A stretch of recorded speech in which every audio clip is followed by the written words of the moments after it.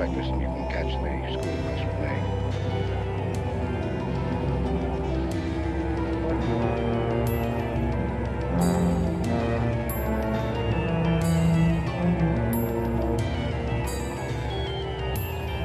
What kind of a guy is he, anyway? He's always been wonderful to me. Kind and generous. For my last birthday, he sent to the city and bought me the most wonderful furniture he could buy for my room. He's always been that way. But what about that red house? I remember hearing him talk about it a long time ago. But I've never heard him mention it since. You haven't? No. He's just warned me to stay out of those woods since I was little. Do you know anything about those screams?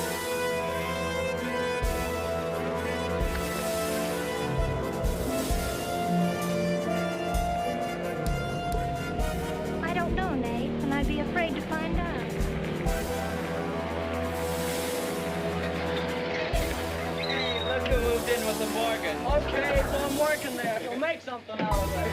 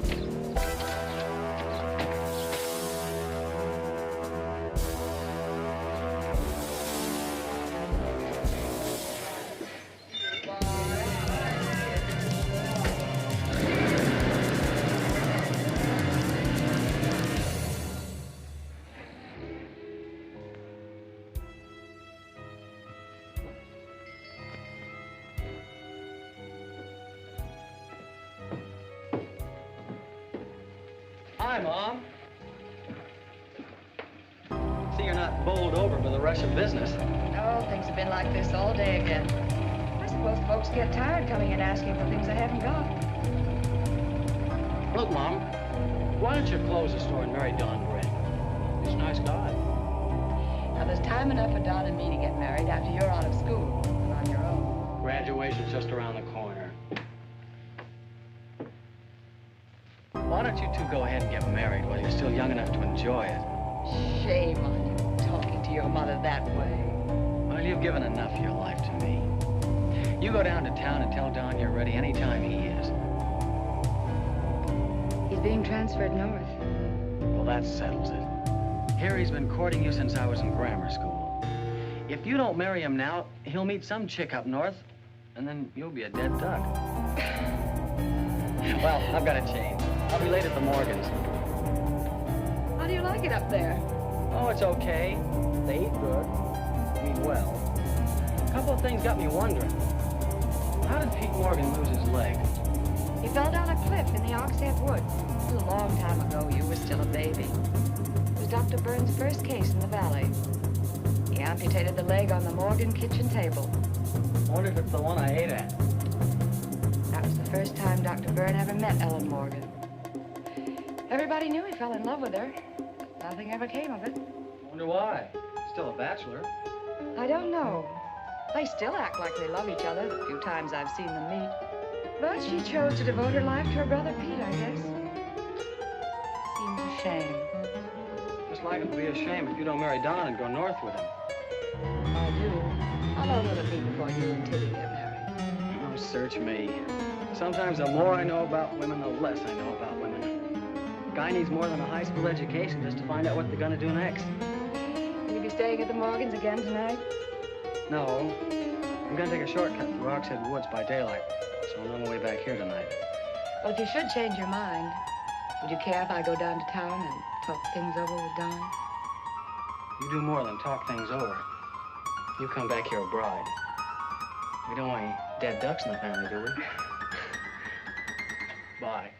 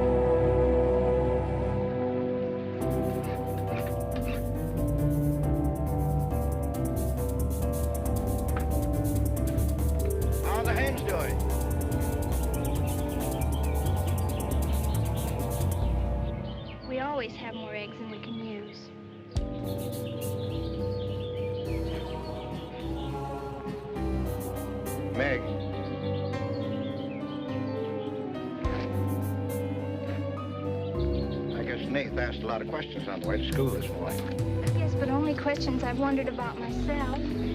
Things you've never explained. Can't you tell me, Pete? Well, I didn't know that anything troubled you. Why are you suddenly questioning things? Because of him? Maybe. Well, maybe he won't come back.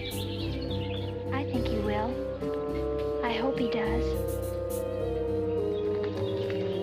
May.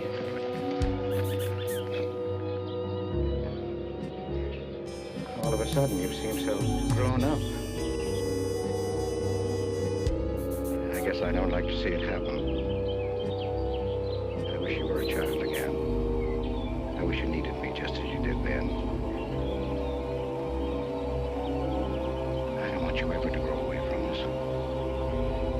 You mean everything to Ellen and me. I want you to be happy. I love you both very much.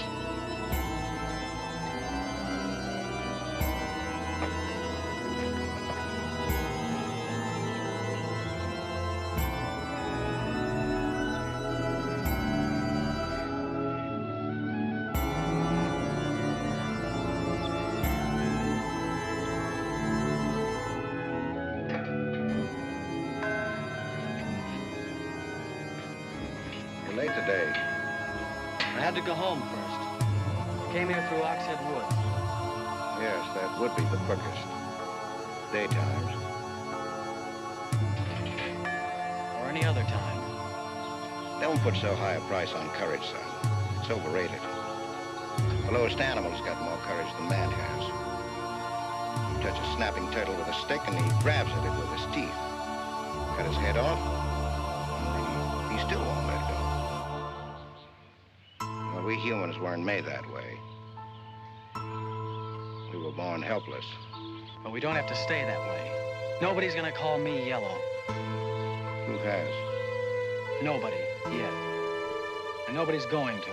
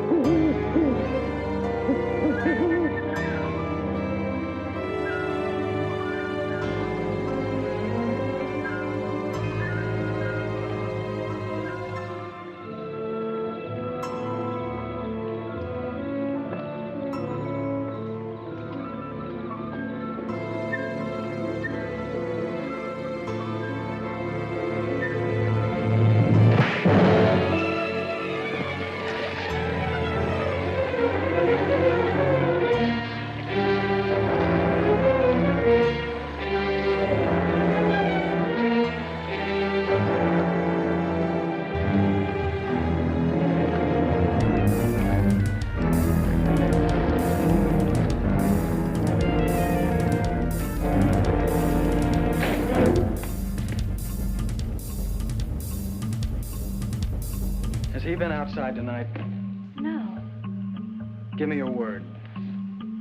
of course. Why, you're soaked through, Nathan. Get a blanket from the chest, Meg.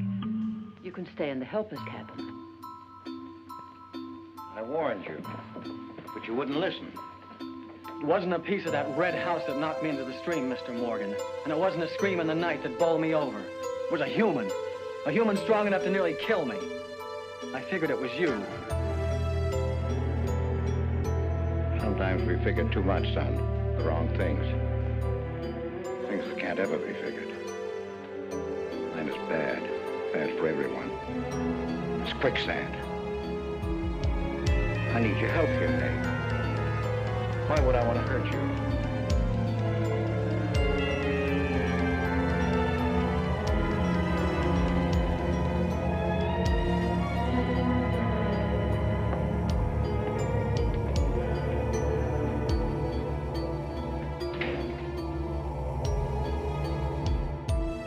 What do you think happened, Pete? There's a curse on those woods.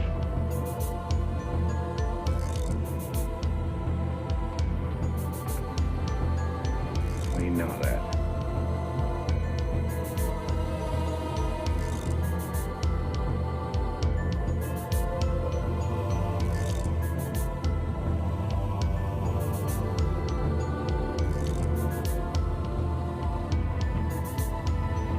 Are you going to stay with us, Nate?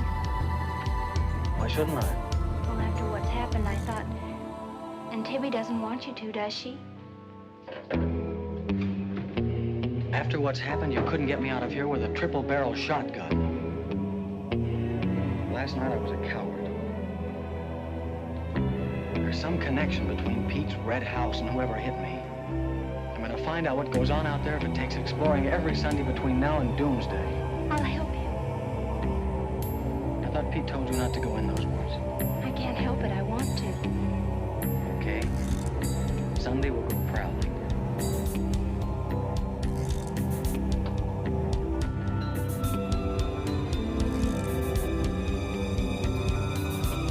What about your date with Tibby? I want her to be sure that I don't want you to stay here just because. I mean, I don't want her to think I'm trying to steal you away from her. We did have a date to go swimming Sunday anyway. So maybe asking her to come along will keep her from throwing another fit. Good night, Nate. And thanks. Good night, babe.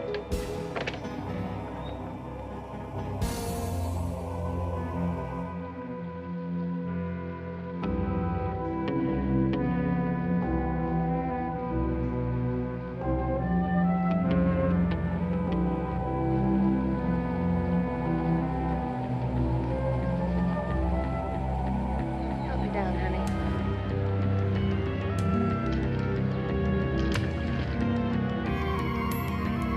Don't drop me. Drop you. Who's got hold of who?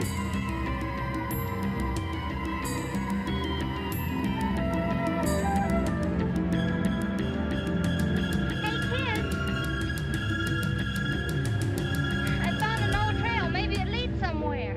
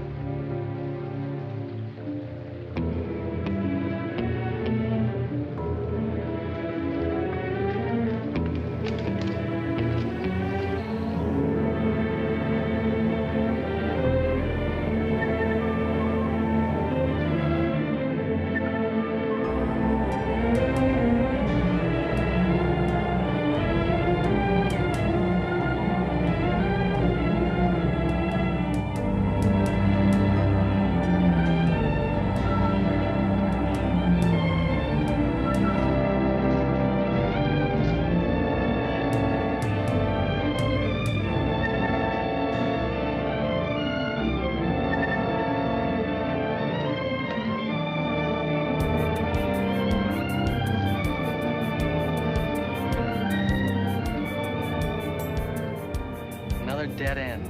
They're all dead ends. I'm hot.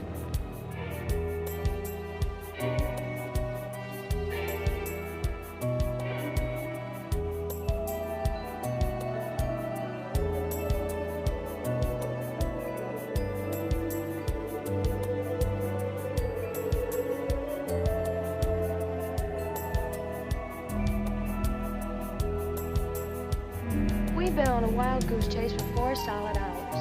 Find your haunted house on your own time. You're on my time now. Or have you forgotten we had a date to go swimming this afternoon? Just the 2 of us. Remember? Let's go back to the farm, kids. The sun will be just right for swimming.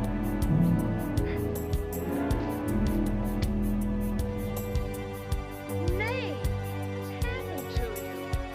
What? Well, there's a black and blue streak across your shoulder. How'd you get it? Well, that. I don't know. Of course you know. You might let me in on your secrets. We haven't any secrets. We told you about the red house. Look, Tibby, I slipped in the stream last night and fell on my shoulder. Come on, I'll race you across the pond. Aren't you coming in? You had a swimming date, just the two of you, remember? I'll sign.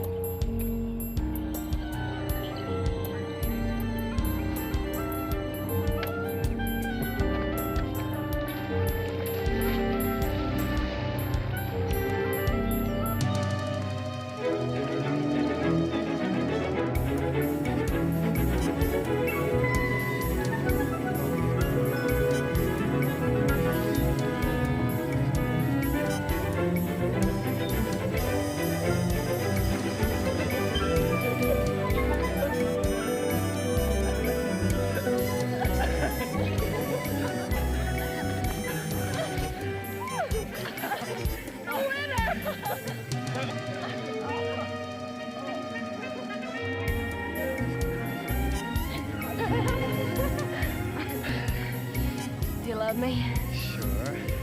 Just keep me well kissed. I like to be kissed.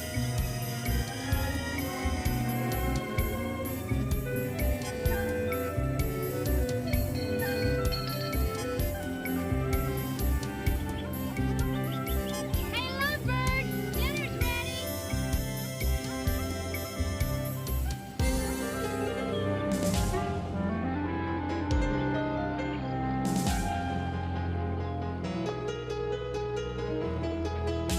Are you and Nate planning to be married, Tibby? Well, I like to keep him guessing, Mr. Morgan. She's like an ornery heifer sometimes. Hard to hold down. We're glad to have you at our house, Tibby. We missed having company. You must come back often. Besides, we like to keep Nate happy. We had a pleasant day? Well, we wasted most of it looking for a haunted house in the Oxhead Woods.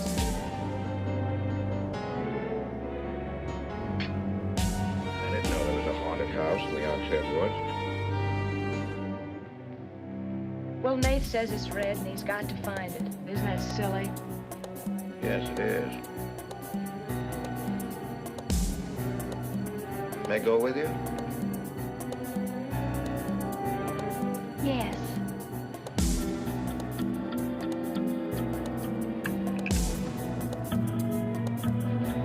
There's enough trouble in this world without having to go out and look for it. Well, I'm all the trouble he can handle if he only knew it.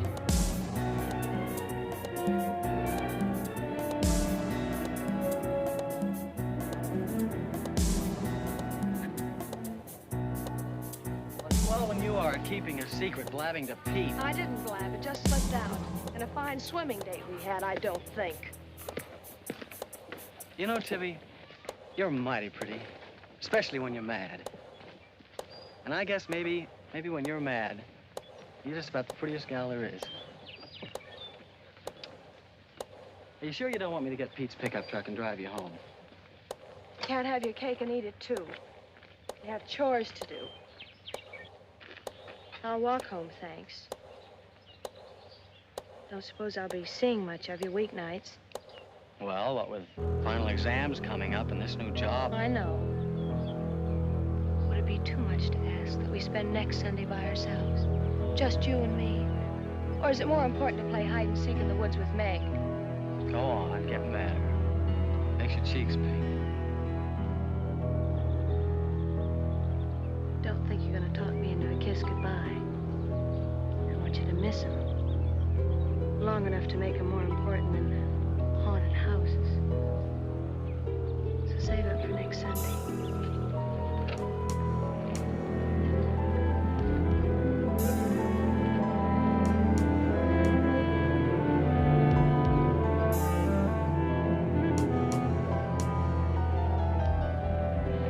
Thought you were napping, Pete. You disobeyed me.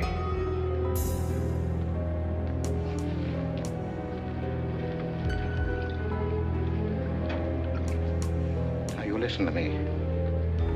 I'm listening. You went into the woods with Nate. Well, why shouldn't I? They're only... Because I've asked you not to. We didn't find anything. All we did was keep getting into one dead end after another. I don't care. Now you listen to me. All I have in the world is you. If there's anything you want, I'll get it for you. But there's one thing you gotta do for me. You stay out of those woods. I've grown up, and I've got a right to do as I please. I've never laid hands on you in my life. But I'll take the whip to you if you do. Pete!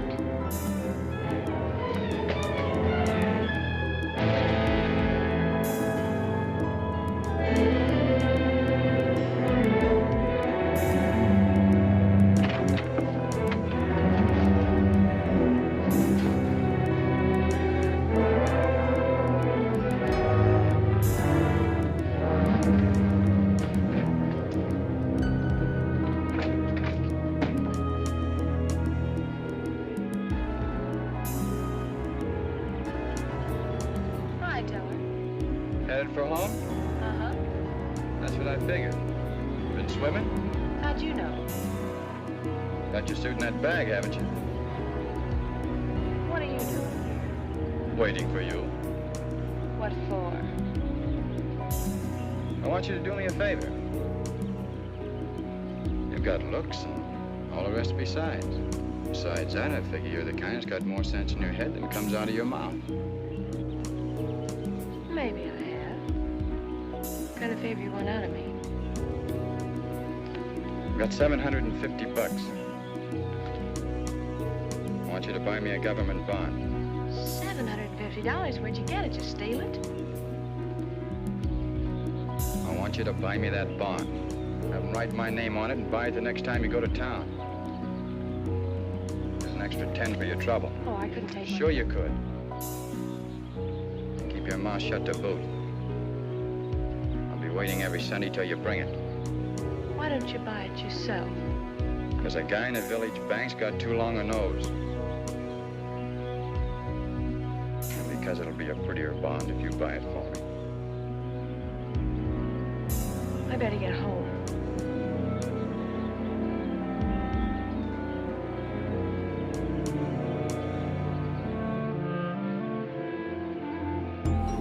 You want me to help you across the street?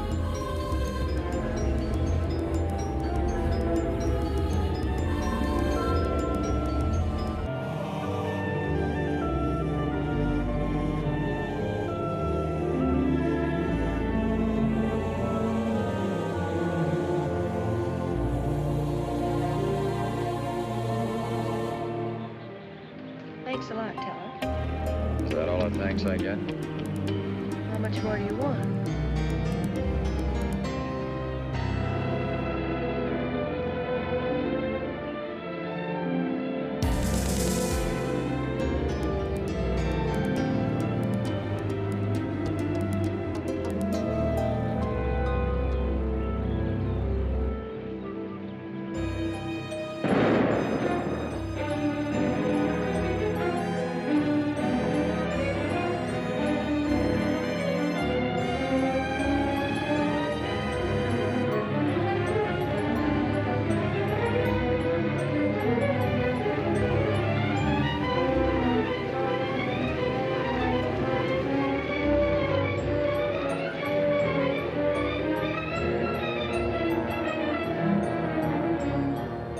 Teller.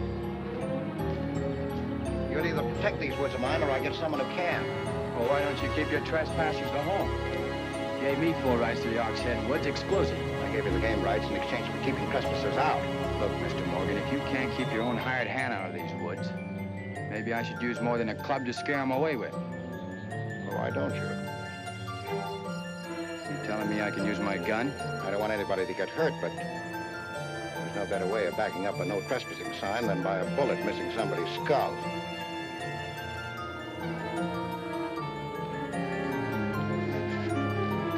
Okay, Mr. Morgan, I'll take care of my end. This is gonna be fun. It's gonna be more than that. It's your last chance.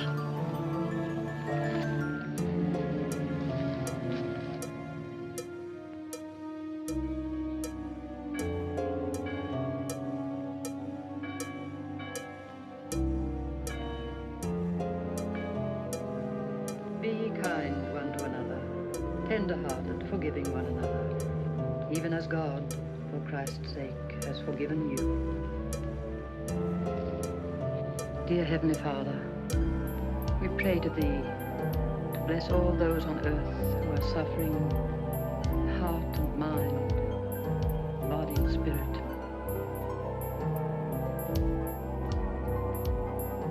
Grant them the blessing of hope and faith and strength. Peace.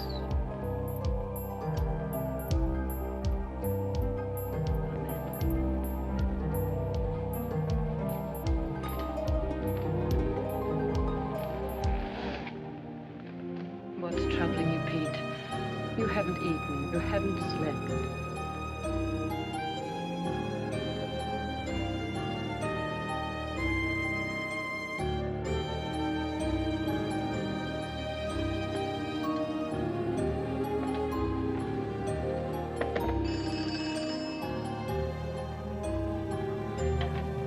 Hello? Yes, Tibby, I'll call him. Tibby wants you. Hello, Tibby. No, I'm coming over. Well, you can use the pickup truck, Nate. Pete says I can use his pickup truck. I'll come on down. Bye. Now, when I was a young man and in love, Sunday was always a good day for spooning. Thanks for the use of the truck. Always ready to give love a helping hand. Aren't we, May? That's right. I might add, it's a lot healthier than plowing in woods.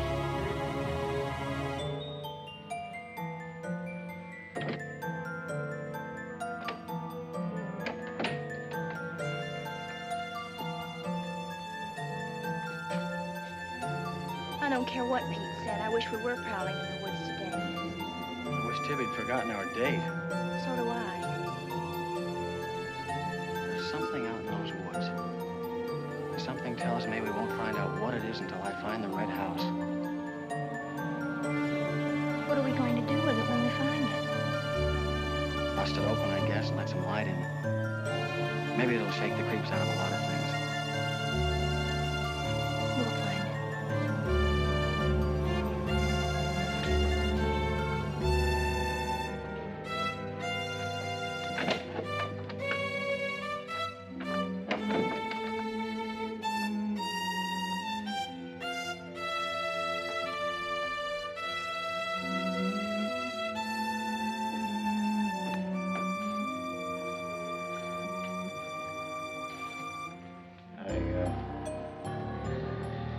I got this for your graduation. I wasn't going to give it to you until then, but because it's a gray day and because I want you to be happy, go ahead, open it.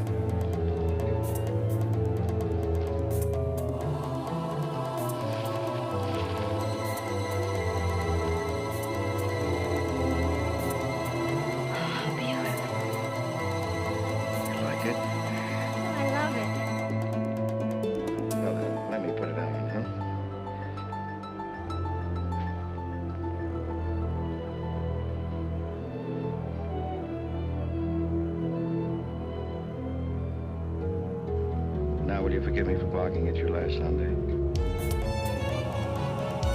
I didn't exactly disobey.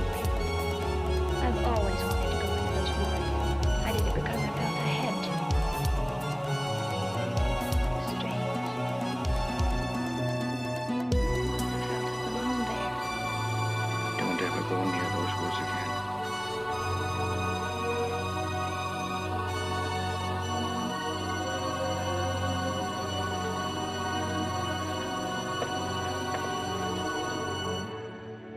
Thanks for the watch. I'll treasure it all my life.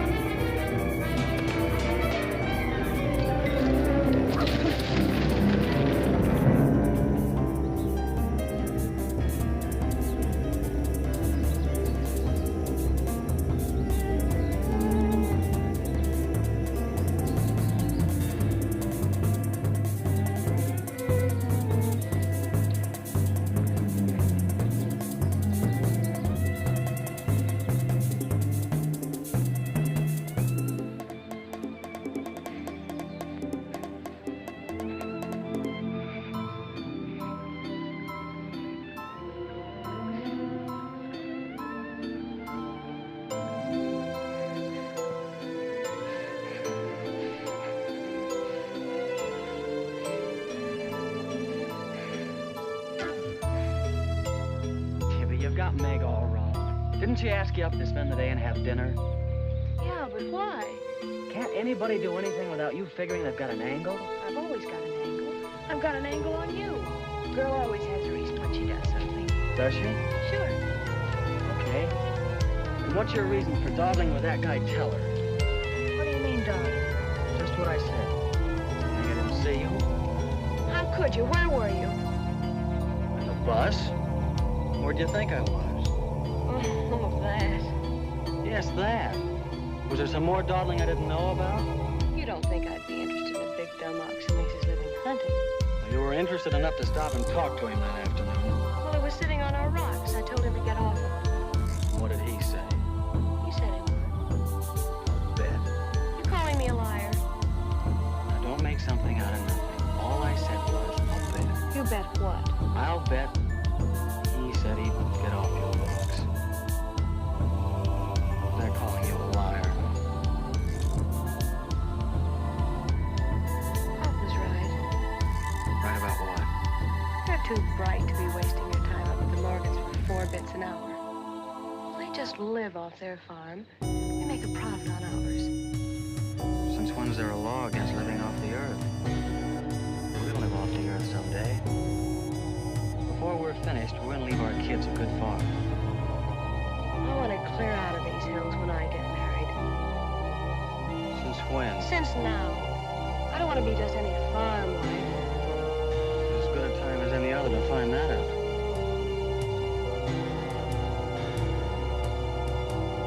Well, if you love someone, you'll do anything for them. That works both ways. Maybe someday you'll own this whole valley. And we can spend our winters in the city house. Sure. With 2 station wagons and a limousine. Why not?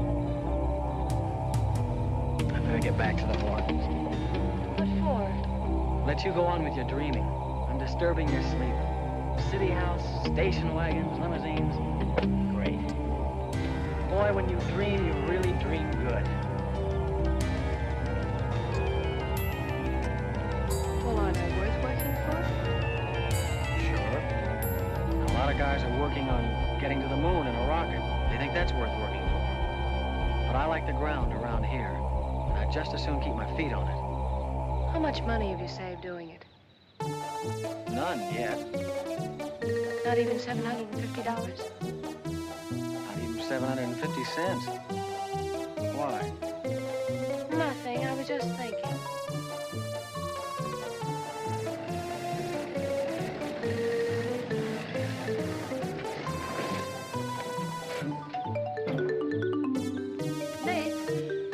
Meg go with you? I thought she did.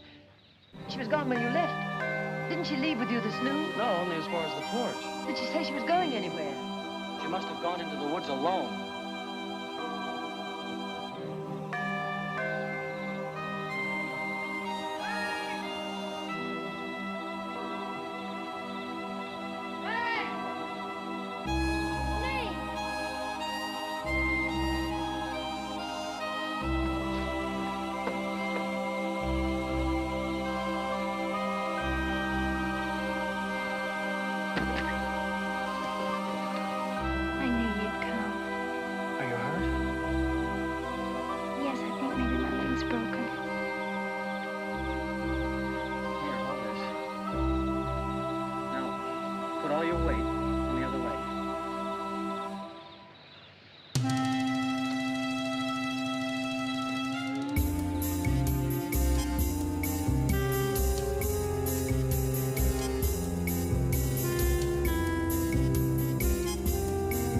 Happy here until that boy came.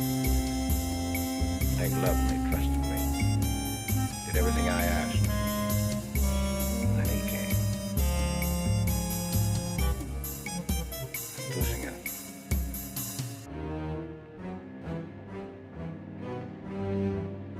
I fought fate 15 years ago and I lost.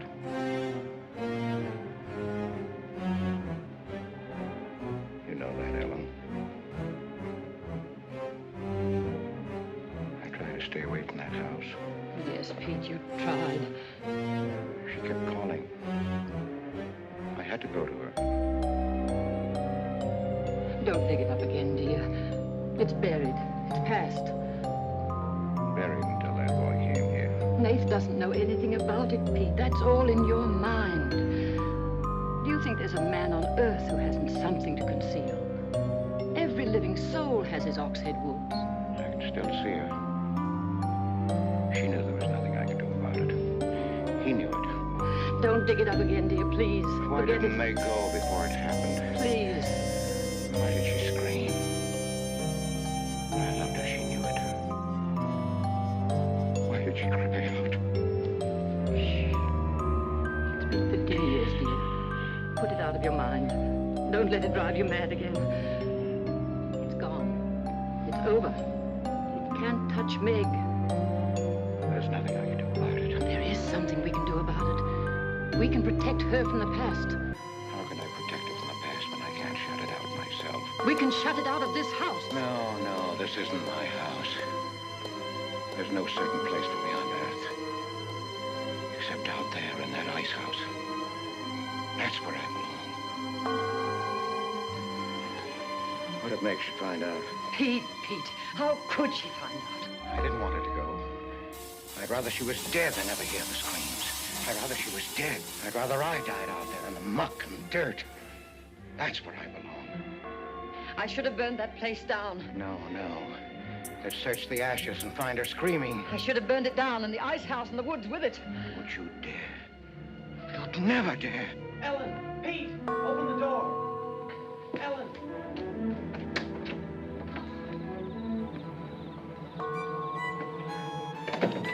What's happened to her?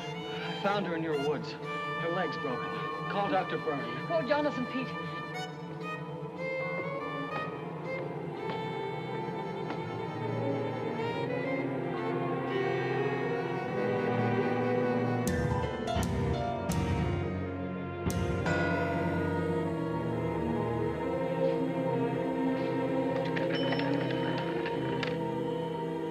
Dr. Byrne.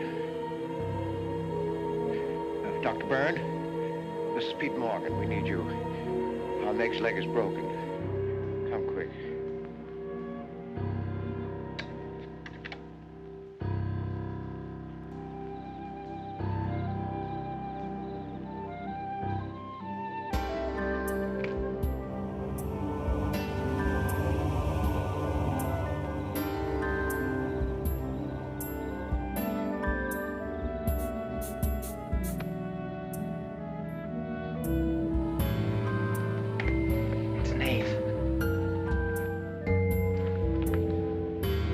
Somebody will hear you.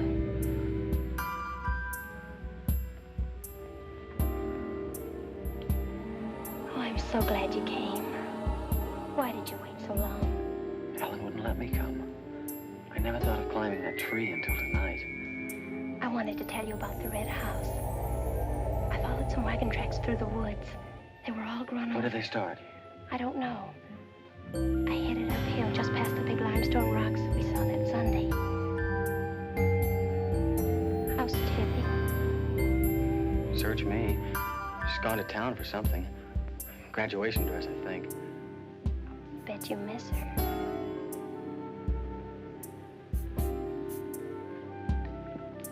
Tell me about the red house.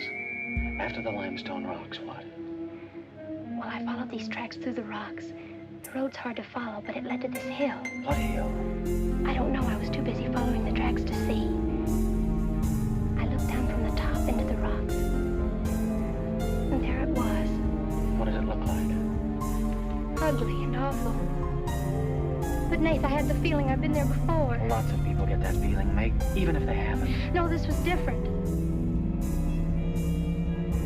I even seemed to remember the ice house back against the rocks. Water shimmered out from under it. As if it were flooded. How do you know it was an ice house? That's what scares me. I know it was. But how did I know? Didn't you go look? I didn't dare go without you. My heart started pounding. Sure you didn't hear screams? Yes. I think I did. I think that's why I ran. I don't know.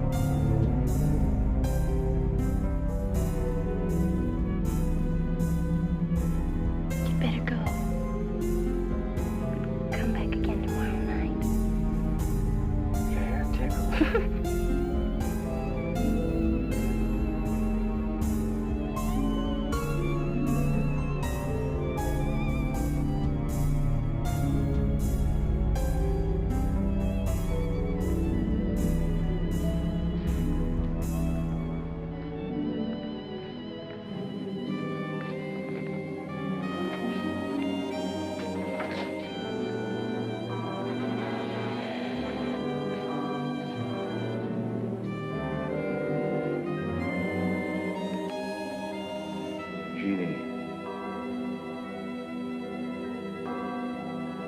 Are you all right? Just turned out my light. I thought I heard you calling for me. No, I was just about to go to sleep.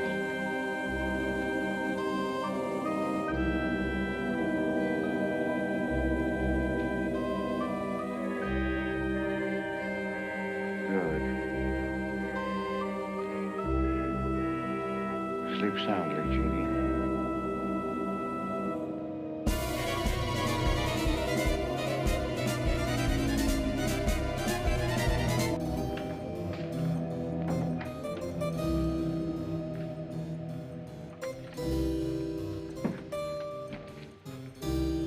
You were in Meg's room just now.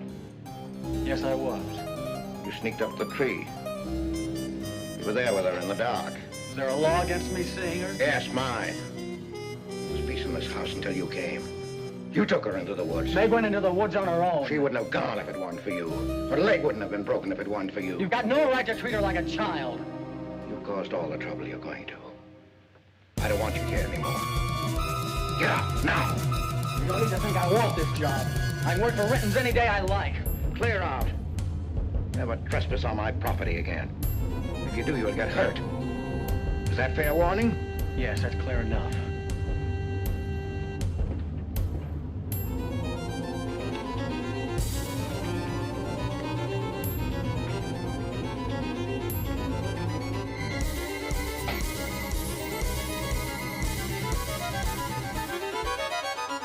You can take one place off. Nate's quit. He's gone to work for Tibby's folks. Without even saying goodbye. But it seems they needed him this morning. Said to say goodbye to you, Meg. That's not like Nate. He's a nice boy. What are we going to do for help? We can manage alone. Meg will soon be up and around. We can manage alone. Just you and me and, Meg. Did you quarrel with Nate? Don't lie to me, Pete. Why should I quarrel with a boy? The same reason you killed Jeannie's husband. Because you wanted her all to yourself.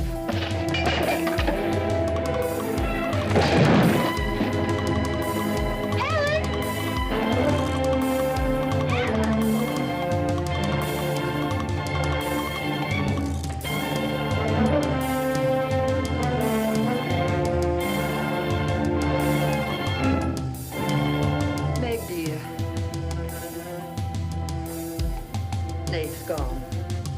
He sent you his love. He needed a full-time job now that school's about over.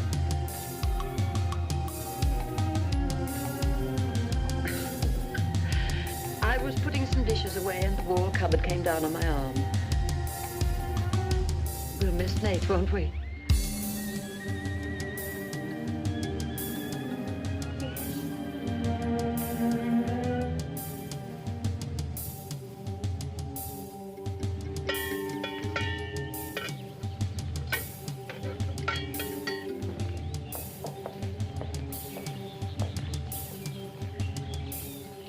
It's going to be lonesome for you, isn't it?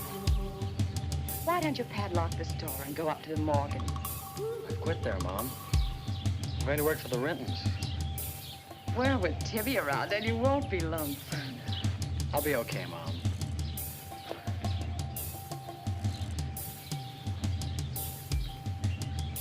Well, happy honeymoon.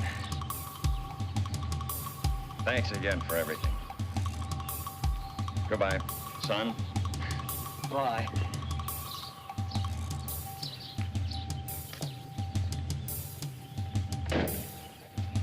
Goodbye, darling. Goodbye, Mom.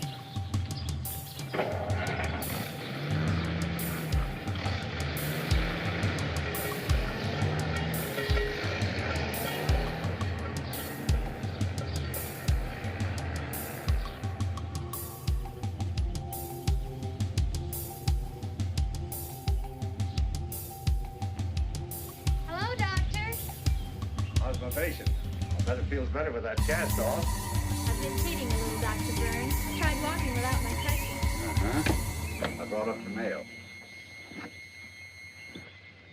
Where's Ellen? Gathering the eggs.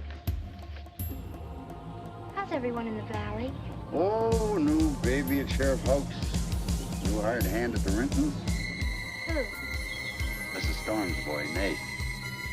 Yeah. Everybody's wondering what the Rintons want most. The Storm boy for a son-in-law or an extra hand on the farm for free. Is Nate living at the Rentons? No. I see him going back to the store nights. Say, wasn't he working here at the time you broke this pretty leg? Yes, but he had to get a full-time job. He's got a full-time job handling Tippy. She's a wild one. Well, I've got a few babies coming. Your old folks dying. I've got to be going. Hiya, Pete. Hello, Doctor. Our Meg's about as good as new. Young bones knit fast. Yeah, well, thank heaven she was luckier than I was. Yes, but then a girl needs a pretty leg more than a man does. With a little help and being careful, she can forget the crutches. Well, I'll help her. I'll take care of her. I'll watch her like a St. Bernard. How's Ellen? All right. Say hello to her for me. Bye-bye. Bye. Bye.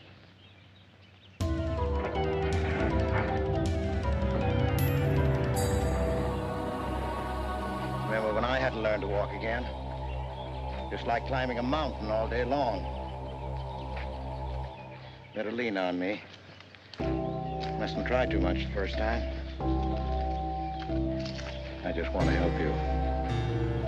Let's put on 4. That's what I like.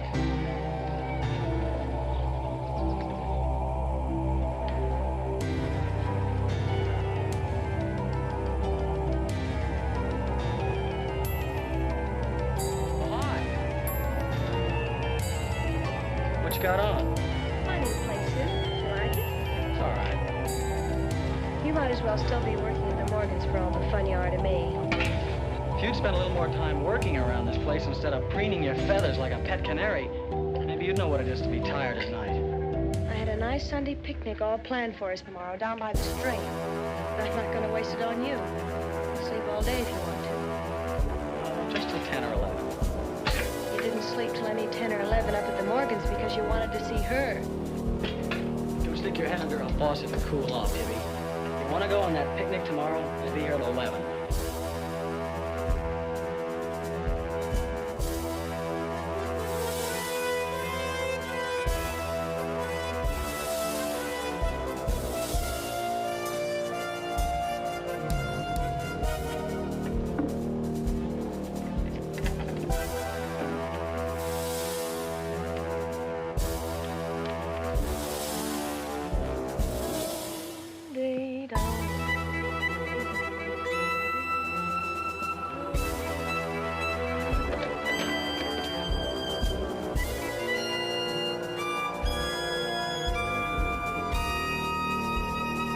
Hey, so you finally made up your mind to come?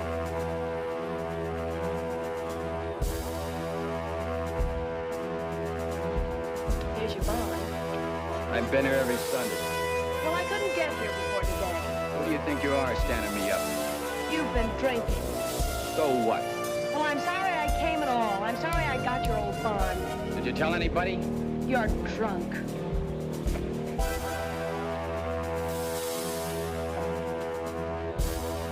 Who are you kidding?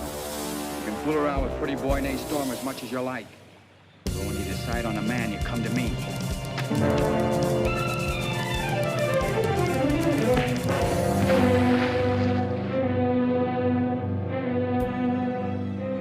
You had to catch him when he was drunk.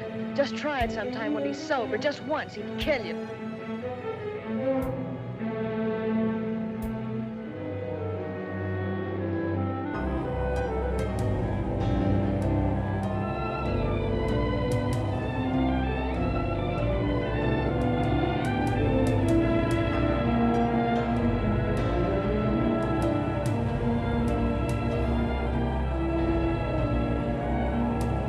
See you're not wanted?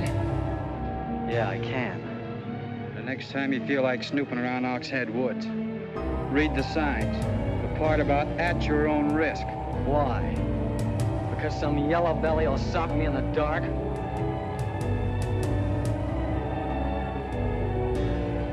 Because I got full rights to them woods. Who gave them to you? Pete Morgan. Then would you be knowing how Meg broke her leg? No, I wouldn't. But if it was you snooping around these woods, you get this. Come on, Tippy, let's get out of here.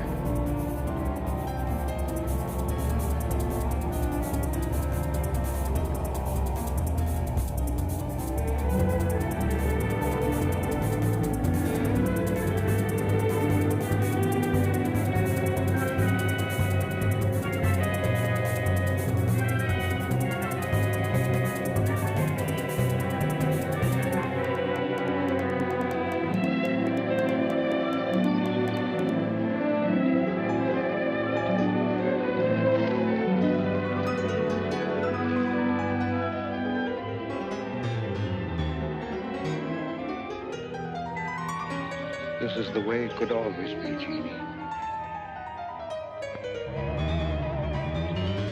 We don't need anybody else.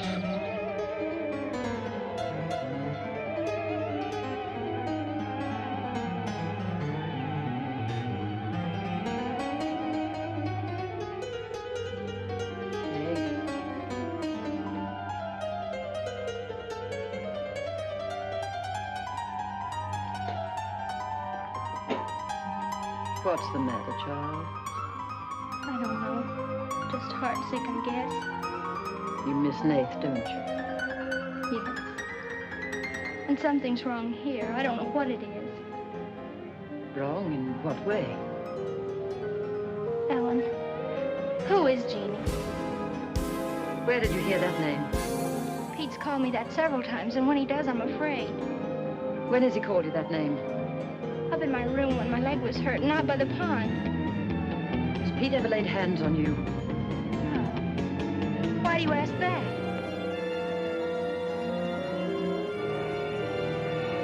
Finish the dishes, dear.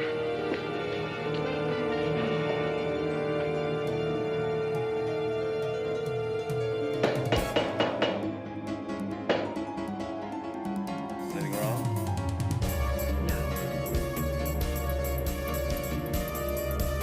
You're working too hard, Pete. Why don't we get Nath back to We're better off without him. him? I'm sure Meg misses him.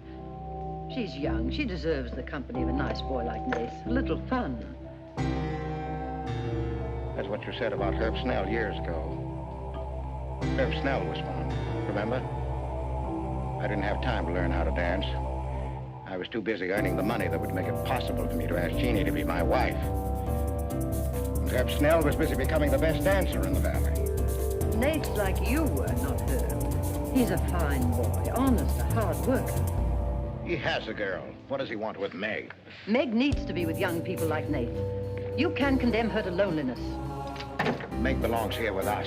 You want to chain her to this place all her life? All my life, yes. I've given my life to you, Pete, because you're my brother and I loved you and you needed me. You know what it's meant to me, what I've lost. You know what Jonathan Byrne and I might have had. Well, did I ask you not to marry him? No, but you wouldn't let me take Meg with me if I did. Did you expect me to? Whatever happiness I get, I've got to find while I live. You can find happiness by giving it. Well, you think I could find it with that boy back here? Do you think he stopped prowling in those woods until he found the red house? He wouldn't stop at that. He'd dig deeper. He'd dig up a skull and bring it home as a trophy. What do you think that would do to Meg? What do you think would happen to her if she found out the truth? She'd loathe me all the rest of her life. But you've got to be fair to Meg. All right, so I'm not fair. But I can't let her go. As long as the red house stands in that quarry, my whole life is Meg's and her life is mine.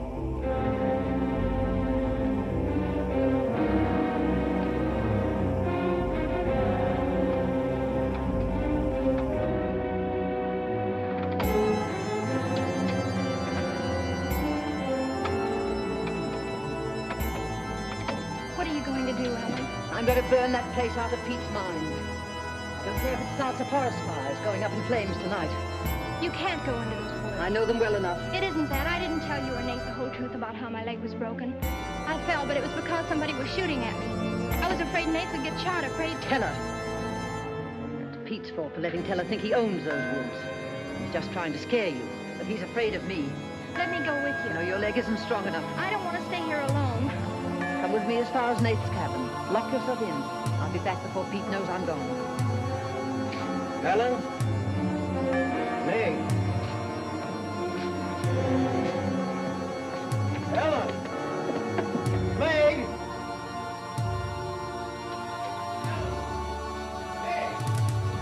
Wait here for me.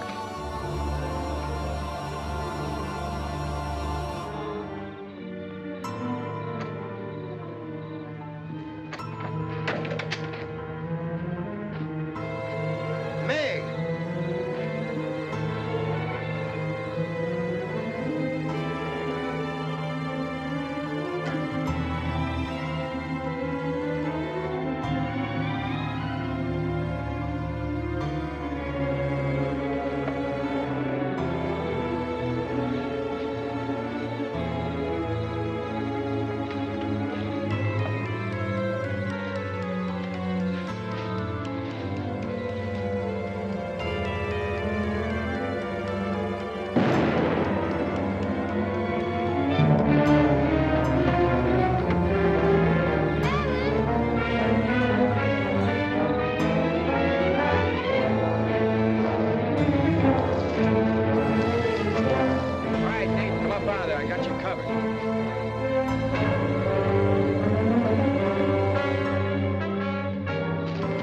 Miss Ellen.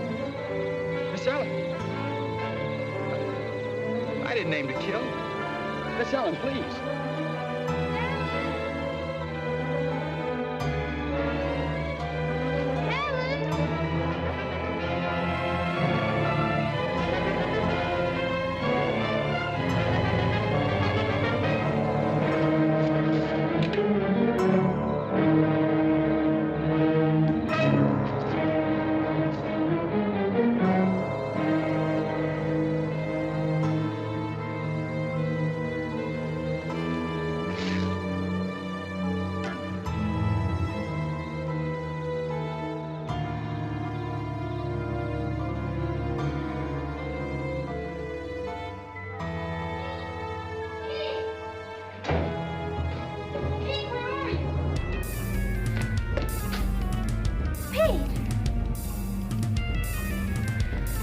Didn't you hear me?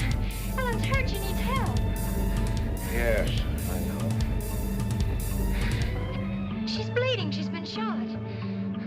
Ellen's lost now. Lost. Nothing will help. Pete, you're not going to sit here and let her die. She was going to the Red House. 15 years those woods have been calling to me. Storm Store. Won't get me. Nate, it's Meg. I need help. He can't help. Nobody can help. Ellen's in the woods, hurt. Teller shot her. I can't carry her out alone. Where is she? On the trail we took just before we reached the limestone rocks. I'll call Dr. Byrne and the sheriff. I'll bring a stretcher. Hurry. You're not going back in there. You can't do it. You'll be lost, too. Believe me, I know the woods are evil. I know what's there. I know the dangers. Oh, darling, don't. Let go. You don't know.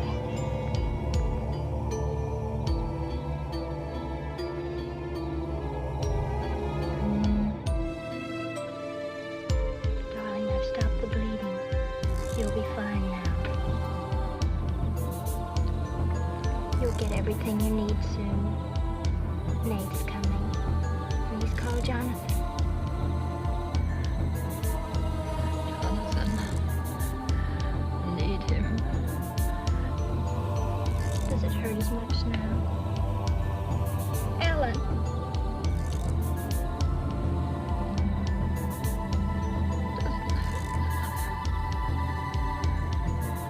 You're fine.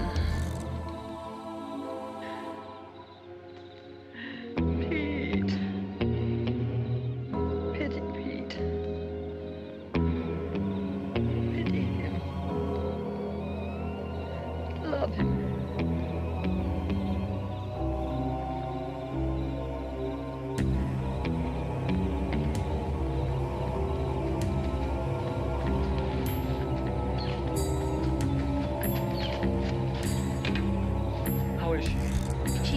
I bandaged her. Oh, Nate, thanks. I made a stretcher out of a blanket and a couple of brake handles. It's all I had. Did you get Dr. Byrne? He wasn't in. I left a message. I called the sheriff. She's sleeping awfully sound.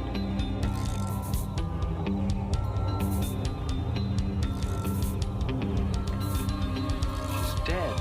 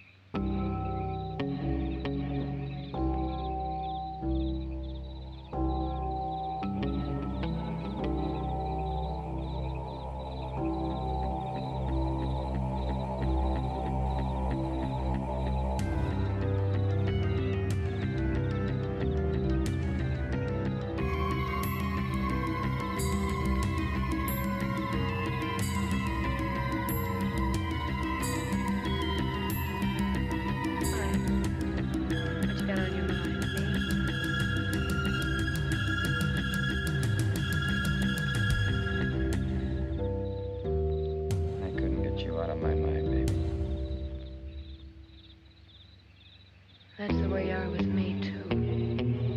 Well, let's do something about it. Let's borrow your father's truck and unload. Alone? Holy smoke, Pop, it'd kill us.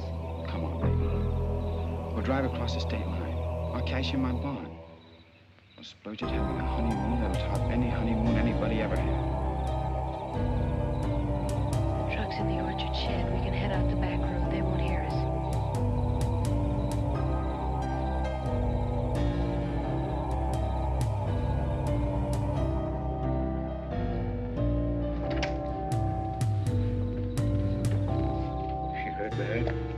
She's dead.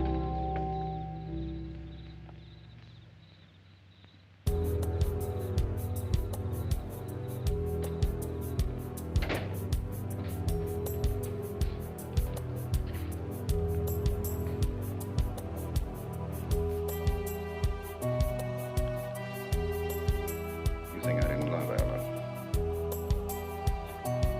Every day for years she's died for me. I can forget that. But she forgot the woods. That's what's killed her. You hate me now, don't you? Yes, I think I do. You let Ellen die.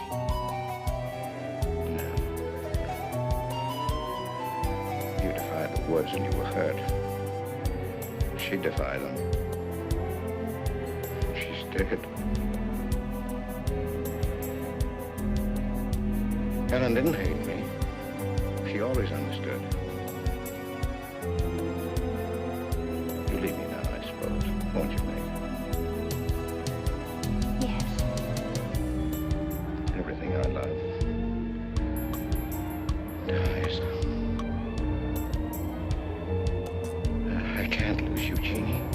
Don't call me that name, Pete. Who was she? Who was she? Was her real name Genevieve? Was she my mother, Pete? I don't know. You do know. I can't stay her here. Yes. She was your mother. Now are you happy? What happened to her? Meg, for the love of heaven. She was killed, wasn't she? But it was an accident. It wasn't an accident. Something awful must have happened. You must have hated her. Hated her? I worshipped your mother. No man ever loved a woman more. Yeah, but you married your father. A man without heart, without soul. Is that why you killed her? No. You've got to believe me, Meg. I never hurt your mother. I never even so much as said a harsh word to her. And then when you were born in the red house, I loved you like you were my own. That's why I remember the house. It was his fault. He got jealous. He took to accusing Jeannie and me of bad things. He lied. But the worst was when he was going to take Jeannie and you away. I ran to the red house to plead with your mother not to go.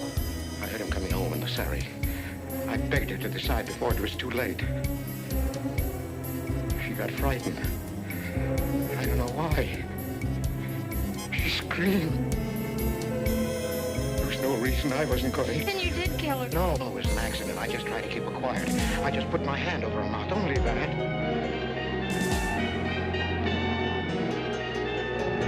She was smothered. Then he came in the door. I went crazy. I knew it was his fault. He was the one who'd killed Jeannie. I picked up a bullwhip, and I beat him until he wasn't handsome anymore, until he was dead, finished. I was out of my mind. I picked up their bodies and I put them in the surrey. I whipped the horses into the ice house. The spring had broken through in there. The mud was deep, deep enough. When I came to my senses, I tried to kill myself. I jumped into the quarry. Well, I should have let me die there. Nate! Nate! Nate, where are you? Nate's gone. He's taken your rifle. He's gone to the woods. Hiller will kill him. I love him, Pete. I love him like you love Jeannie, Pete. I don't know the woods at night, Pete. You do. You've got to help me stop him. I'll forget what happened. I won't hold it against you. You can make up for what you did. Jeannie will forgive you. She'll forgive you, Pete. I can end this. I can be free. There was a truck road to the red house. You go ahead. Start the truck. I'll catch up with you.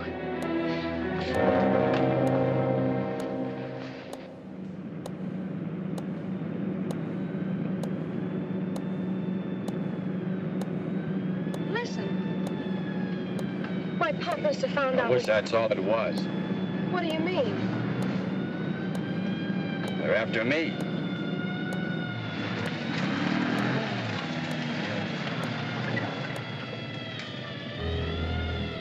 My mom will. Stop that crying.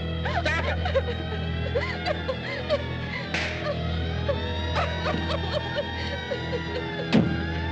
You don't really love me.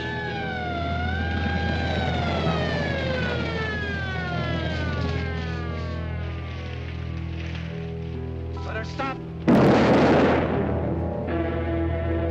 I didn't know what I was doing. Maybe Teller didn't either, kid, but it all adds up to murder. Murder.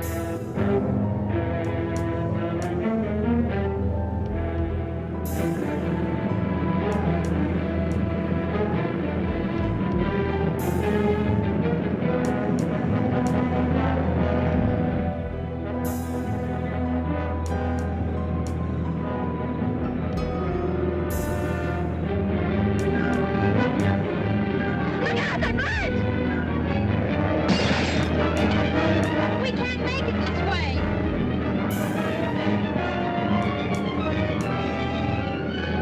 Who's there? It's Ray Houck, Nate. I came as quickly as I could. I telephoned the state highway police. Any signs of Teller? No, Sheriff. But I heard a car here in the woods. Yeah, so did I.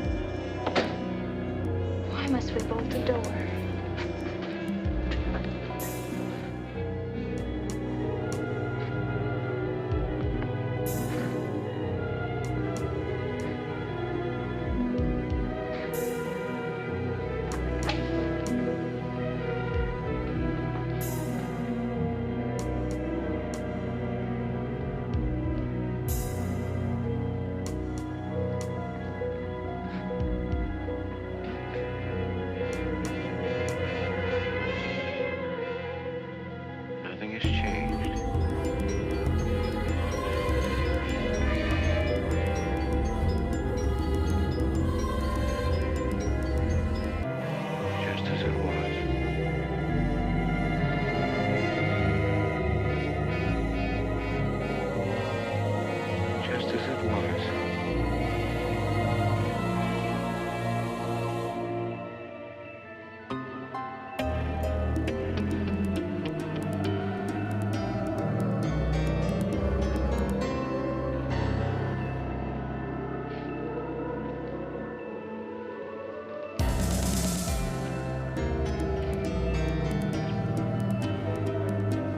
Just like you, Jeannie.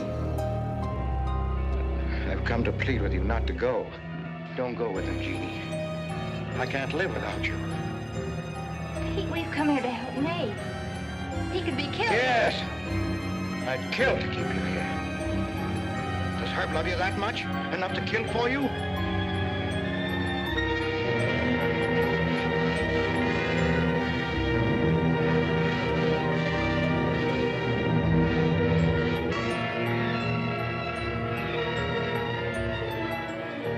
Back to the village. You'll be gone, you and the baby and me. We'll be gone. I swear before God, I'll kill him before I let him take you away. You stay here with me, Jeannie. There's much time left. Decide, Jeannie, decide.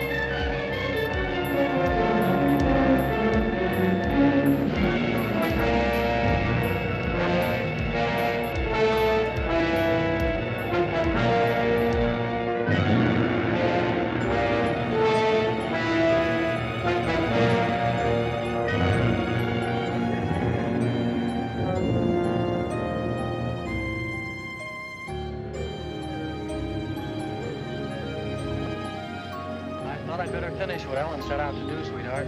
I set fire to the red house.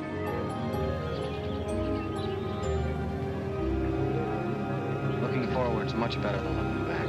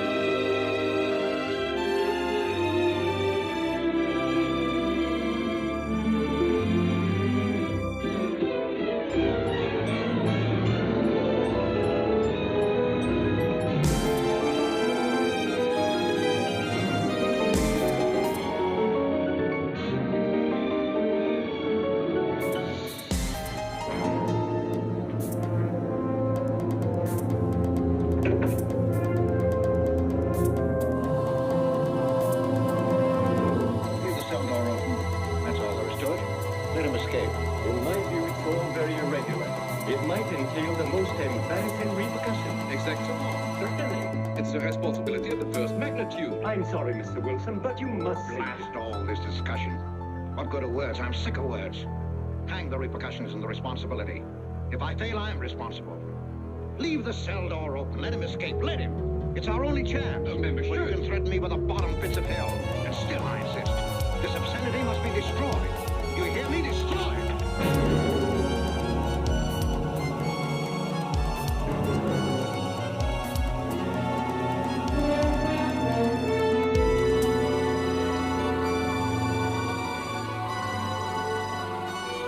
Todos los pasajeros desembarquen.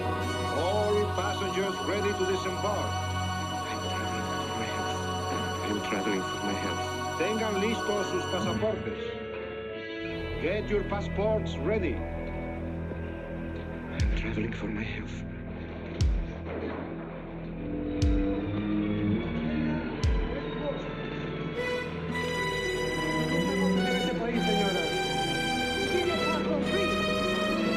I don't understand. You business in this country, senora. I'm joining my husband. Next, please.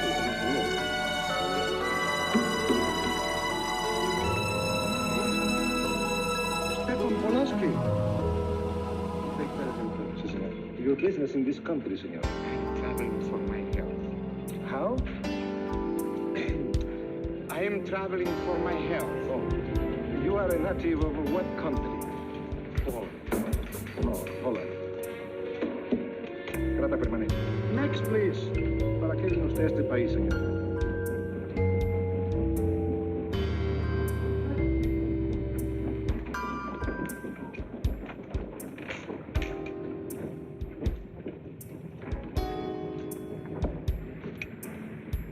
¿Qué pasó? Yo lo voy a seguir a pie, tú vete en el carro. Ah, bien.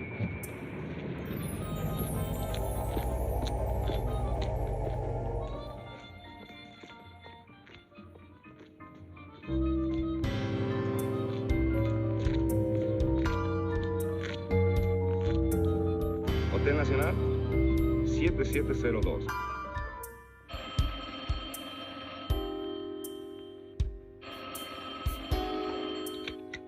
Hello? Yes? You haven't lost him. You're sure you know where he's going? My wife is following him. He's gone to the photographer's, probably to get a new passport and new instructions. Wounded? I wish to know the whereabouts of Franz Kindler. Franz Kindler. There is no Franz Kindler. Franz Kindler is dead and cremated. It's a command!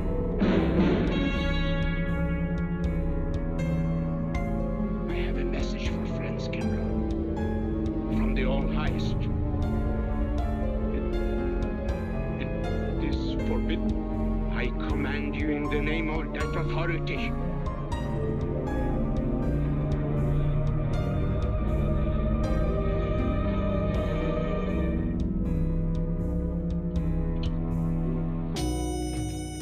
You know the name he's using?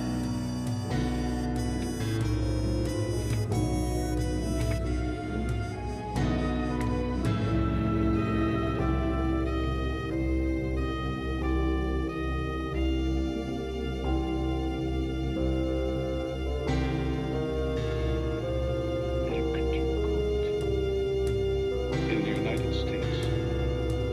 Tom Harper.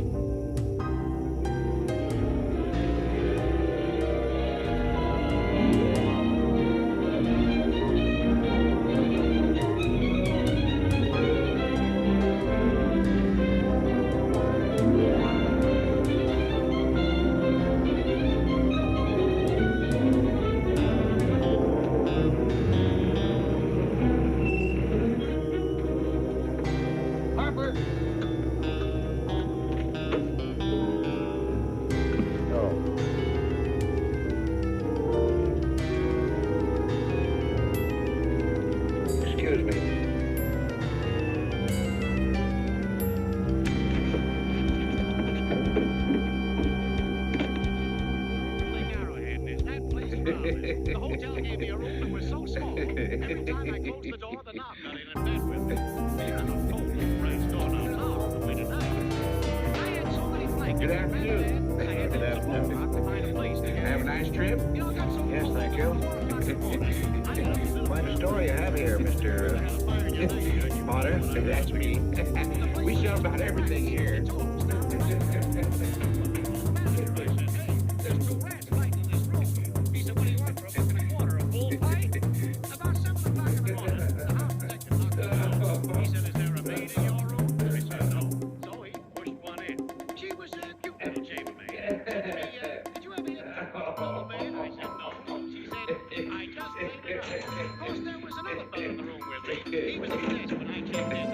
This suitcase, I could leave it here? This bag, I don't assume no responsibility.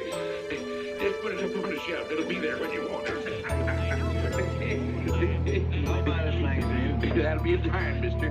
What's the best hotel in town? Best place to stay is down at Mrs. Peabody's. It's just down the road here a piece.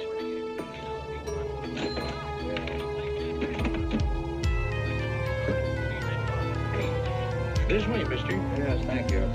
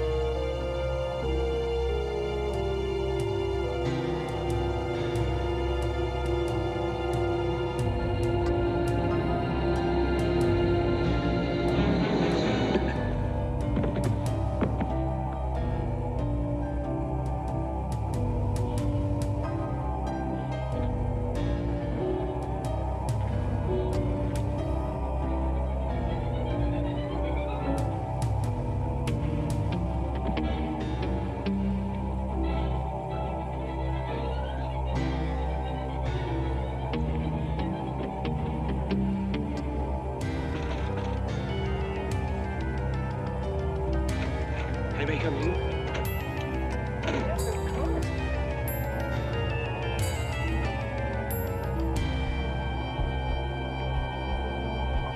Does Mr. Charles Rankin live here? Yes, he does, but he isn't here right now. You expect him? Yes, in a few minutes. How soon? Well, a few minutes.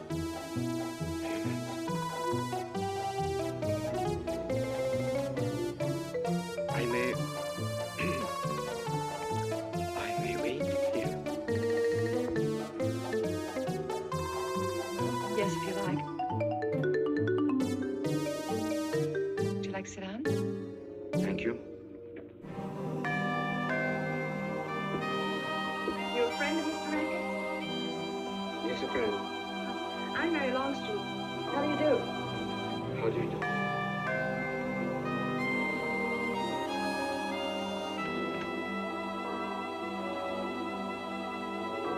Mr. Rankin ought to be here now. Sometimes he stays after his last class, but he'll be coming straight here today, I'm sure. Because this is our wedding day. You're getting married? Yes, at 6 o'clock. I know it's most unconventional, my being here today, but I want to get these curtains up.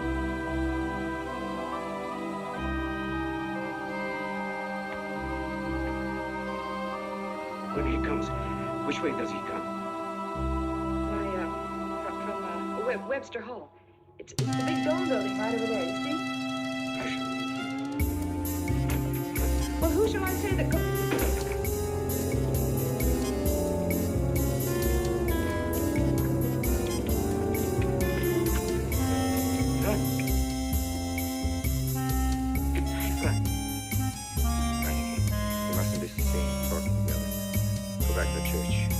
Into the woods, you. Follow the path. I'll meet you there.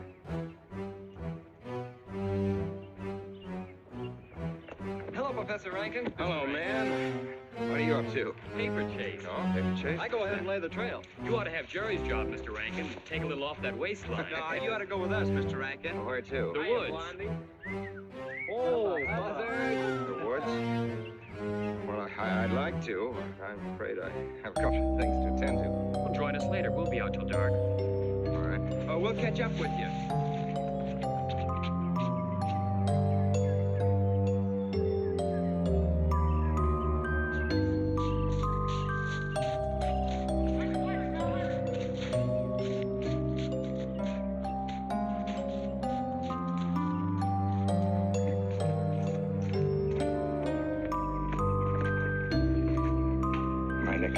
Yes, Meineke.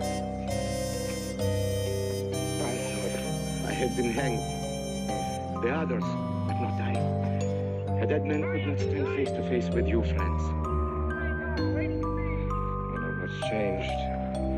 You're back in your old uniform? Very much the same. Franz, I am a different man than before. I too am different, Conrad. You know how I gathered and destroyed every single item in Germany and Poland that might have served as a clue to my identity. Well, guess what I'll be doing at 6 o'clock tonight? Standing before a minister of the gospel with a woman's hand in mine, the daughter of a justice of the United States Supreme Court, a famous liberal. For girls, even good to look at. Yes, the camouflage is perfect. Would think to look for the notorious Franz Kindler in the sacred precincts of the Harper School, surrounded by the sons of America's first families. And I'll stay hidden till the day when we strike again. Franz, there will be another war? Of course. War is an abomination, saith the Lord. It is to tell you this that I am here. He set me free that I might come here and tell. Who set you free? To you. The All Highest. You don't mean? I mean God.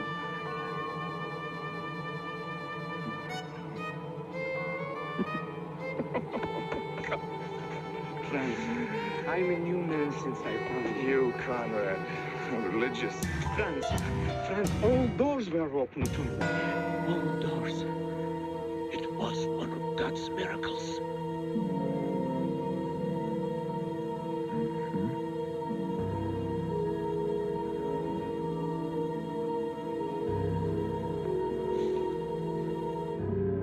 They freed you so you'd lead them to me. Have you been followed? Were you followed here? Yes. Who followed you? The evil one. He looked like any other man. He was dressed like any other man. He even smoked a pipe. But I recognized him through his disguise. And I killed him, striking from on high down. That will be done. You killed him, the man with the pike? The man who followed you? No one else followed you?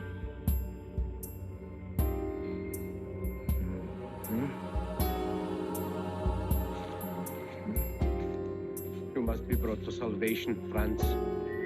Confess your sins as I have. Proclaim your guilt.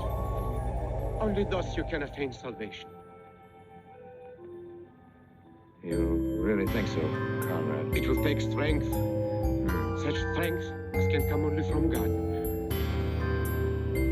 Kneel by me, friends, and together we will pray to him to give you strength.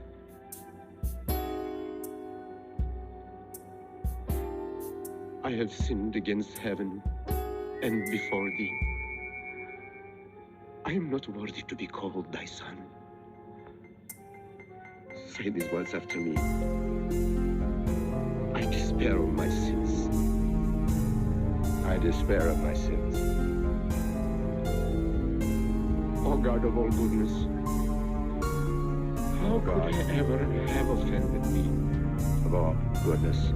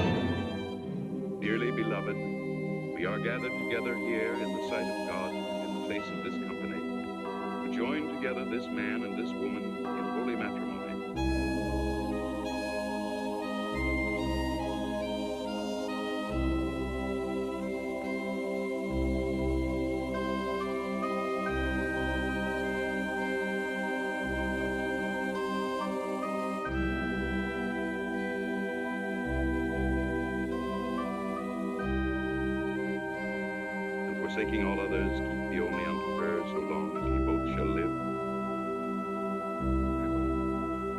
Mary, wilt thou have this man for thy wedded husband, live together after God's ordinance, in the holy estate of matrimony? Wilt thou love him, comfort him, honor and keep him, in sickness and in health, and forsaking all others, keep thee only unto him, so long as ye both shall live?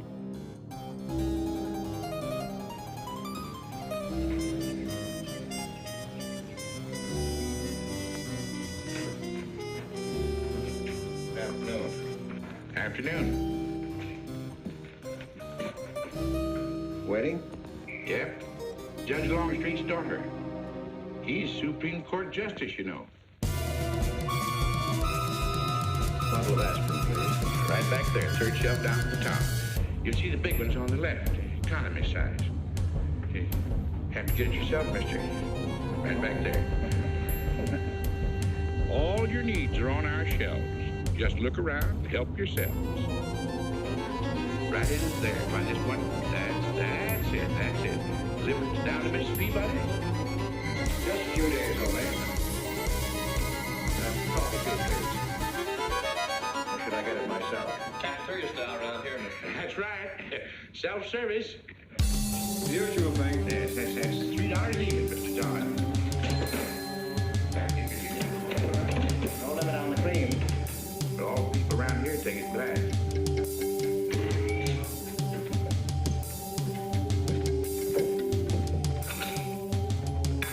One on the right. Oh, thank you. Who's Miss Longstreet marrying? One of the teachers down at school. A stranger in town. I issued the license. Oh. Yep. I'm town clerk.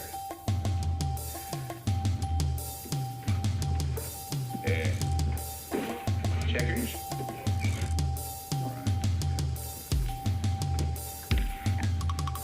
Town clerk, huh? Yeah. Well, that must be quite a responsibility. Oh, town clerk runs the town, you might say. Yeah. We usually make it for 15, 20. We often play as high as 25 cents a game. Well, that's Kind of stiff for me, but I'll take a flyer. Make a million, lose a million. That's the way it goes.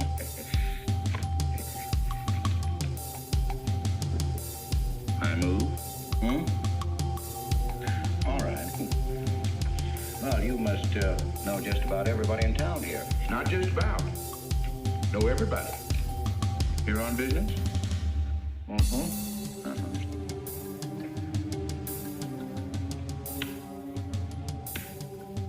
School business? No. Selling something? No. Buy? Oh, antique dealer. They all come to Harker. Judge Longstreet's got the best collection in these parts. Won't do you no good, though. No, I don't suppose he'd sell. Happen to know there are any other out-of-town buyers here? Let me... Come to think of it, there's a fella come in this morning. Yeah? Came on the same bus with you. Left a suitcase here, never did come back for it. He might have been one of them. No, he was more of the missionary type. Wasn't in here but a minute, just looked in the phone book. Tiny little fella he was, thinnish, unfortunate looking. Hurt your head, mister? No, nothing serious. Oh, that's too bad.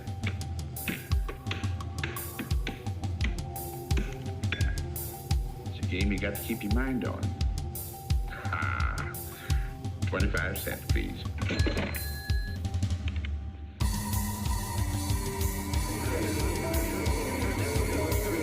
I won't pretend I'm not disappointed. Hello, Father. Has anybody seen my brand new husband? Don't tell me he's deserted you already. Yes, looks as if the brute. Listen, Red, have you seen Charles? No, you go find him for me. Go on, go find Charles. Hurry up.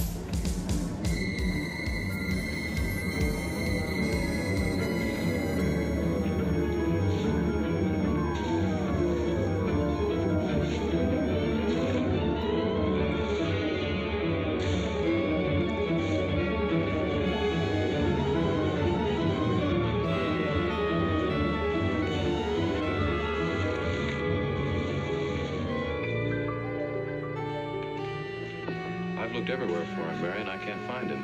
Oh, I wonder where he could be. I'm getting worried. Are you, darling? What about?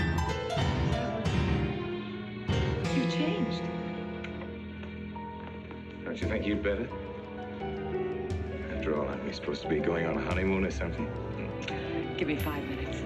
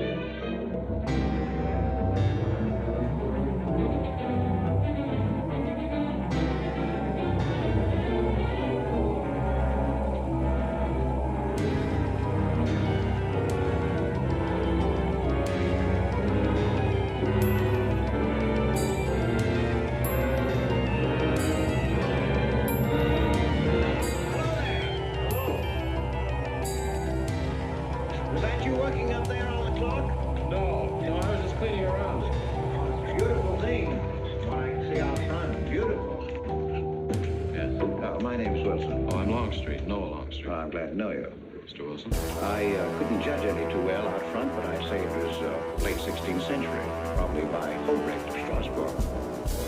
The clock. Well, I wouldn't know. My brother-in-law's going to work on it. Is he up there now? No. He's on his honeymoon. He plans to work on it when he gets back. Oh. Is he an expert?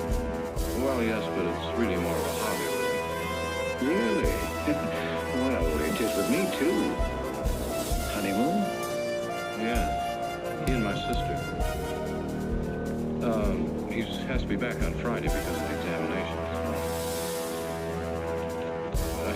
teachers at the school. His name is Rankin.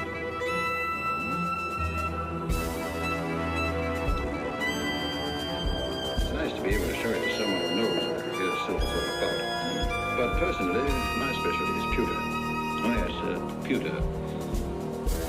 The Revere workmanship, although sometimes heavy in design, almost invariably shows the sign of a master craftsman. This is beautiful. Hello, honey. Hello, Mary, dear. Mr. Wilson, my daughter, Mary. Oh, how do you do, Mr. Wilson? Son-in-law, Charles Rankin. How do you do? How do you do? I hope you don't mind my intruding on your homecoming. Mary? Jeff, how are you? Fine. You're looking good. Welcome home, Miss Mary, dear. There you go. If you don't sit down, it'll get cold. Dad? Well, sister, how are the mountains? Mr. Wilson, will you come sit over here on my right? Jeff, your usual place, and darling, you're right there. You ought to see Charles on skis. He's absolutely wonderful. No. Yes, darling, you are, and I'm pretty good too, aren't I? Very. Well, for a beginner. Do you remember to keep your knees together and your apparatus in? Yes, Freshy, I did. Mr. Wilson here is compiling a catalog of Paul Revere silver. How nice. Mr. Wilson is also an authority on clocks. Oh, really? That's Charles' hobby, too. Yes, so your brother tells me. I understand you're going to fix the one in the church tower. I may try. It's quite an undertaking. Not sure the kind of a wife I am. I hope he fails. I like Harper just the way it is, even to the clock that doesn't run. Have you been at Harper long, Mr. Wilson? Since Friday, a week ago. You lost today. I patched you up on Friday. By the way, how's the head? Oh, very much improved, thanks to you, Doctor. You were hurt on Thursday, remember? The day of the wedding. Yes, that's right. Wednesday, I left Bangor. You were hurt, Mr. Wilson? Oh, nothing serious. Well, serious enough to raise a bump on his head the size of a billiard ball. The usual door. The thing you're back, sister, that dog of yours is being consoled. Well, all right, Red. Wait a minute. Here you are. This is for Missy. How's that? Yeah, it's a good boy. How was your meeting, Adam? Irritating. Foreign Policy Association. I read that fellow's report. Standish, yes. I think he's full of prune. Well, that's the way we used to talk in the 1930s, Noah. Standish? The London Times man of Berlin. Yes, of course, he was quoting rumors mostly. Men drilling by night, underground meeting places, pagan rituals. Do you believe him, Paul? Well, anything's possible.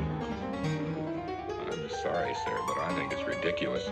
Well, there may be some fanatics, but no German in his right mind can still have a taste for war. Do you know Germany, Mr. Rankin? I'm sorry, I have a way of making enemies when I'm on that subject. It's pretty unpopular.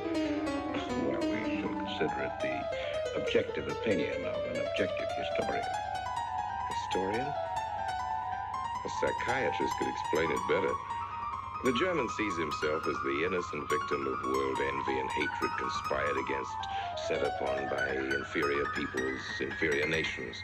He cannot admit to error, much less to wrongdoing. Not the German. We chose to ignore Ethiopia and Spain, but we learned from our casualty list the price of looking the other way. Men of troops everywhere have come to know for whom the bell tolled, but not the German.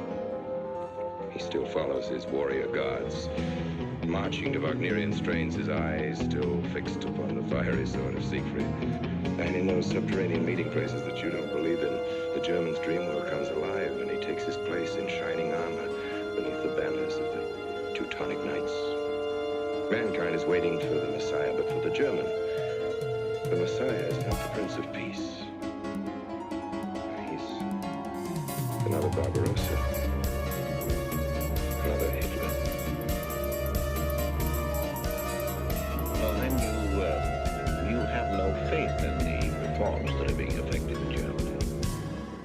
I don't know, Mr. Wilson. I can't believe that people can be reformed except from within.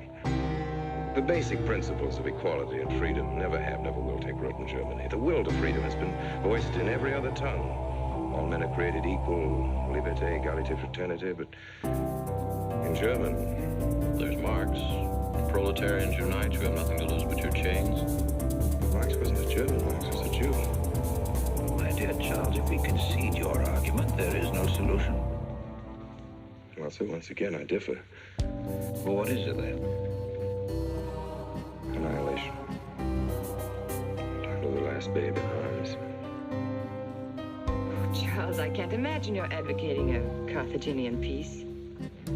Well, as an historian, I must remind you that the world hasn't had much trouble from Carthage in the past 2,000 years. Well, there speaks our pedagogue. Speaking of teachers, Mr. Wilson. Yes, yeah. The faculty is coming for tea next Tuesday. If you have nothing better to do, would you like to join us? Well, I'd like to, but my work here is finished.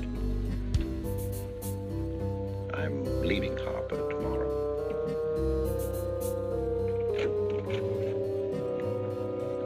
Extraordinary, isn't it? Clocks being Mr. Wilson's hobby, too. Yes, isn't it?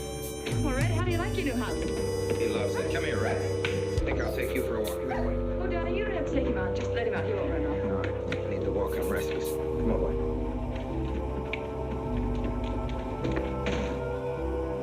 That's good. How are you coming along? I'll be in Washington tomorrow afternoon. You were right about Rankin. He's above suspicion.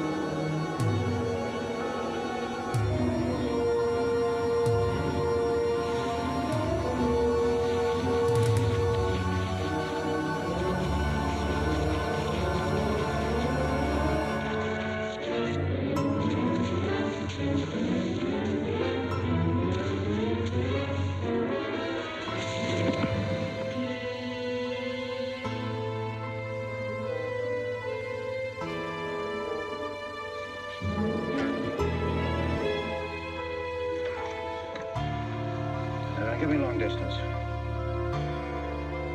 I want Washington, D.C.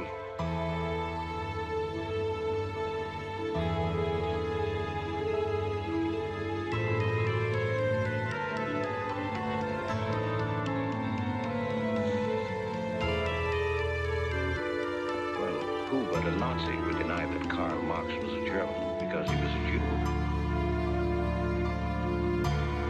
I think I'll stick around for a while.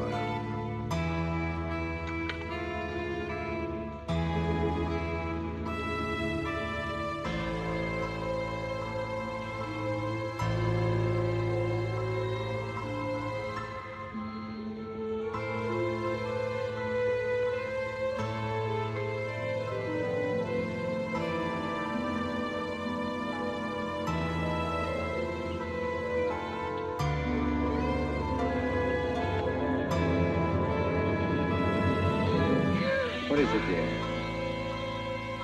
Oh, I'm sorry. I was dreaming about that little man. What little man? Oh, you know, dear, I told you about him. He came here the day we were married. Light me a cigarette, will you?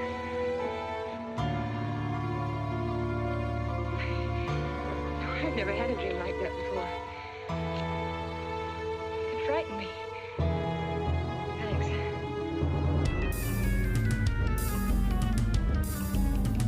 You know, the little man was walking all by himself across a deserted city square. Wherever he moved, he threw a shadow. But when he moved away, Charles, The shadow stayed there behind him and spread out just like a carpet. Wish you could think who he might have been. You're overtired. Perhaps.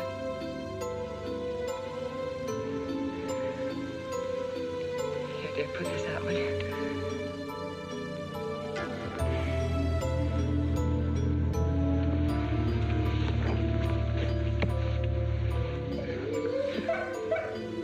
What was that? Oh, that sounded like rain, Charles. Where's the matter with him? I put him in the cellar. No wonder he's howling. He's never been locked up in his entire life. Friends deliver this, he must be trained. At night he will sleep in the cellar. In the daytime he'll be kept on a leash. Charles, I don't believe in dogs being treated like prisoners. Red's my dog. Please, Mary. I know what's best.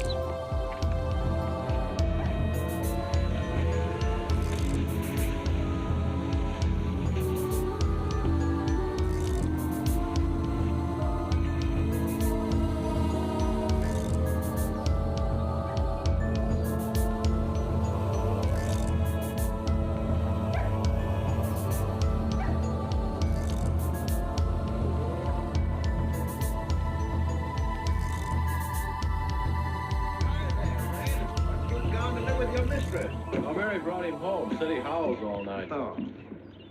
Fishing any good in these parts? Pretty fair. Would you like to come along? I'm afraid I've got the wrong clothes on, but the fish probably won't mind. Thank you.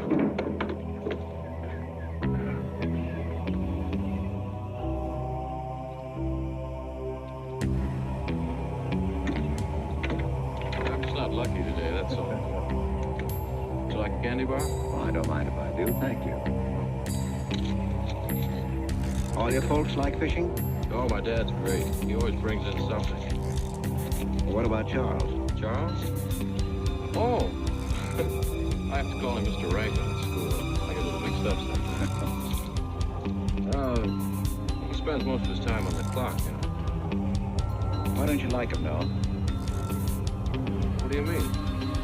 You don't like your brother-in-law. It's none of my business, but I wish you'd tell me why. Well, I like him well enough. I don't know reason why I shouldn't. Don't tell me I'm butting in because I know I am, but I can't help myself. It's my business. I hate bringing you into this, Noah, but you're the only one I can turn to. I need your help very badly. What is it? Your sister may be in great trouble. I know that you're man enough for what I'm going to ask you to do for her. The truth is, I'm not really an antique dealer. I'm sort of a detective. Well, what do you want me to do, Mr. Wilson? It would help me a lot if I knew every move Charles Rankin made on the day of his wedding, right up to the ceremony. Well, I should be able to. Unless Charles realizes what I'm doing. I'll keep him busy.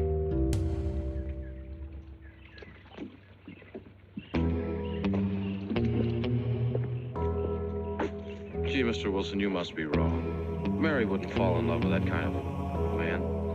I hope I am wrong, Noah, but that's the way it is. People can't help who they fall in love with.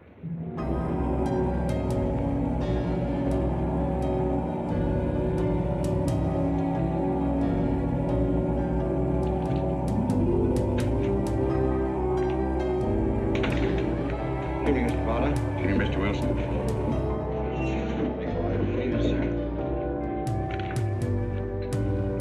85 cents.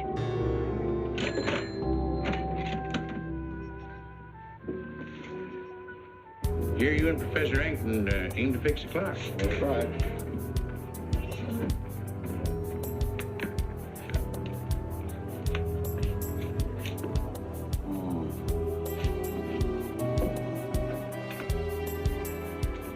Figured to tell time rightly? And will the angel circle around the belfry?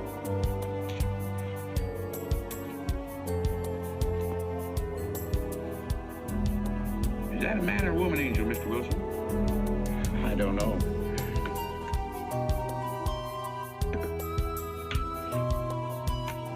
Well, reckon don't make much of difference amongst angels. Well. Give up? No.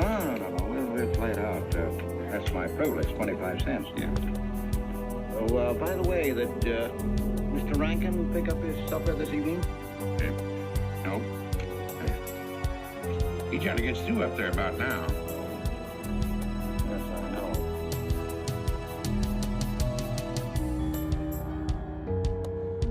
Gets dark early these days.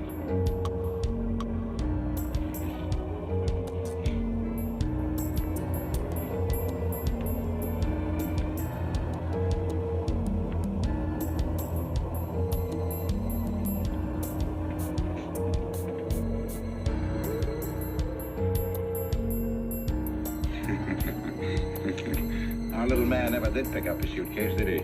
Nope. Strange. Ain't it, though? I've been tempted once or twice to look to see what's inside it. Well, it seems to me that under the circumstances that you have a perfect right. You do? I wouldn't want to do it without a witness. Well, that's me. It is? That's all I wanted to know. Trying to look in that thing to see if it fits here. Wonder what's in it.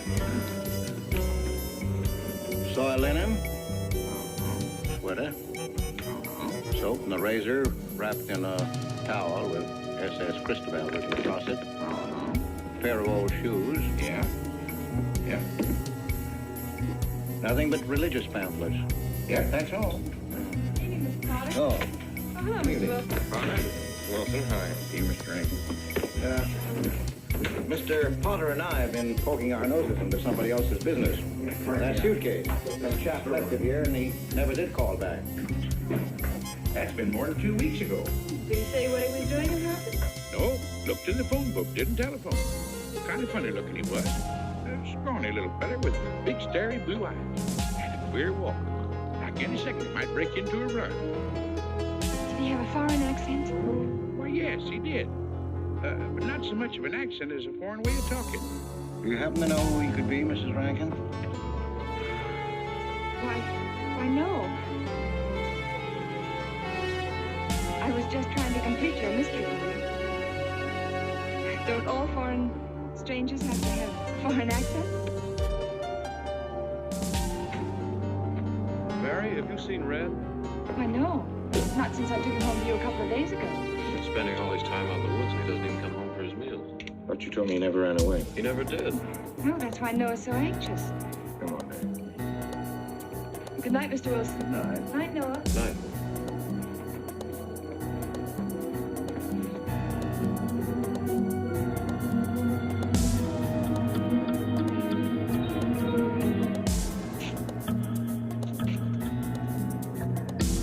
Were you able to find out anything?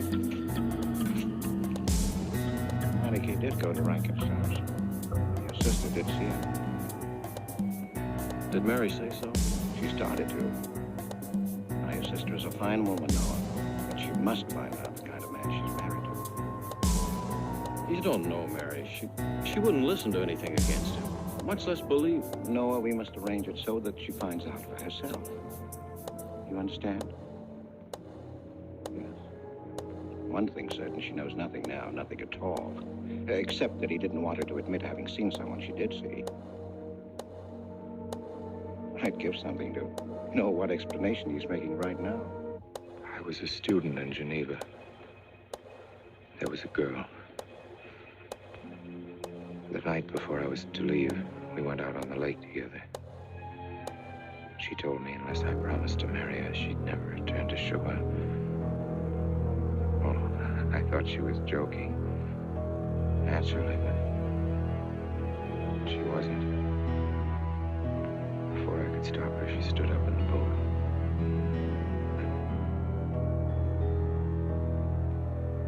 Well, I dived in after her, but it was too late. She was gone. Only one person knew we were on the lake together. My brother. He knew I hadn't murdered her, but he told me he'd be willing to call it an accident for a couple sensation. I gave him my head and left Switzerland. As the years went by, I allowed myself to believe that the dead past really was dead. And then, on our wedding day, Mary, he appears again. Her brother, the little man. I gave him all the money I had in the world. And he went away again.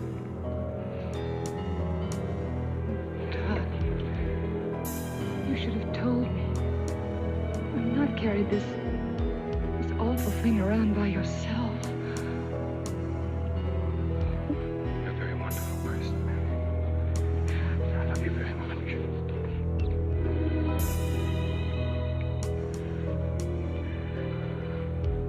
Oh, Charles.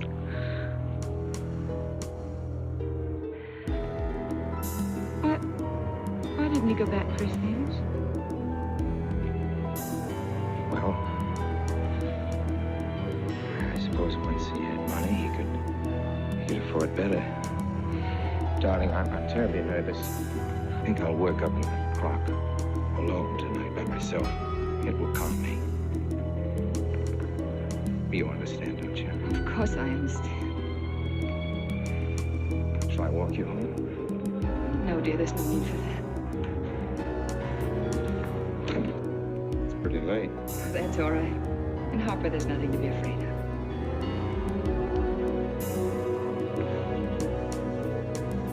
I love you.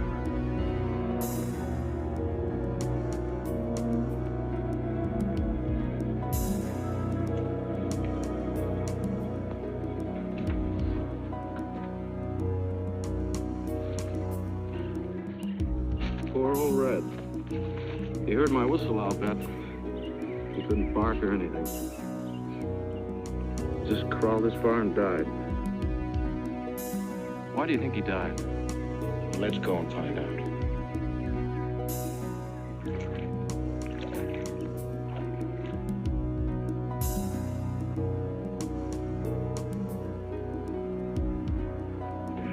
That's young Longstreet's dog, Red. Looks like he's dead to me. They're taking him up to Dr. Lawrence's office. Well, do you know anything about it? Where's the men with him? Yeah, Checkers. No. That coat's a nickel. Thanks, Mr. Rankin.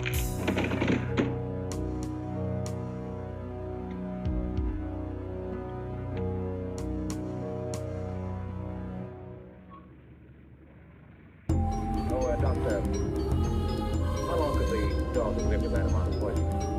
Oh, not more than a minute or so, Well, then Red must have been poisoned within a few hundred yards of where you found him, Don. And the latter part of the distance must have been moving slower and slower.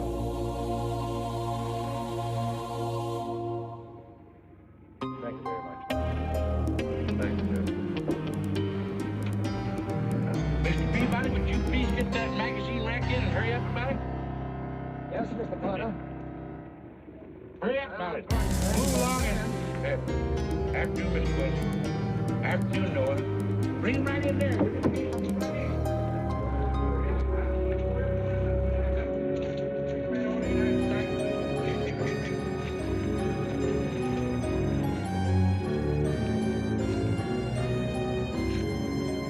What does the law say about this kind of murder?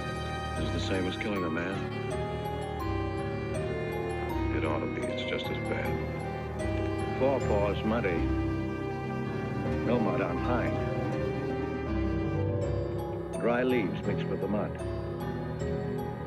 Red must have been digging somewhere in the woods. Have you any idea what for, Mr. Wilson?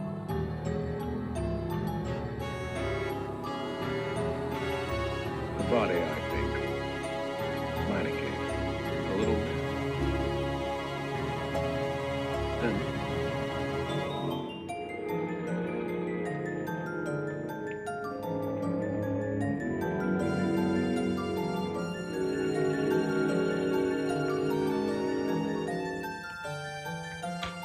Just caught me. Anything wrong? Wrong? What do you He's loading up like this? Yeah. Just going on a search. What you after? Got a machine on what search? For the body. State police deputized half the town. Just reach up there, fourth shelf. Well, this is the news open. The clock's off. What body are they searching for? I bet this fella left his bags here. Scrawny little duck. Unhappy looking. I knew he'd come to a bad end. And ought to be 15 cents, mister. Professor, I'll just put it on your account.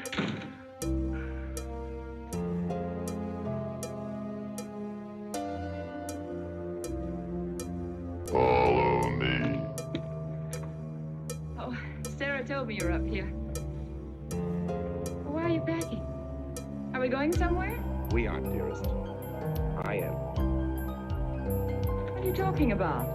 As a rule, men leave their wives because they don't love them.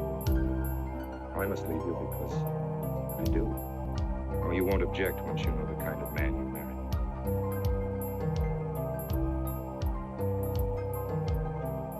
But you are the man I married, and that's all that matters. Darling, I meant it when I said for better, for worse. Even to killing Red.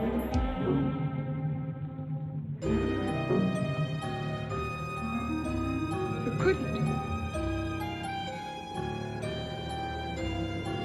It was an accident. No, I meant to kill him. Murder can be a chain, Mary, one link leading to another until it serves the neck. Red was digging at the grave. The man I killed. Yes, your little man. You killed him? With these hands. The same hands that have held you close to me. Now are you satisfied to let me go? Why did you do it? I'd have given him all I had, but his dreams were far grander. He knew that your father was well-to-do. He knew that Justice Longstreet would be glad to protect his daughter from any scandal by paying a few $1,000s. Oh, Mary, I should have gone away and lost myself in a world where he could never find me, but I loved you, and I was weak. Darling, if one of us goes, we'll both go. You would have shared half my trouble if I'd had any. Charles, what is there to connect you with that man? Nothing, actually. You're the only one that knows I knew him. Well, then you need have no fear. If I'm the only one who can speak. But Mary, in failing to speak, you become part of the crime. But I'm already a part of it. Because I'm a part of you. But you shuddered at the first touch of my hands as though it was the touch of death. Nerves. Oh, hold me close, Charles. Hold me close. Mr. Peabody, you go back to town with the sheriff and open up the coroner's office. Yes, I knew sir. darn well it was the same color. Of course, he's changed some. Being buried in the earth does it. Evening, Mr. Wilson. Evening, Noah. Evening, Mr. Farmer. Mess, ain't it? What do we do about Mary? We can't leave her alone with him now, we know. Well, she realizes now that whatever story he told her about maniac is false. Noah, I think your sister should be ready to hear the truth.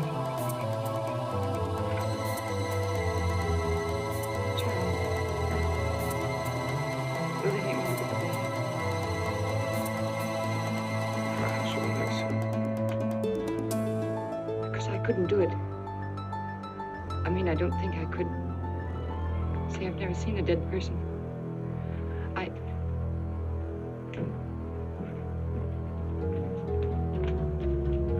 Many are having to tea, Mary. 28 altogether, aren't there? You didn't eat nothing at dinner. Isn't that You'll rather be faint a lot? days, Mary. 28, or just you? No, we'll manage all right.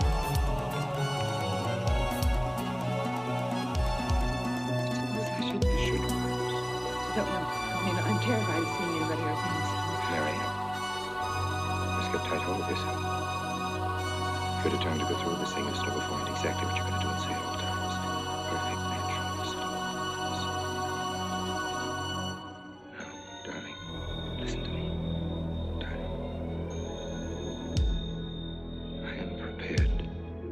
go to the police. It's your father, Miss Mary. He wants to talk to you. Yes, thank you, Sarah.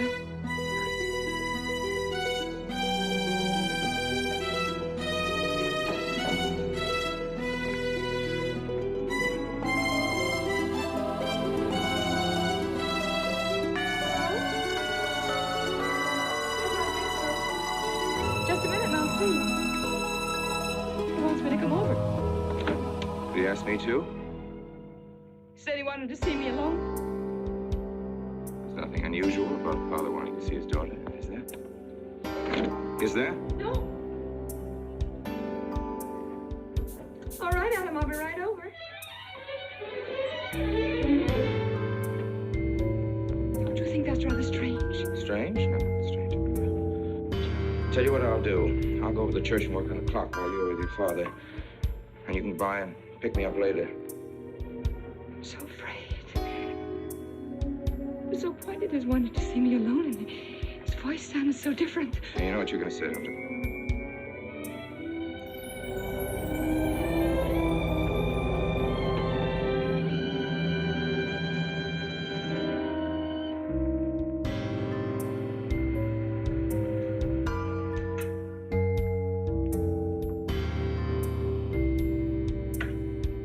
Come in, Mary. Is something wrong? Mr. Wilson is here on a very serious matter. We must try to help him every way possible. He wants to ask a few questions of you. What do you want to know, Mr. Wilson? You know about the body that was discovered yesterday, Mrs. Rankin? Yes. Did you ever meet the deceased? No, I never met him. Have you seen the body? No. Well, then, how can you be sure you never met him? Of course, I can't be certain of it. Mr. Wilson, do you suspect me of something? If so, what? Of shielding a murderer. Perhaps this photograph will refresh your memory. Do you recognize this man? That is Conrad Meinecke, commander in charge of one of the more efficient concentration camps. You know him, don't you? You have met him here in Harbor. No, I've never seen that man, Mr. Wilson. Judge, would you mind putting out the lights? I've been showing your father some films, and I'd like you to see them, too. I'm on the Allied Commission for the Punishment of War Criminals. It's my job to bring escaped Nazis to justice. It's that job that brought me to Harper.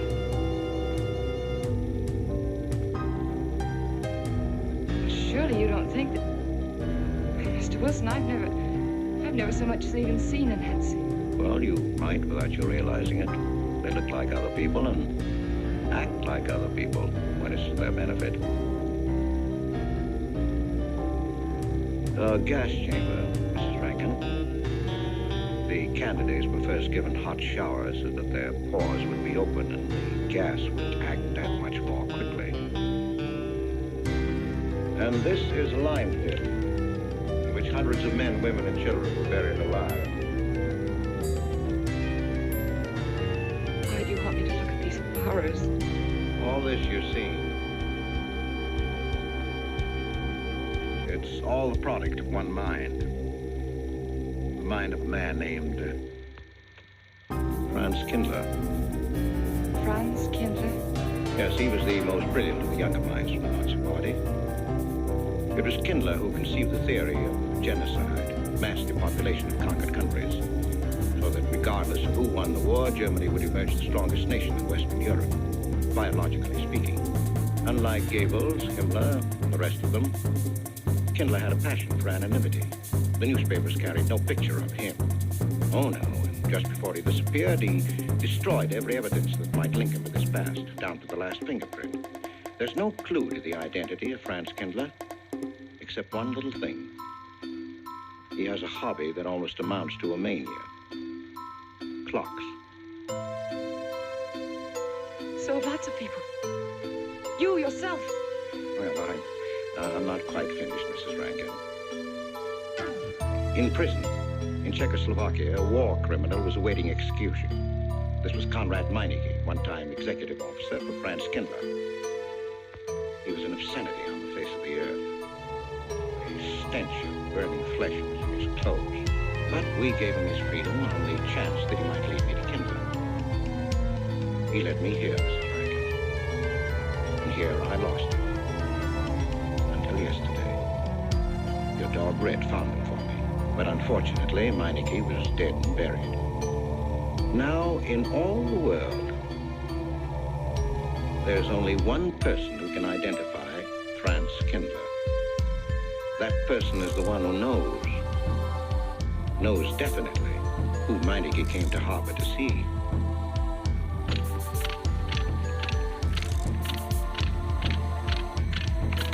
No, it's not Nancy. My Charles is not Nancy. You were at Rankin's house during the afternoon of the day you were married. Where? Rankin's house. Oh, yes, yes. Did anyone come while you were there? Not that I remember. Now, try hard to remember. It's not so long ago. Only 2 weeks. You were hanging curtains. No one came. Were you alone all the time? No. Who else was there? Charles.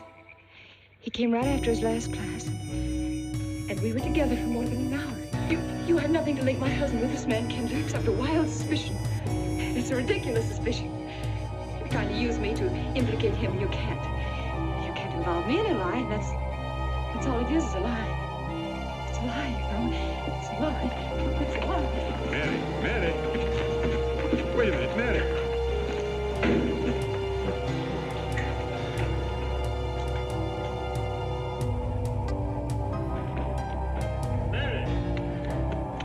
Wait a minute, sister.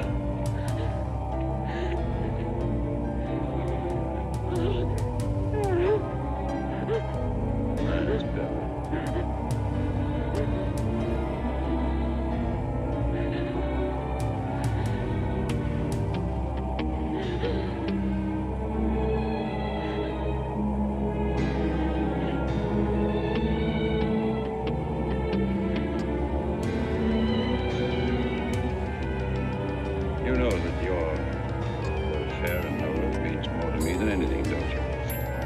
Yes. Yes. You've got to face this thing with complete honesty, sister. Your entire happiness may well depend on your telling me the absolute truth. If Mr. Wilson is right, and you have innocently married a criminal, well, then there is no marriage. There's no call upon your loyalty as a wife. He's good. He's good. He wouldn't hurt anybody except to protect somebody he loved. He's good. Well, then the truth can't hurt him.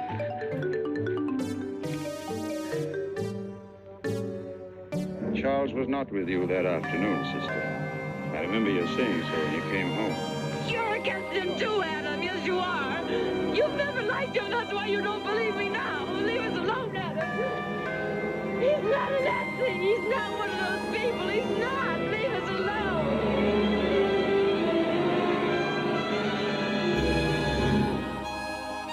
She has the facts now.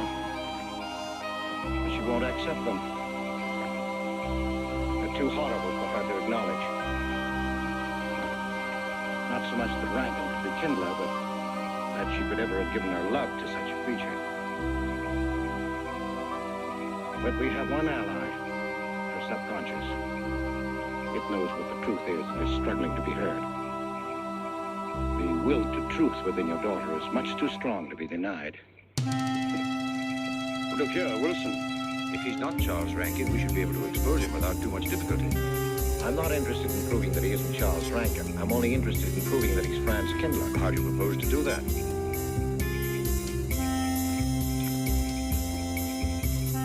Through your daughter. Unless I'm mistaken, she's headed for a breakdown. That's the usual result of a person being inwardly divided. Rankin will recognize this, and that's what I'm banking on. What do you mean? Well, he can't afford to trust a person approaching hysteria. He won't. He'll have to act. He may try to escape before she collapses, which would only be an admission of guilt. Or, go on, he may kill her. You're sure shocked at my cold-bloodedness. Well, that's quite natural. You're a father. It's because you are a father, Judge Longstreet, that I'm talking to you like this. Naturally, we'll try to prevent murder being done. However, the proof that murder is a thing would be the strongest evidence that your daughter could have.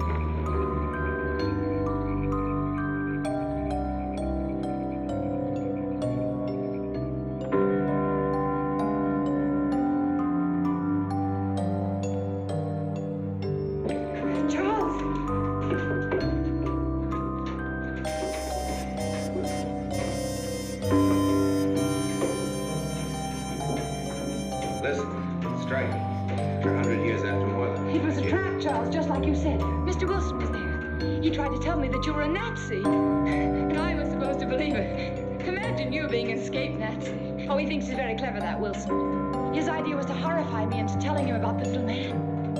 Who did he say he thought I was? A Nazi. Franz Kindler. He made it all up just to trick me. But I didn't tell him anything, and I didn't tell Father anything. I outfaced both of them, Charles. He'll be civil enough to prove you're not that Nazi.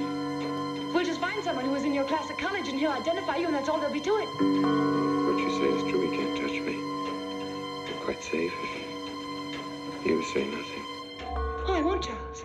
I promise I won't. They can torture him, and I won't tell them anything. Look, chimes have awakened Papa.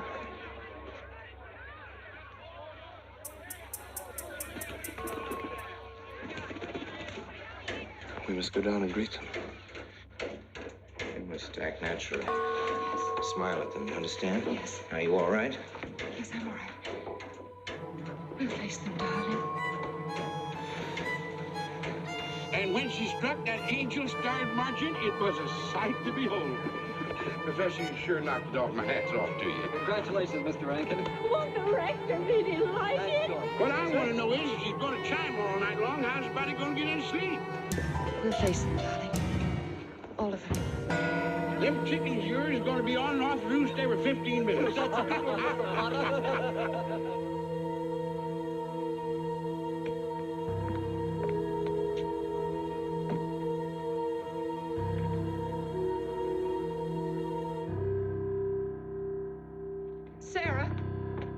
Sarah, I've told you I want these curtains drawn.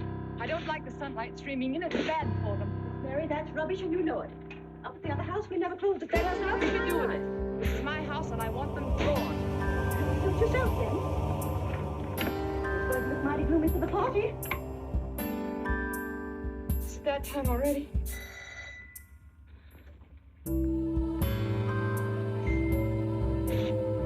Were you able to see when they opened the grave, Mr. Randall? Was it too horrible? Well, not the most pleasant sight. Oh, there's Mary. Hello, Mary. Filling out prescriptions. That's part of this business of hate. Sleeping pills, that's another. Mrs. Rankin. $1.65. Okay. One wrap? No, thanks. Sleeping pill. Don't approve of it. No. Man does a day's work, man gets a night's sleep. Leastways it could until that clock starts bonging everything. I believe Mrs. Rankin ordered some ice cream, didn't Ice cream? Yeah. Already gone. Fella said he was going past your house, so I give it to him. Yeah. Mr. Wilson.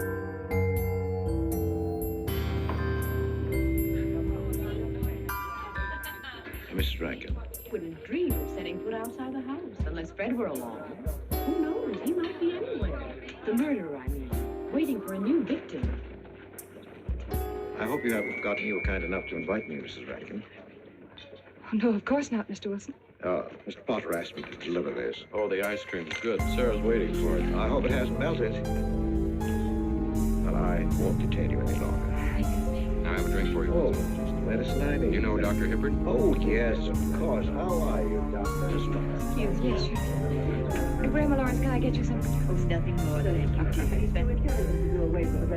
Where's Dr. Rankin? Oh, he'll be here in just a few minutes. I want to have a word with him about that clock. Yes. Oh, thank you. Yes, on my last trip. May I get you some more? And Jack, and what was that Frenchman's name? Oh, hello, dear. Hello. Landru. There may well be 10 or a dozen graves out there in those woods. Oh, but they show the murder was committed just 3 weeks ago. May I get you some more tea? Oh, thank you, no. Jeff, may I get you another I wish I drink? could remember what Emerson says about crime. Oh, there's Rankin. He may know. Sorry to be late. I'm fine. Hello, everybody. Darling. Oh, hello there, Rankin. How are you, Mr. Wilson? You know the quotation? Emerson? Quotation? Commit a crime and the earth is made of glass? No, I don't. Commit a crime and the earth is made of glass. Commit a crime. Commit a crime, and it seems as if a coat of snow fell on the ground, such as reveals in the woods the track of every partridge and fox and squirrel and mole. You cannot recall the spoken word. You cannot wipe out the foot track. You cannot draw up the ladder so as to leave no inlet or clue. You're Mr. Wilson, aren't you? Do you know you're our #1 suspect in our murder case? So far, you're the only suspect. Hart will put the finger on you. He thinks you committed the crime to get possession of some priceless antique. Mr. Wilson? Mr. Rankin, I wish you'd left that clock alone. Harper was a nice quiet place until it started banging. Mary, what's Wilson doing here? I don't know. You invited him, didn't you? What's he after? I don't know. Are you all right? Yes, quite all right. And remember Friday, Mary. Yes, all right. Good night. Friday. Good night.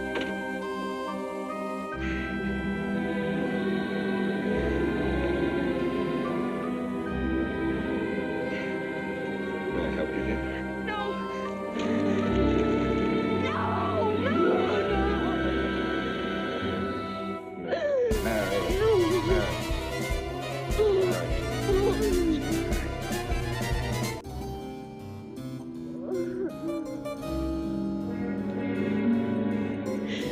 It broke, and the beads fell all over the floor.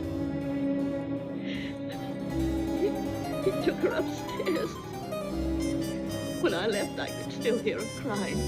Well, the floodgates have opened. Our subconscious is almost won. From now on, we must know every move that Mrs. Rankin makes. She's never to leave the house unless I know where she's going. If for any reason I can't be found, she's to be detained no matter on what pretext. Don't worry, she won't get by me. When she snapped those beads, she signed her own death warrant. We're carrying her life in our hands. Every time she walks on a slippery sidewalk, is near something that can fall, drives an automobile, anything that could result in accidental death, her life is in danger. She won't get by me.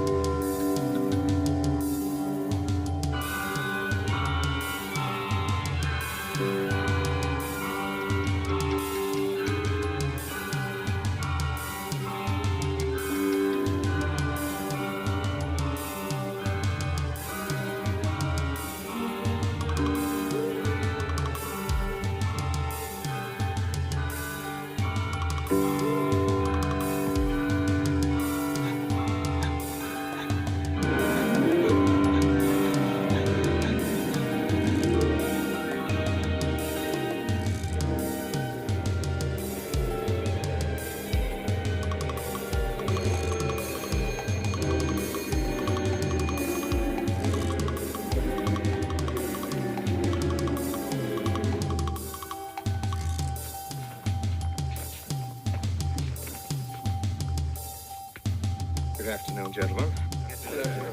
Today we will attempt to finish with the career of Friedrich the Grosser, König von Preußen, Kurfürst von Brandenburg, Prince von Poland. Frederick the Great to you. 862.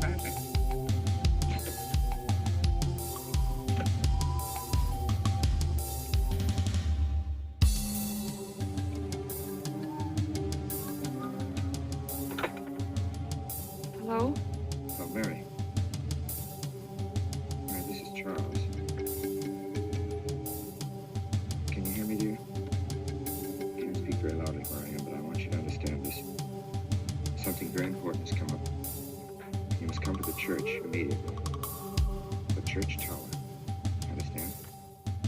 Yes, I understand. I don't want anybody to know that you're going there. Mary, don't tell anybody you're going. Go to the church tower and leave your car in the rear. Come in through the back door. Okay?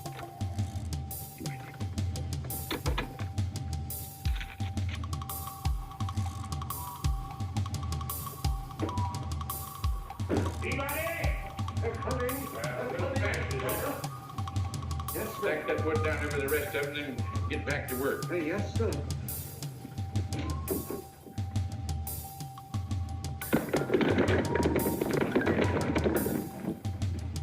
Watch that, Mr. Peabody. Your move, that's it. Going someplace? Where to? I asked you where you was going, Miss Mary. I heard. Well? Sarah, you seem to forget I'm no longer a child. I'm a married woman. Well, you ain't been married very long. Wait, Mrs. Rankin. What is it? I'm in a hurry. Well, you don't need to go biting my head off.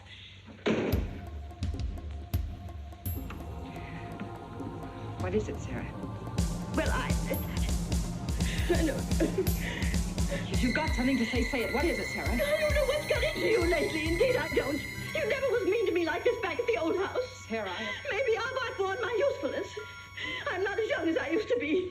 Maybe you don't want me around anymore. For heaven's sake, stop talking such nonsense, Sarah. Well, it's true, and you know it. I'm going to pack my things and leave here. Indeed, I am. Sarah, I'm sorry if I've hurt your feelings. I didn't mean to. Really, I didn't. Sarah. Now, I couldn't get along without you, and you know that, don't you? Well, don't you? Honestly? Yes, honestly, Sarah. Oh, Miss Mary. Sarah. Sarah, please, wait just a minute. Sarah, you'll never leave me, will you? You know how I feel about you, don't you? Yes, I do. It's like you was my own daughter, my own little girl. How could I? Sarah, I've got to go now. Really, I do. I promised to be somewhere. Well, where to, Miss Mary?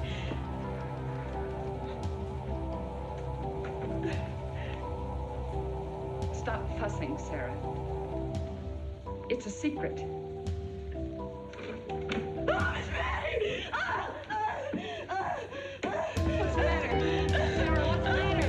My heart. What's the matter? I can't breathe. Pain.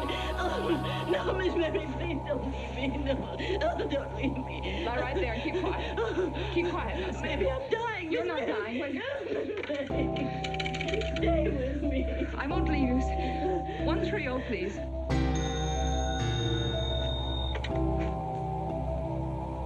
Yes, Mary? Look, I was supposed to meet Charles at the clock tower right away, and I can't get there. Will you go and tell him to please wait for me? And no one's to know where or why you're going. It's important. All right.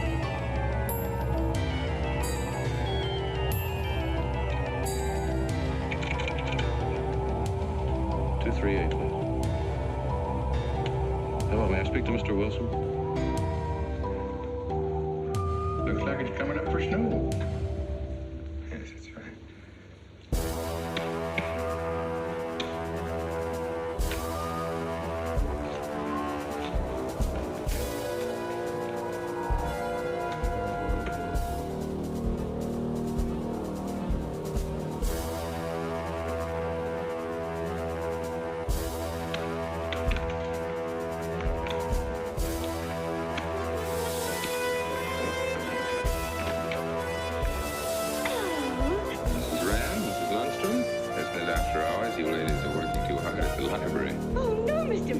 Closed as usual at 3:30. You're perfectly right. I dismissed class 10 minutes early. All right. 3:44. I was playing checkers with Mr. Potter, and I didn't realize. You know what you are, Mr. Rankin. You're the absent-minded professor.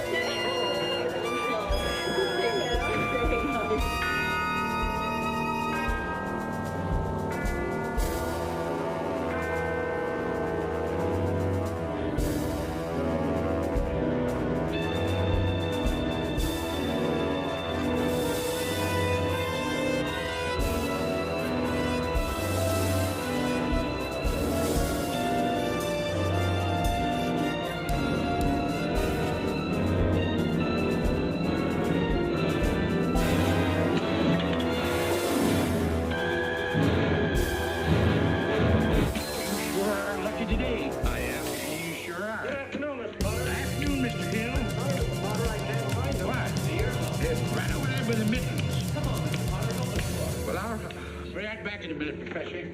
Right over there by that box where I told you there was. Those? Yeah, latest thing out.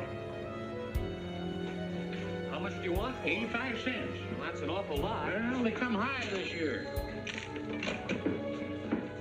You want this thing? I'll keep it. You know, Mr. Barney, you're a bad influence. I intended only to spend a couple of minutes. You made me spend the whole afternoon. Look what time it is. Yeah. I'd like to get even. It's your move. He really had the wind up. Golly. You can still smell the glue where he joined it. Look there, Professor. Like I told you, it's coming up for snow.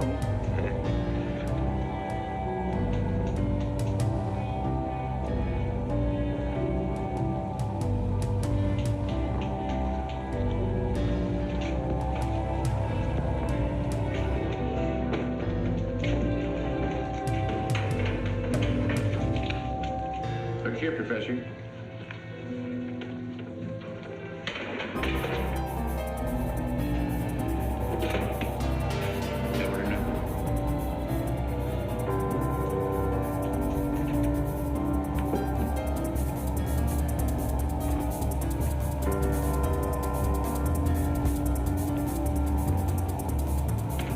Afternoon, Mr. Potter.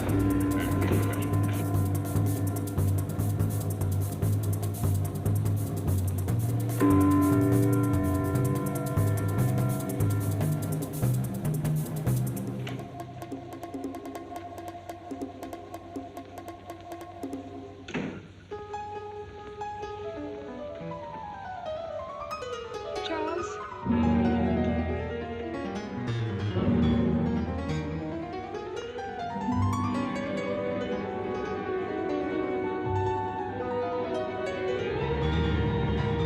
You didn't go to church. No, Sarah. Sarah? What about Sarah? Well, just as I was leaving, Sarah had some kind of an attack. She's resting now, yes. And Jeff said it wasn't very serious, but that I should stay with her.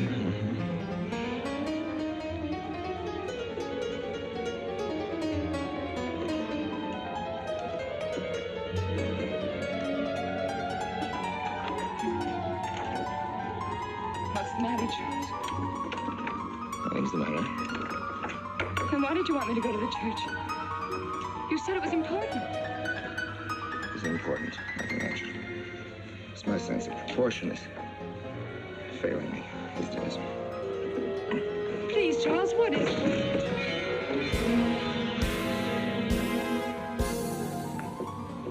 I'm sorry. I've just begun to feel a strain. You see, I have my weaknesses, too. I'll tell you of my own good. They found out anything more? No, nothing. There's nothing to find out, unless you. No, I haven't seen anybody all day. I've been in my room. There's a rumor going around that there's an arrest to be made.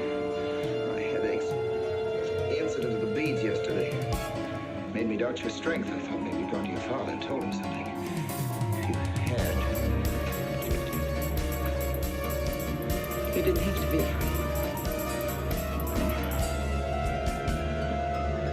How did you tell Noah?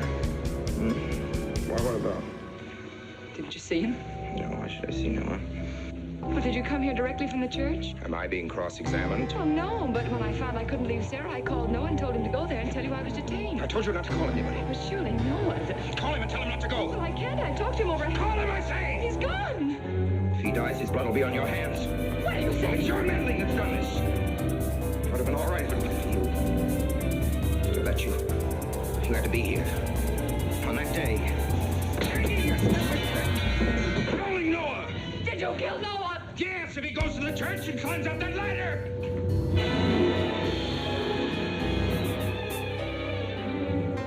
It was I you intended to kill, wasn't it? No. Why wasn't it I?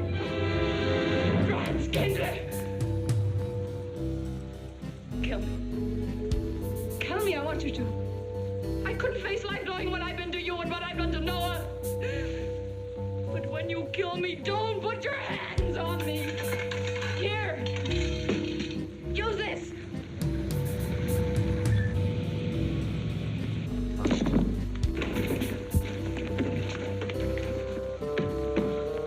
Mary.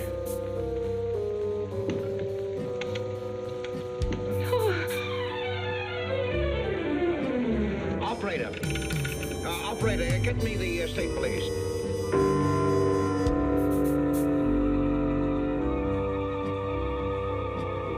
Yes, the roadblocks are up. We're watching the railroad station, and he isn't hiding in the woods.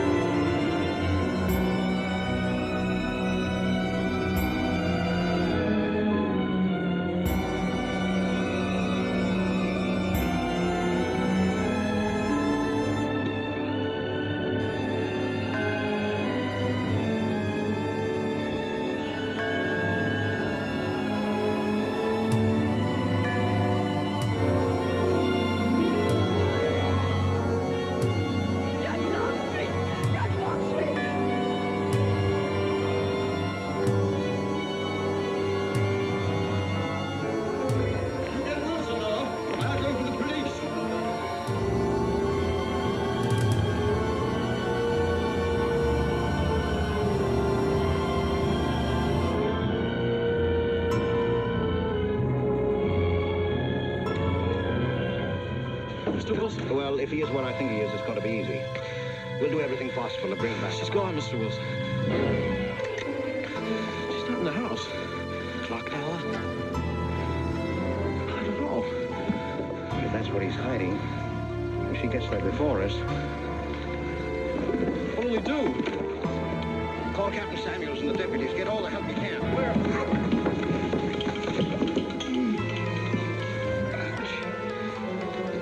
The church. What about you? I'll get there. Hurry up now. One of your sister may be still alive.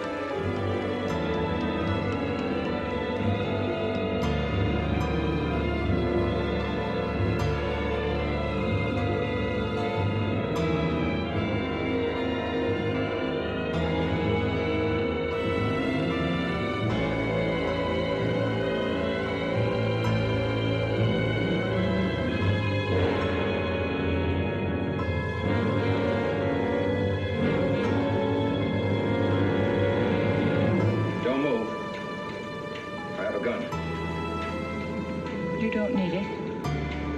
I'm alone. What are you doing here? Lift me up.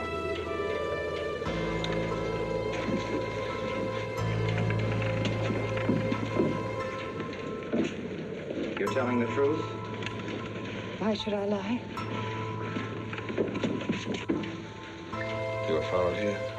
I came by our way. Through the cemetery. No one saw me.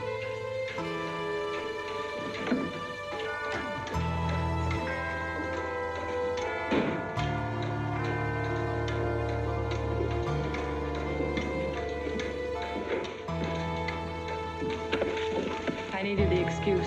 I was afraid you wouldn't let me out. What do you want? I came to kill you.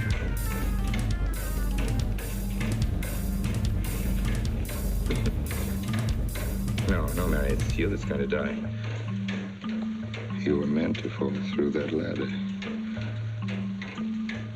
You're going to fall. I don't mind if I take you with me. You are a fool. They searched the woods. I watched them here like God, looking into the lands. I'll hide in the woods. They won't search there again. A day or two, they'll be sure I got out of When town. they find me, they'll know you're still here. But, darling, you're on the verge of a breakdown. Now you've cracked. Why else would you leave your bed? Down to an empty church door in the dead of night. Any child could see you'd wind up killing yourself. Killing is what led you here. It won't help you now. Look out the window. Look! That's an old trick, Mr. Wilson. A very poor trick. Tricks. That's all you know is tricks. I don't need any tricks. No matter what happens to me, tricks won't do you any good. You're finished, Herr Franz Kindler.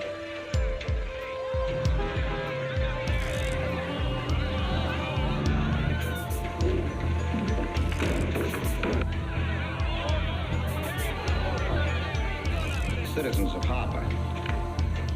They've come after you.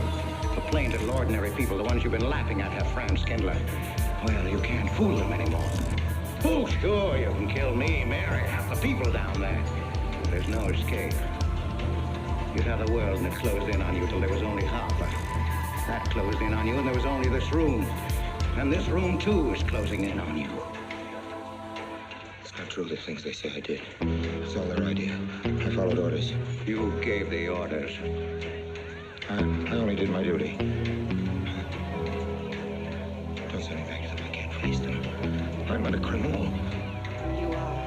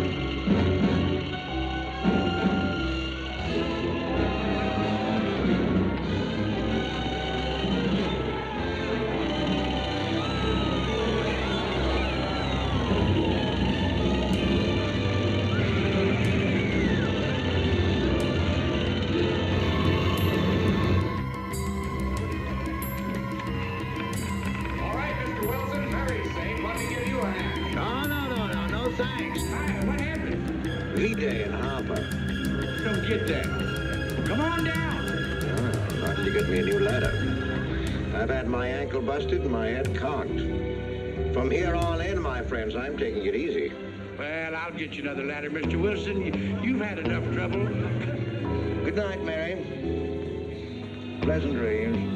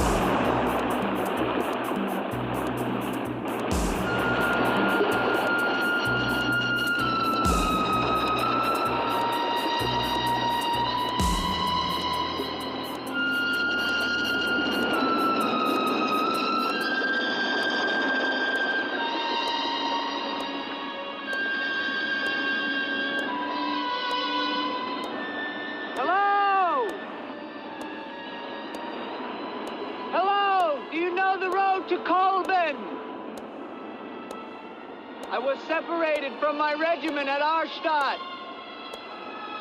Do you have any drinking water? I'm very thirsty.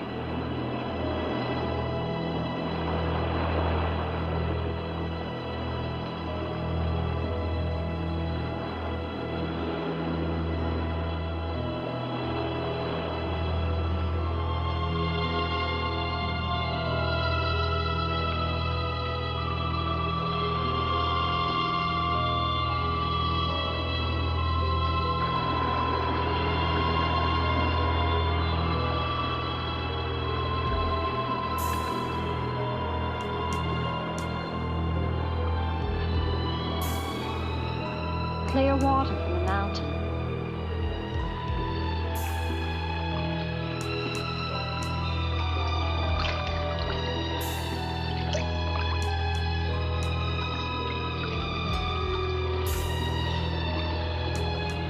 Thank you.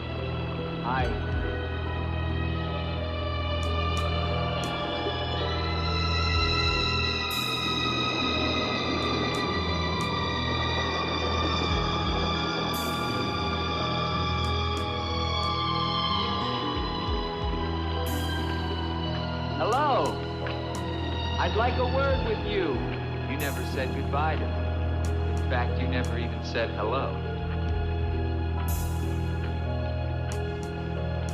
It isn't an act of treason to talk to me.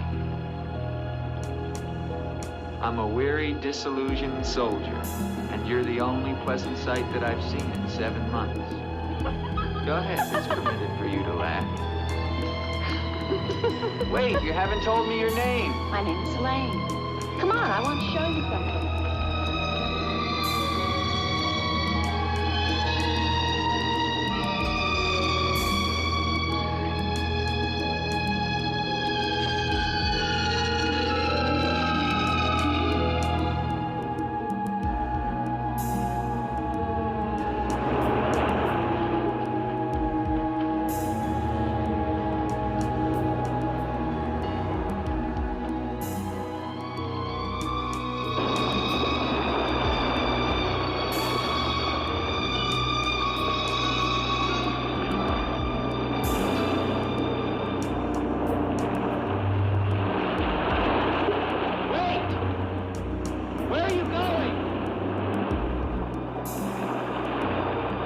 What's wrong?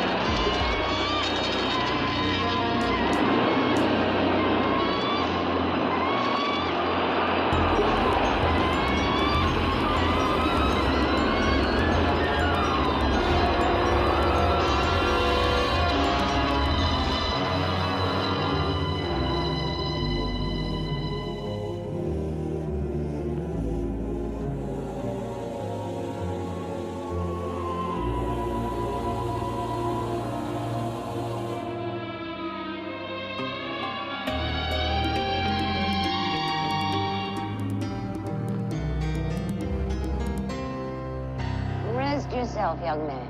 You're safe here. Here, take this for your strength. God knows help is a very rare thing in this forest. Take it whenever it's offered to you.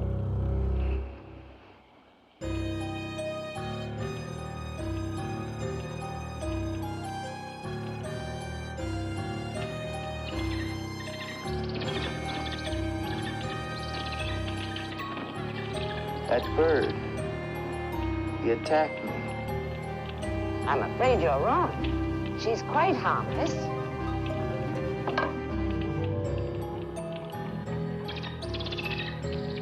Here.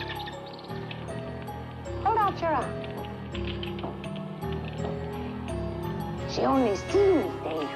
Actually, she's very affectionate, which is very unusual for a girl. Get back. Oh, that is too bad. Little girl liked him, didn't you? This is Gustav. He brought you here. Gustav fed your horse. Where is Helene? This is Helene. No, not the bird. The girl. Where is the girl? There is no girl. Of course there's a girl. I saw her. She spoke to me. Perhaps you were tired from your long journey and had a pleasant illusion. Gustav, have you ever seen a girl here? Gustav sometimes imagines things. If he could speak, I think we would find that his mind is warped. Such is the will of God, to endow and deprive. The only thing of beauty you find in this forest is Helene.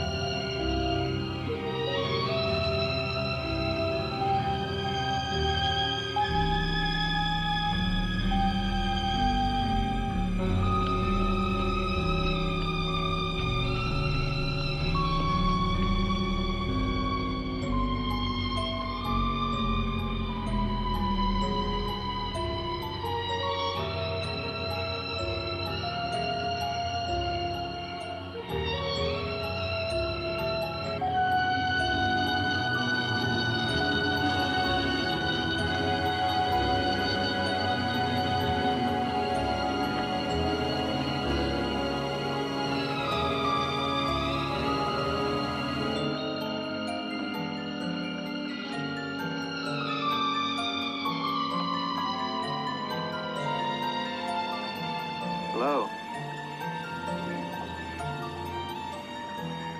I was afraid you'd drown.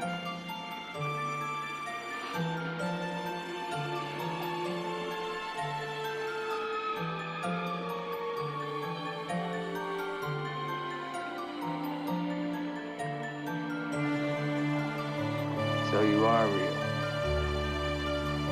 I started to think.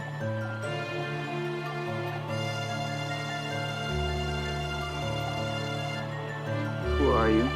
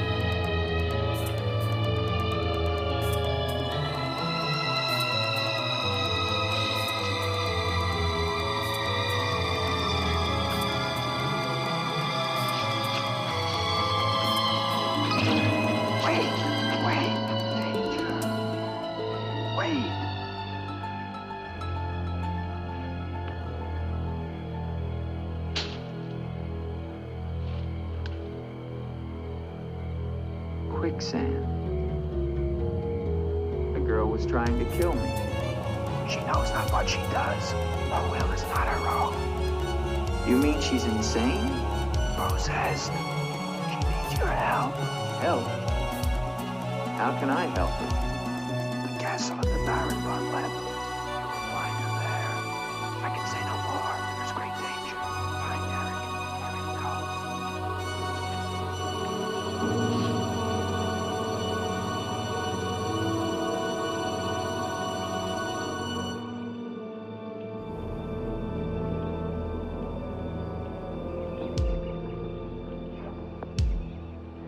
The ride to Colban is long and far safer by day. If you leave now, you can rejoin your regiment by dusk. Where is Gustav? What do you want him for? I want him to show me where the castle of the Baron von Lepp is. No one's lived in the castle for years. Besides, Gustav has gone away for a few days. Perhaps you'd show me the way to the castle. Why are you so interested in the Baron? I never said that I was. But the girl that I followed last night and spoke to, I believe that she lives there. Told you. There is no girl. That is nonsense. You recognize her, don't you? No.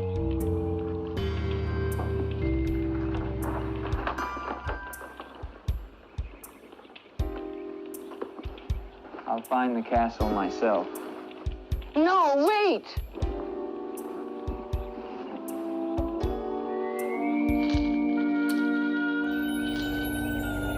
Don't go to the castle. I have told you the truth. There is no girl. Mark me, you are getting yourself into things beyond your understanding. Leave now while you can. I intend to find her. Please don't tell the Baron I am here.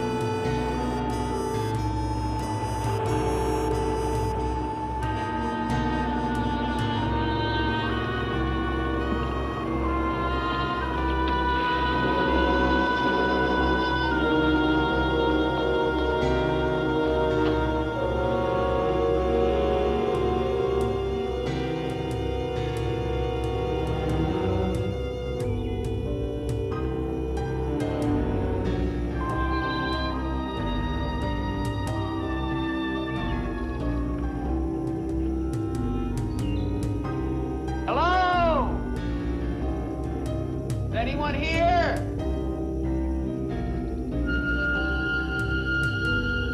Hello, it's me, Andre.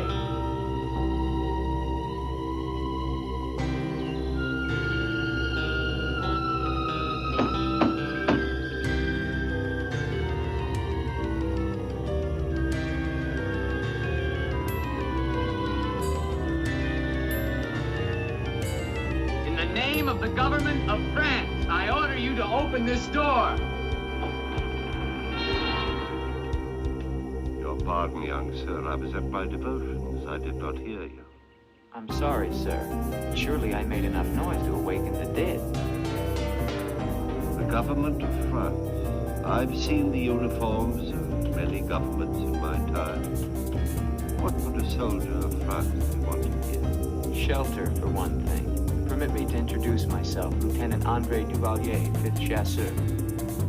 Baron Victor Frederick von Lepp. I suggest you will find better shelter at the village inn. Thank you, Baron. But I've had my fill of village inns. Surely you wouldn't want to inconvenience a French officer. Come in.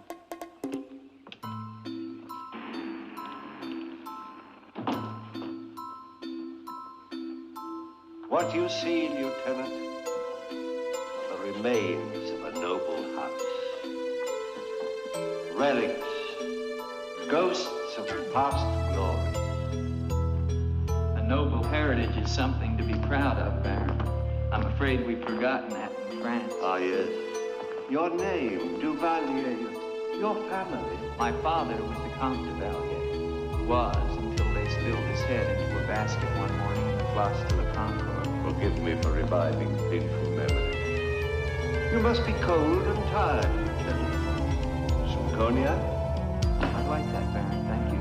Cigar. Stefan? Yes, Baron. Cognac for our guest. Yes, Baron. Baron, I wonder if I might ask who was the young woman I saw in the window before you came to the door? Young woman? Oh, I'm afraid you're mistaken. No, I'm not mistaken. I saw her. Dark hair and eyes, about 20. Well, I'm quite sure you think you saw someone, but... I am in full possession of my faculties. Please, allow me to show you something.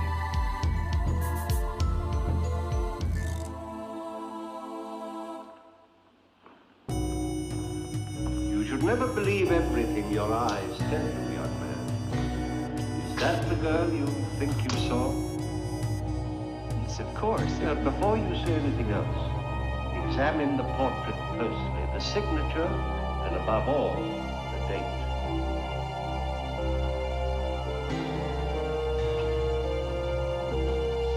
86?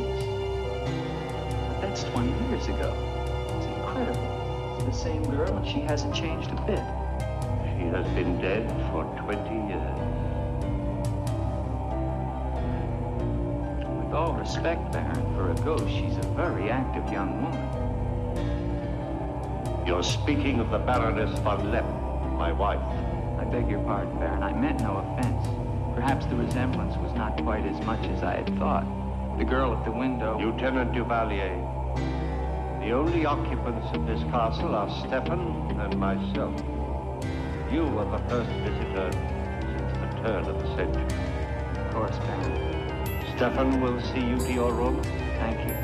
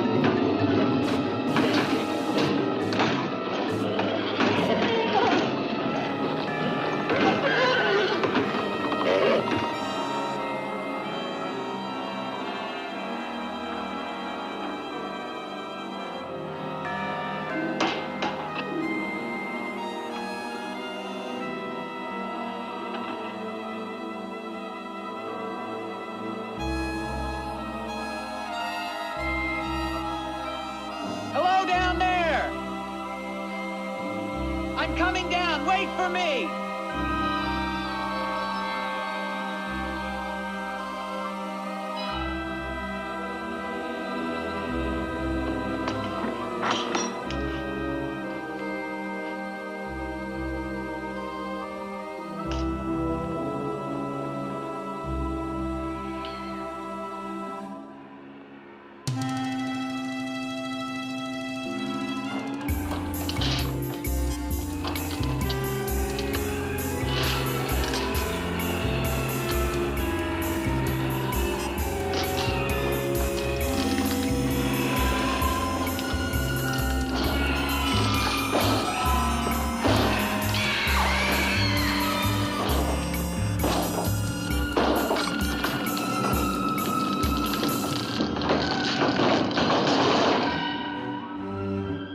Unlock this door. Do you hear me? Unlock this door, I'm gonna shoot through the door.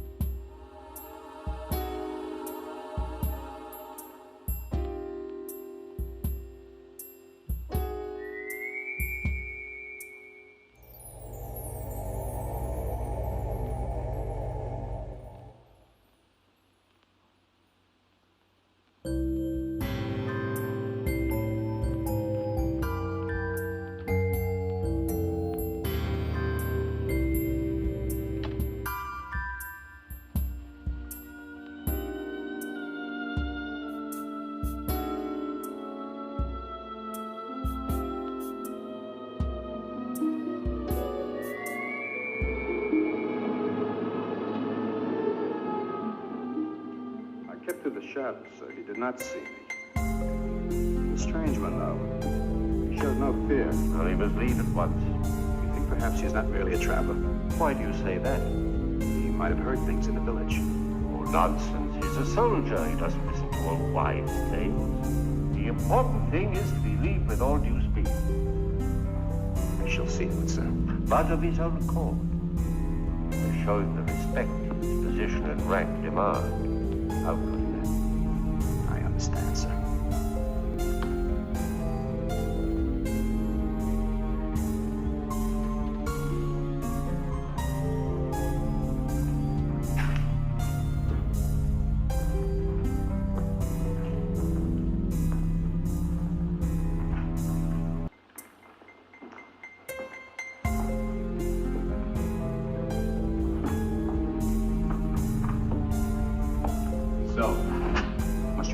dead as well as the living? If I intrude, Stefan, I shall leave it to my host to so inform me. Why have you come to Castle Von Lepp? What do you want here? You seem to have things strangely confused in your mind. You're the servant, not I. I'll ask the questions.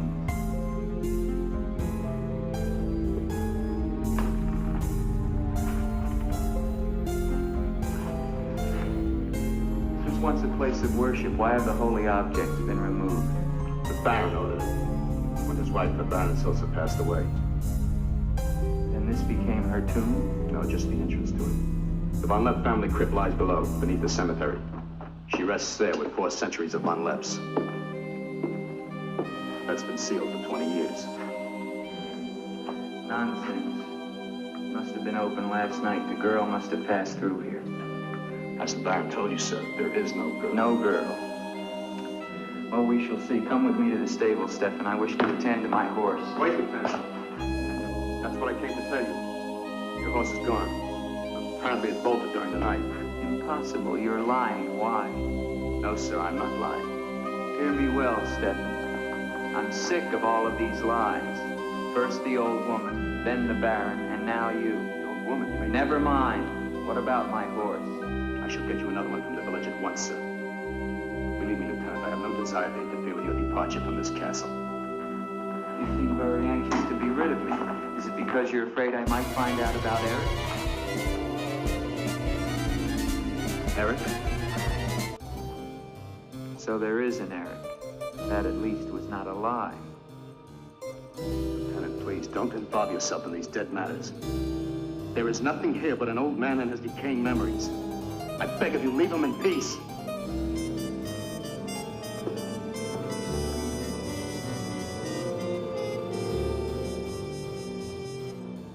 You join me, Lieutenant? No, thank you, Baron.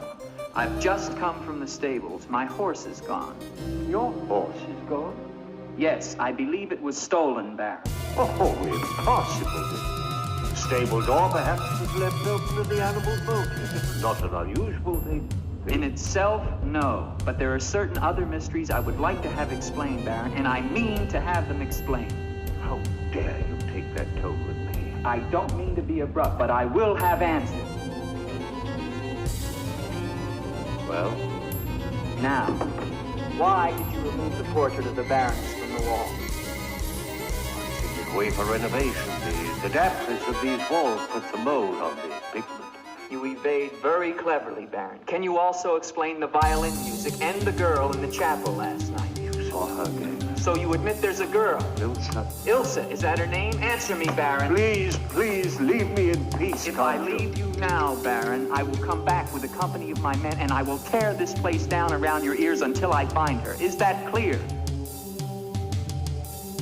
Very clear. All right, now what happened to the Baron? Was her death violent? Yes, her death was violent. How did she die? You spare me nothing. 20 years ago, I was not the man you're looking at now. This land, this estate prospered. My people lived well and were happy. My wife had died some years before, and I was lonely. And one day in the village, I saw Ilsa, a peasant girl who'd come to live there with her mother. Oh, I could have taken her. Nobles have taken the daughters of peasants since the beginning of time, but I loved her. And she became the Baroness von Lepp. Almost immediately afterwards, I was called away for military service, rebellion in the Polish province. I was gone for nearly a year. When the fighting was over, I hurried home to my bride. No one knew of my coming. I surprised her in her room. She was not alone. She laughed at me, said her bed was not for me to find another. In my own hand, I killed her. And her lover? Stefan took care of him. Later, I gave out a story that she had died of some malaise. No one ever knew of her betrayal of me, or how, in fact, she did die. Except for Stefan. For 20 years, I've not set foot beyond the walls of this castle. I've lived here alone, but memory of the dreadful thing I did that night. That is my penance. And now you believe what? That the ghost of Ilsa has come back to relieve you of your penance? Is that it? Yes. How long has the spirit been coming to the castle? It all began 2 years ago.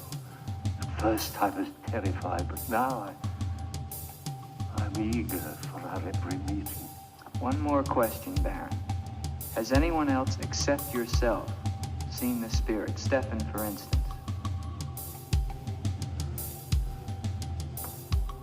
You think I'm mad, don't you? Right now, Baron, I'm not sure just what I think. But don't forget, you saw her too. Perhaps we're both mad.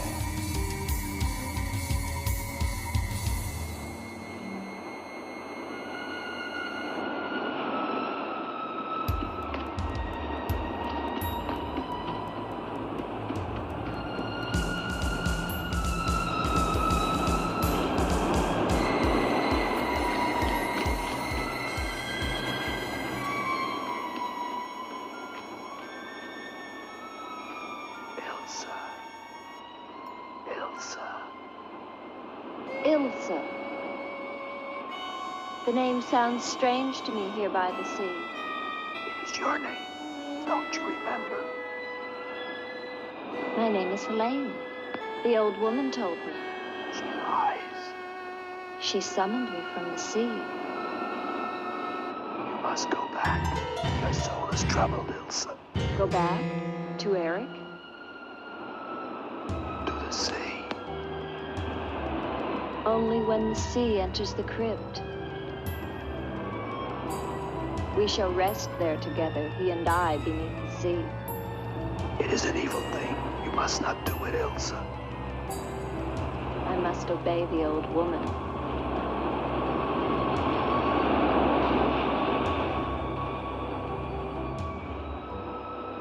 The Frenchman, he can help you, Ilsa.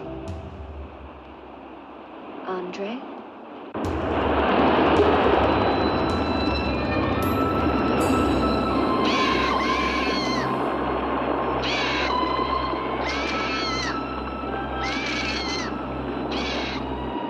The old one calls.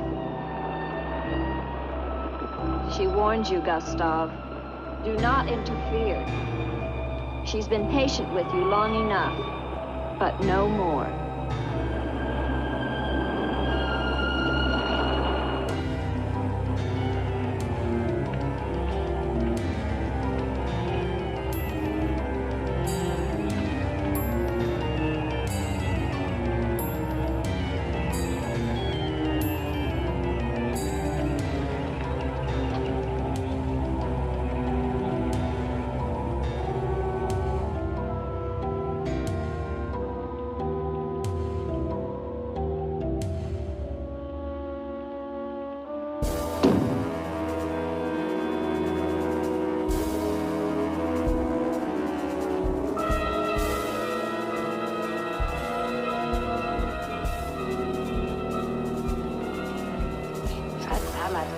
Tetragrammaton, Metricam Sapina, Netheos Sabayon, all powers of darkness, let the spirit of Ilsa sink deeper and deeper into this mortal form.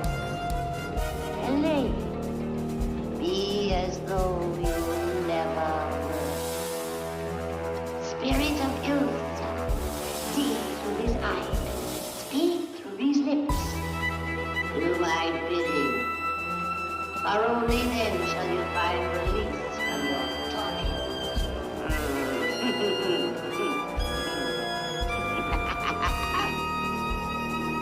You are becoming stronger now, quite strong. Soon you shall have the strength to carry out my vision. And the dark powers will set you free, for I have promised them a return.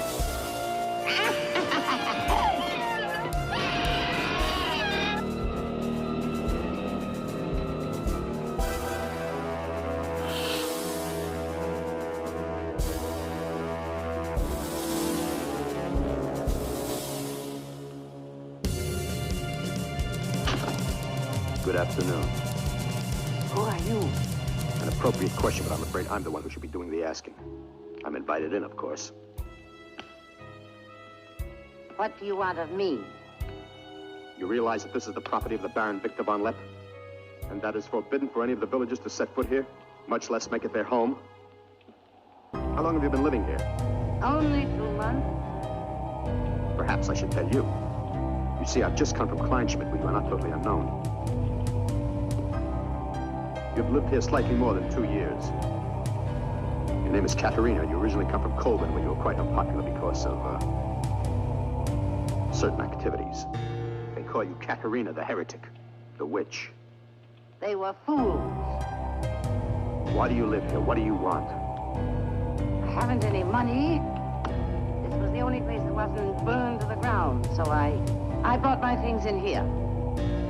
Where did you find the girl? Is no girl. I saw her. She was sitting in this chair. There is no girl. I know what she is. Old woman, I know what she is. Listen to me and listen to me very carefully. I don't know what you want, or do I fully understand your black abilities. But if the two of you have not returned to Colburn within one night, I shall come back here and kill you with my own hands. And burn this place to the ground once and for all.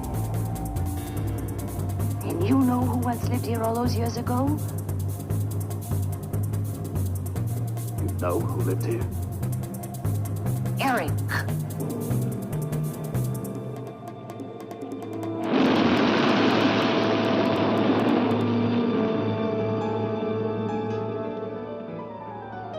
Frenchman gone?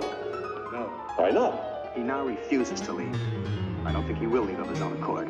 He must. I gave you definite orders. Baron, no one knows this officer is here. If he should never arrive in Copeland. Are you suggesting that it's the only way? That I will never countenance. God knows I have enough upon my conscience without the senseless murder of a young man who never harmed me. How do you know what harm he plans? Do you want him wandering around the castle? Do you want him down in the crypt? Enough. The crypt is no concern of yours.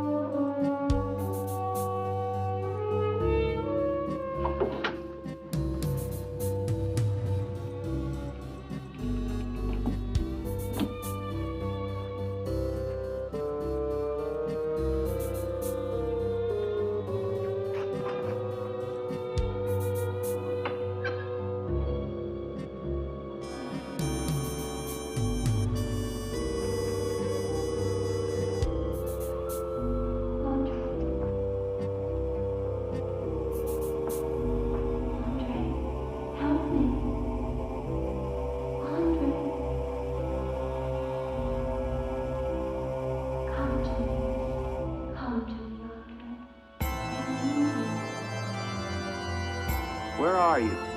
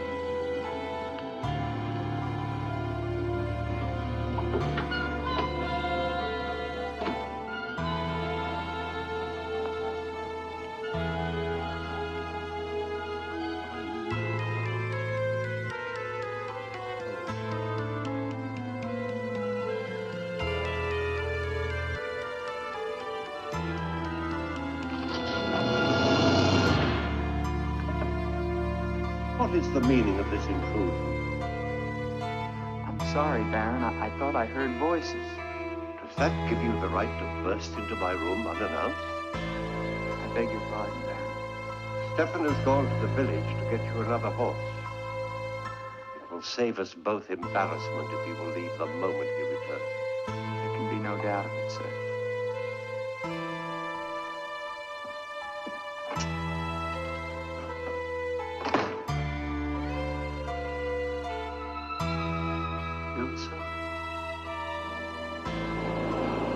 You're doing the best thing you can. The Baron often does things which may seem strange to you and me, but the death of the Baroness was a severe shock to him. One from which I fear he has never fully recovered. I understand completely, Stefan.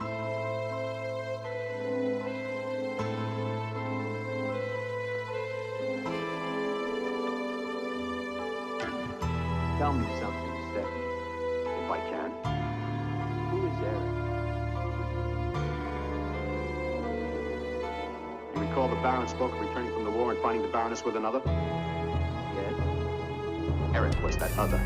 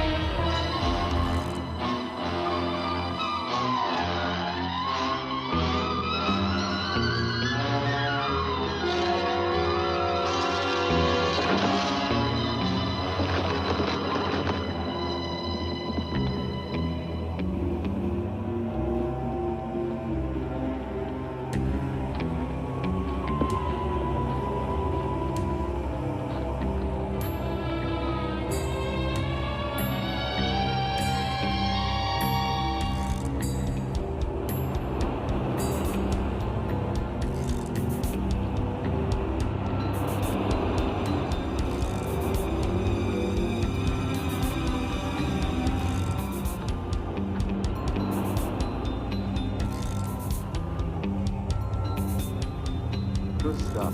You see, she loves you. You must help her. Tonight, her soul cries out for release. Go back.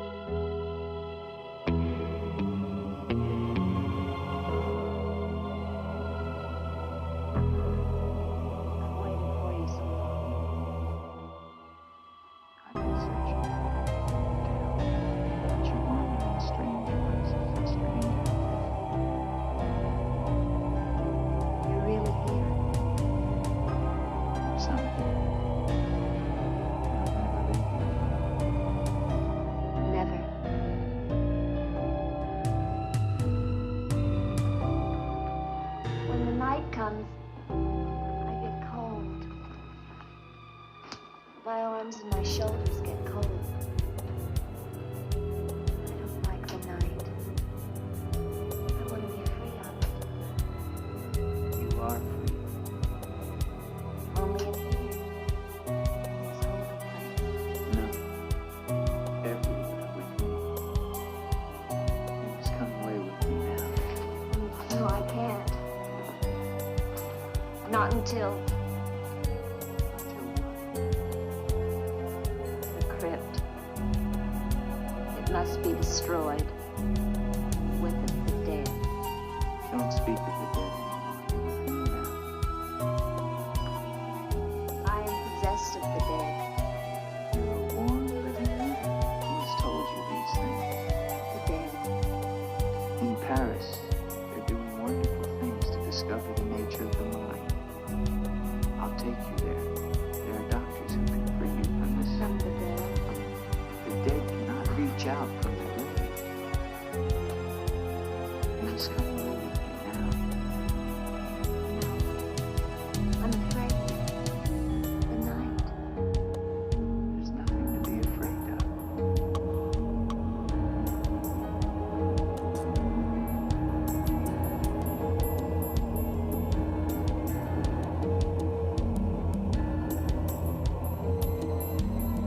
You see, love me and there is no hurt. I do love you. Then come away with me.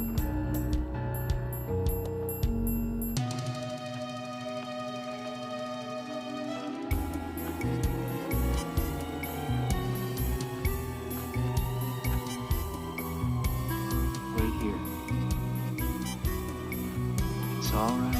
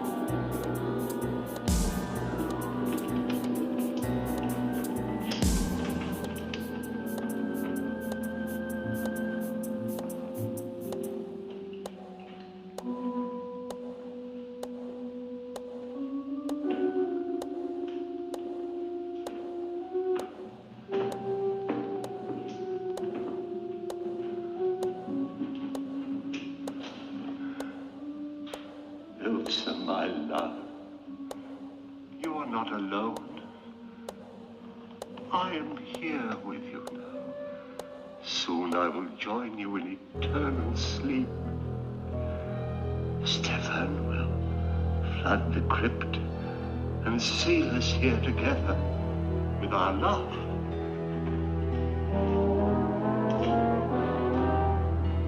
Elsa. Elsa. Elsa. Why do you not talk to me? I am here, Victor. I've been waiting for you. My love. You know what you must do. Anything I will do that I dare not. Do not ask me, I beg of you. You must, or we can never be together. No, I cannot, I dare not. Look at me, Victor.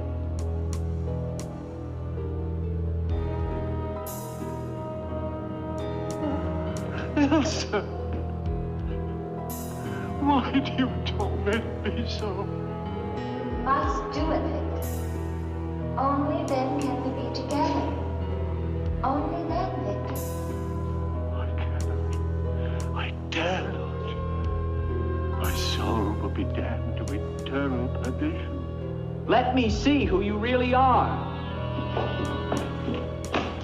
No! Don't go back! You must not! No! No! Let me go! What kind of a woman are you? Where are you?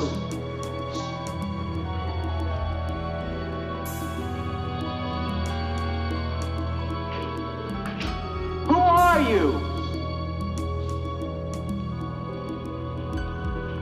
Helene!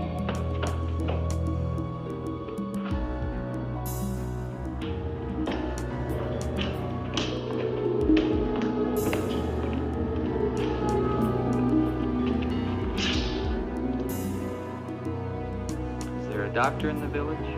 His illness is not of the flesh. I've seen this before. In a day or two, his mind will return. We can only wait. The Baron tells me you've been with him since the Polish campaign. That is true. Then you must have been in this castle for 20 years. You must know every section of the estate. He's regaining consciousness. No. He often moans during these seizures. You have keys.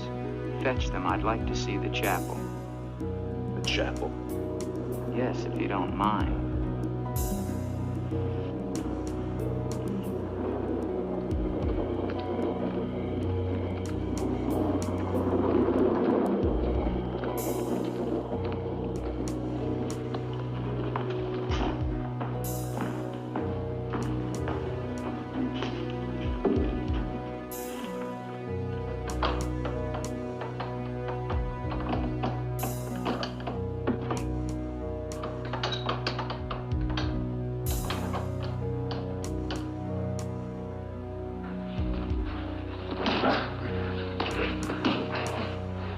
Rusted solid.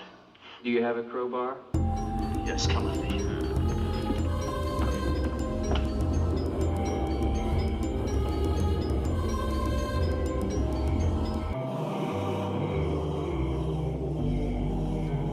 What is it?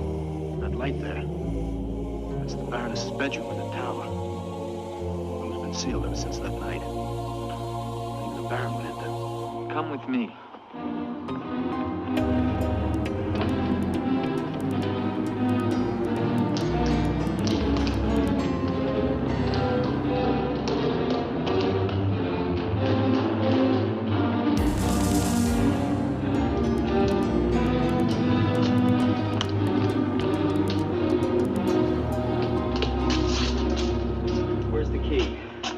Only the Baron has the key to this lock. Lieutenant, don't!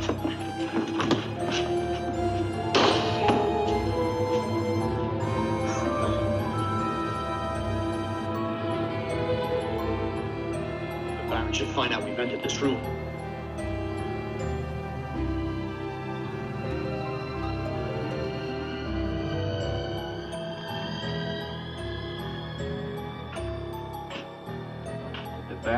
a child? I don't know. I never thought she did. You spare me nothing.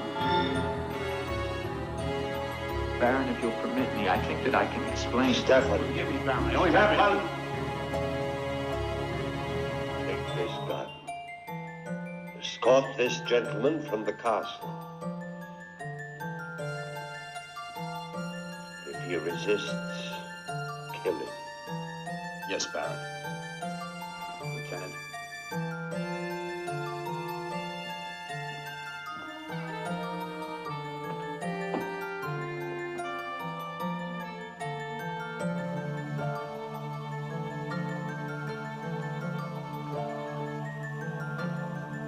My love.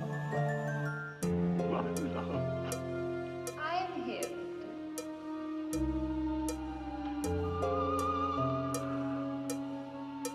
I'm weary, Elsa. My soul cries out for relief. There is but one way, Victor. No.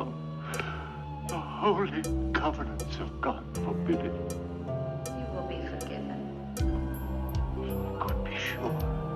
Take your life as you took mine. Let your own hand destroy you. And bring us together forever. Forever. No more torment, Victor. Forever. Forever. I will, Elsa. I will. I promise you, Lieutenant. If you return to Von Lepp Castle, I shall not hesitate to kill you.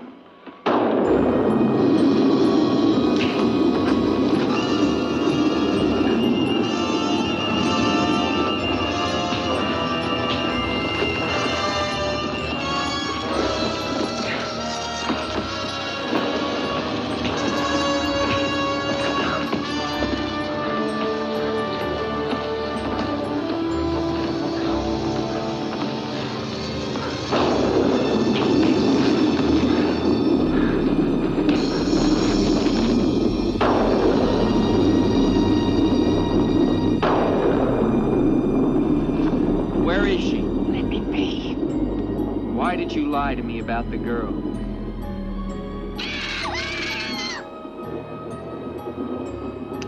Call it off.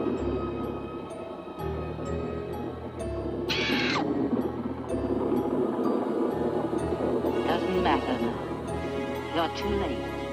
Tonight he damns himself. Yes, even now she taunts him to his own eternal doom. You control the girl just as you control that bird. How? Mesmerism? Mesmerism, you fool. Why? Answer me, old woman, or I'll break your neck. To avenge myself on the Baron von Lepp. She will drive him to God's one unpardonable sin. Suicide. For what offense? What has the Baron done to you? He killed my son, Eric.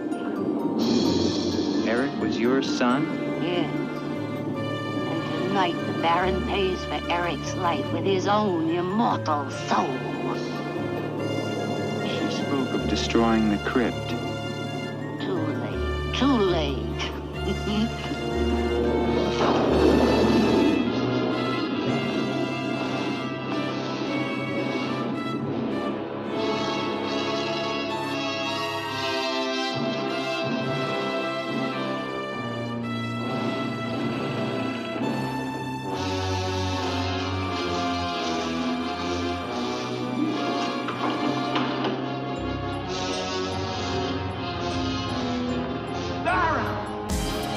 Baron, you mustn't go down.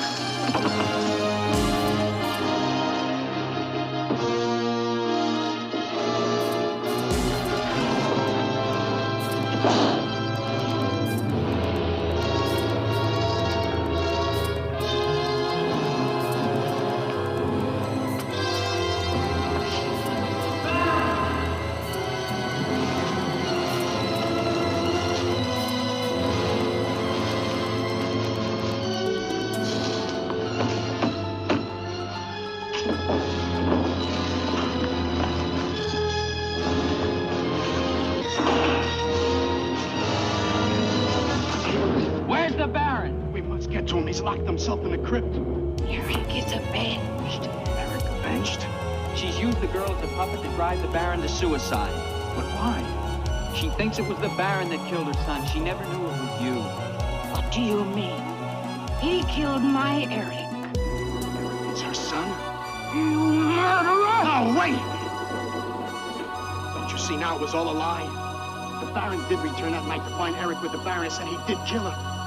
But there was a struggle, and in the fight, it was not Eric who died, but the Baron. He killed the Baron. Then Eric is still alive? He took the Baron's place, and for 20 years, no one has known. But he took the Baron's place in mind as well as body. In his mind, he is the Baron von Lepp. The crypt. She's told him to flood the cellars. Now they'll both be killed. Eric. Flood the cellars? How? There's a tunnel that leads from the sea to the crypt. Come with me.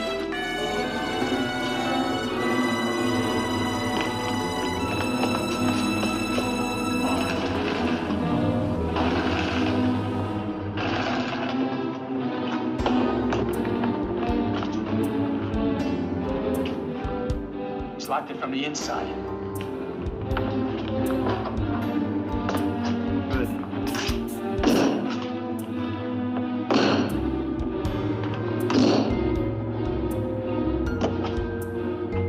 You keep on here. I'll try and get in through the chapel.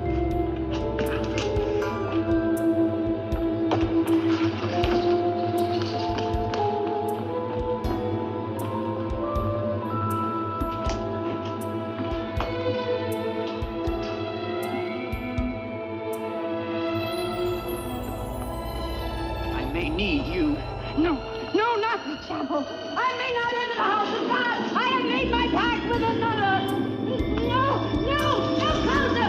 No.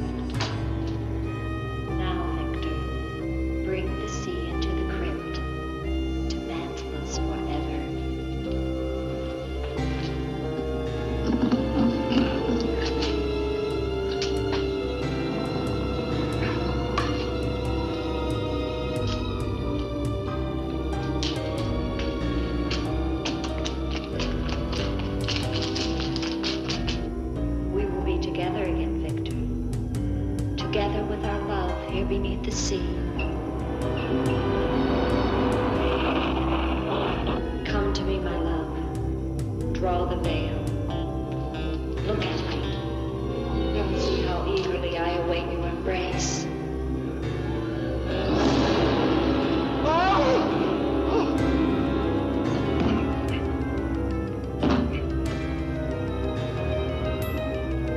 What have you done to me? I have damned you. Damned me. The part of me that loved you lies there, Victor, rotting in the coffin. Look at it. See what your evil love has done to me and die with that vision in your brain. Why have you done this to me? I am the spirit of Ilsa that your unholy sin gave over to the dark powers. But now, by giving your immortal soul to them, I will be free. Eric.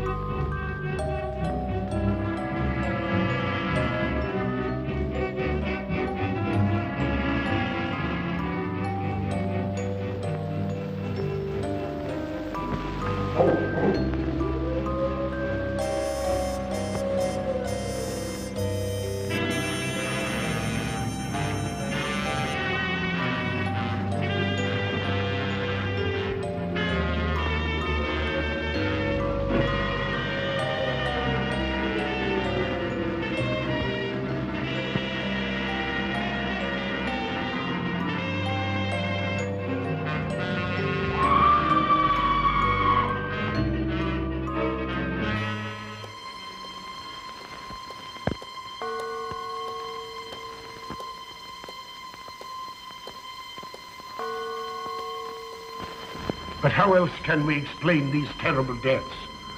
Von Eltz last night, 5 others before him, that's 6 within as many weeks, Inspector. Our friends, neighbors that we'd known for years, drained of their life's blood, found dead in bed, lifeless skeletons of skin and bone. Vampires are at large, I tell you, vampires. Yeah. Malignant demons who issue forth from their graves in the dead of night to attack their victims and drink the blood from their veins. Gotten Himmelbrecht, Schneider, don't jest. That blood-sucking legend belongs in the same category with werewolves and all other peasant superstitions. But the bats, man. The bats. God, yes. Big ones, so. Oh, now we're switching to bats again. There was an epidemic of giant bats in Klein Schloss in 1643. And at the same time, there was an outbreak of vampirism. Rot. Why, this record from the town archive proves it. Says it, not proves it. Well, I'll show you. I'll show you. Now, here it is. And on this day was von Hausmann hanged from a gibbet in the public square after being convicted on a proven charge of vampirism. And on this same day, there did occur the departure of the bats, thousands of horrible flying creatures which infested the town for weeks. And on the night of this same day, February 13, in the year of our Lord, 1643, was there a stake driven through von Hausmann's heart and his head cut off with a grave digger's shovel. There. Well, all the records in the world can't make me believe in vampires. There are blood-sucking bats, yes. In South America, thousands of miles from here, but not in Kleinschloss. But bats fly. They could fly here. You saw the bodies. All of them. 2 wounds on the neck, right at the jugular vein. 2 wounds on the neck, pierced and spread apart just as if 2 fang-like teeth had bitten through the flesh and right into the veins. And in every case, a blood clot, 8 inches from the victim's neck. The mark of the feast, the devil's signature. Does that appear the mark of a human being or a demon's? God save us, the devil's. You ought to make a pretty fair meal for a vampire. But let's be consistent. Are these human vampires or bats? Vampires can take the shape of a human or a bat, just as they choose. Oh, they're magicians. Well, it doesn't make sense to me. The whole village is in terror. We live in closed houses, behind locked doors and bolted shutters, not daring to close our eyes, fearful lest this unseen silent death may find us in our sleep, for it is then that it strikes. Swiftly, silently, ghastly. My room is tightly closed. The windows are barred, nailed down. Nothing can get in. Nothing. But they tell me vampires can go through stone walls like that. God save me. So they can. We've got to do something, I tell you. Klein Schloss will become a deserted village.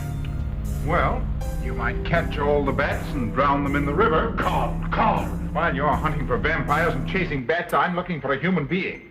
A murderer, a fiend. Well, then don't jest about it. Do something. I'm trying to. Every hour, every day, every night since this thing started.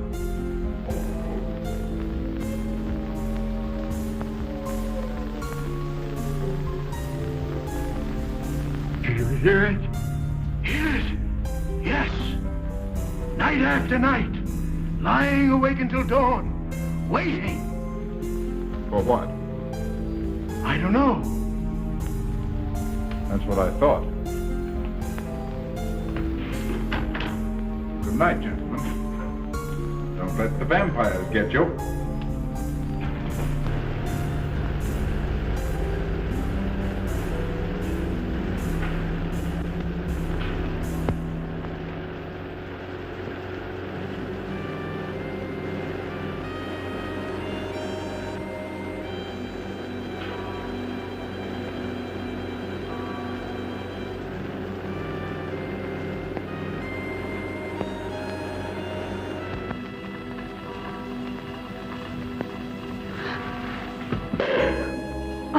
Are your kisses dynamite?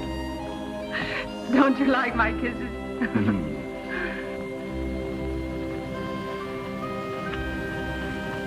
Well, how's my mastermind this evening? Well, if you want the truth, not so good. The Burgermeister and his Grand Council still stick to the vampire theory. Stick to it. Huh. They're quoting history to prove it. I think you and Dr. von Niemann are the only sane people left in the village. And you? What about you? Me? Well, I'm beginning to think I'm 7 different kinds of a fool. Murders are being done under my very nose. I must be as blind as the bats themselves. I can't find a single clue. Oh, but you will, Carl, you will. Well, I haven't. Oh, Ruth!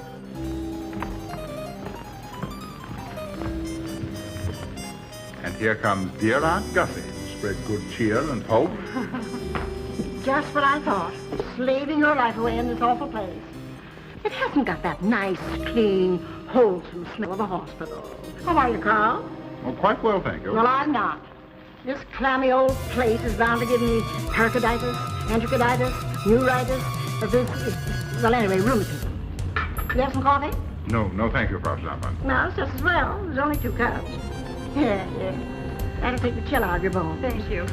Speaking of chills, Frau Schnappan, did you know the village is supposed to be infested with ghouls and vampires? Carl. Vampires. Pariahs among fiends. Demoniacal creatures with huge canine teeth who bite deeply into the necks of their victims. Quaff and gorge on blood. Warm human blood. There's no such thing as a vampire, Carl Brett Snyder. I don't believe in it. You're just saying that to frighten me. And I just won't be frightened. I'm entirely too sensible to believe in such rubbish. I beg pardon. Oh, so it's you. I'm sorry if I frightened you. Who said you frightened me? I'm not afraid of anything. Could you tell me where Dr. von Niemann is? We drove to the village to see Martha, the old apple woman. Thank you.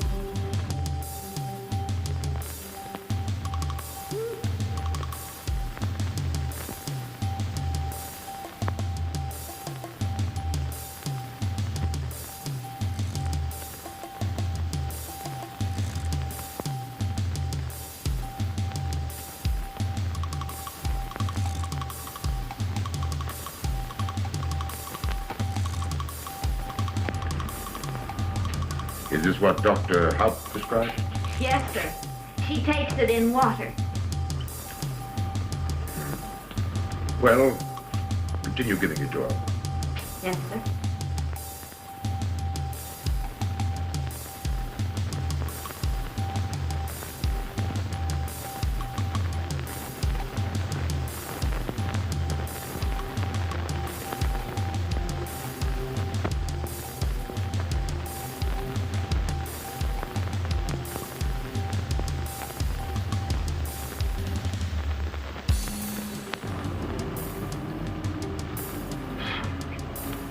It's stifling in here. Open these windows. Herman, open windows. Me do.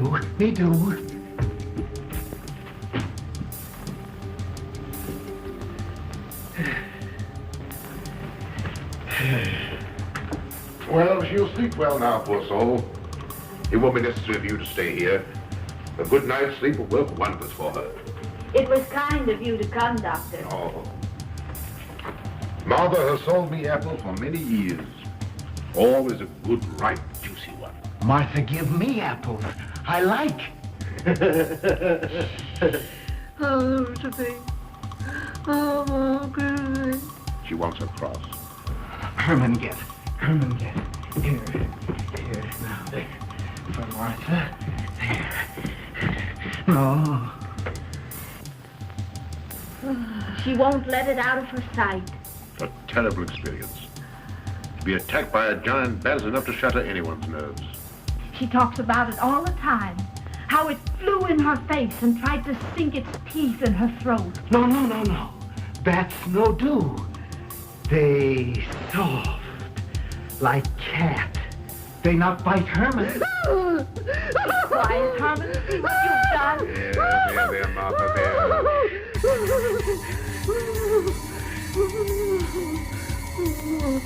She'll be all right.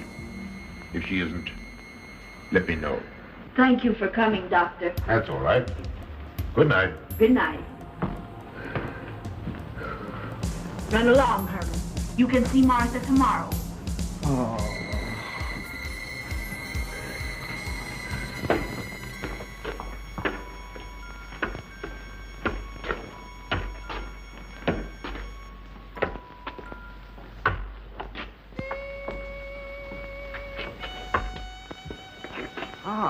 Dr. Von Niemann. Ah, Kringen, how are you? Much better, thank you kindly, sir, since you prescribed for me. That's right. Go to bed, Herman. Go to bed. You shouldn't be prowling around the streets. It's dangerous. Oh. I'm afraid. Afraid? Afraid of what, Kringen? The bats, sir. Big, giant bats with wings like an eagle's. You saw this bat, you say? I saw it swooping down the street. It came directly for my throat, sir. When was it, Kringen? Last night when they came to take Von Eltz. It was a big monstrous thing. I saw it leap across the alley and into a window. I ran just as fast as my legs could carry me. You said nothing about this? There's enough fear in the village already. Maybe I should. Maybe I should. I will. I'll tell the Burgermeister. Yes, Kringen. That's the thing to do. No. Bats. Bats good. They not hurt Herman. He plays with them. You no tell. No. No. Go to bed, Herman. Go on, go to bed. You say he plays with bats? His garret is filled with them. He makes pets of them. That's odd. Very odd. Maybe he's it. Herman prowls around the streets all hours of the night, just like an animal. Maybe he's the vampire. Now, don't start any gossip with that, Kringen. Heaven only knows where it might end. Good night. Good night, sir.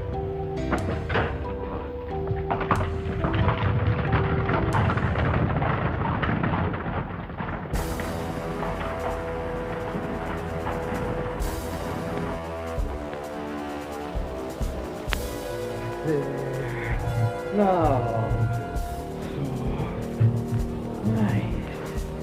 There.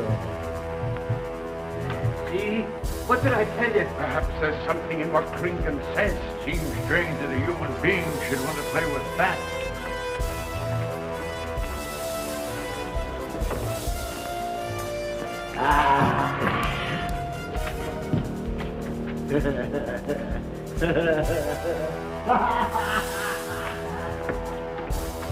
He isn't human, I tell you. He's in league with the devil.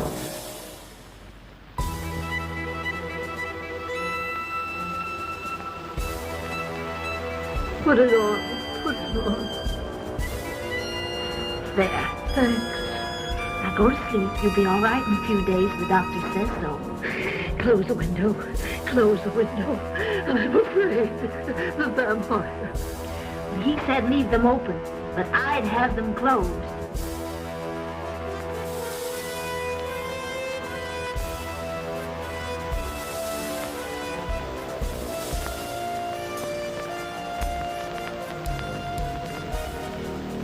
Do you want the light? Leave the light. I'm afraid. Well, I can't blame you for that either. I'll turn it down. Good night. If you want me, just pound on the floor. I'll hear you. All right. Good night. Good night, Martha. Oh.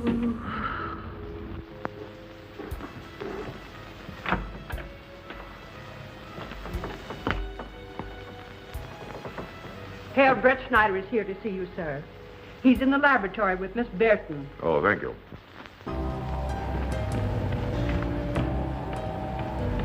Ah, here you are. Good evening, Doctor. Good evening, Ruth. How are you, Carl? Well, I'd feel a lot better if I could find a solution to these murders. You don't believe in this vampire theory, then? Of course not. Do you? There are many strange happenings, my boy. Many mysteries beyond the power of the human mind to comprehend. Have you a theory which might explain these deaths? Well, I'll be pleased to discuss it with you, but not now. I have some very important work to do. Well, tomorrow, then. Tomorrow? Yes, perhaps. We'll see. Oh, this isn't so important, Miss Betty, that you can't let it go till tomorrow. All right, thank you, Doctor. Oh, how about Martha? Huh? Oh, nothing serious. Just a case of nerves, that's all. Good night. Good night, Doctor. Good night, Carl.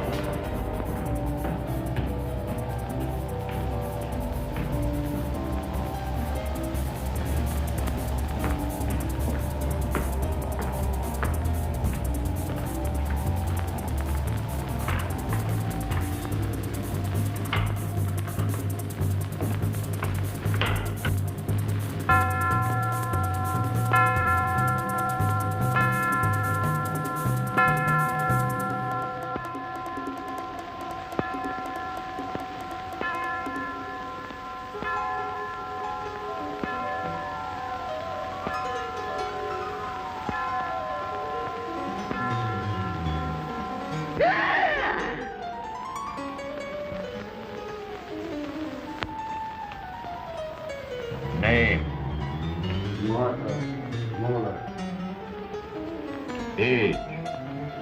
I don't know. Cause of death? Like all the rest. The vampire? Yes, that's so. When I said I was going to tell you, his eyes going up like coals of fire. His hand reached out towards me, as if he were going to sink it into my throat. And weigh this well. He never works and never begs, and yet he appears well-fed always. That's so, he does. Well, what does he live on, then? I'll wager it's as Kringen says. And my wound was in Martha's room tonight when Herman put a flower in her hand. Strange business, if you ask me. Mighty strange. I hate to be in your shoes, Kringen. Yes, after what happened tonight, I'd lock myself in my room and pray God to protect me from the devil.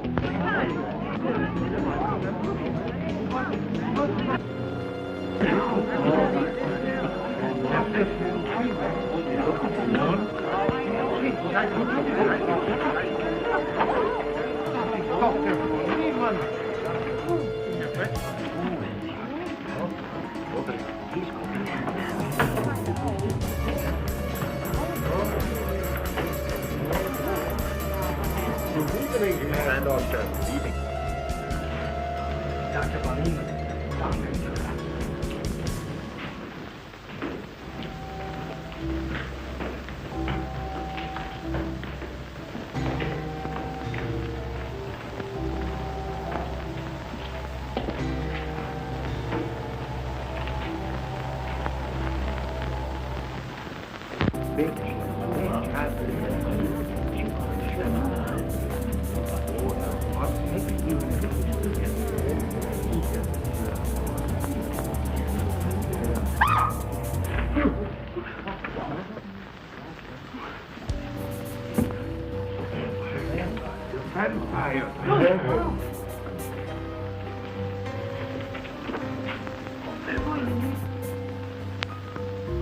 Well, what do you make of it, Doctor?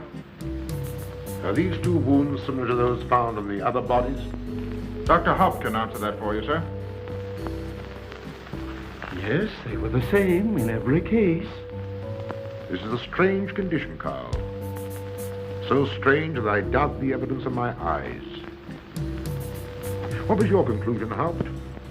I diagnosed the wounds as having been made by needle-sharp teeth.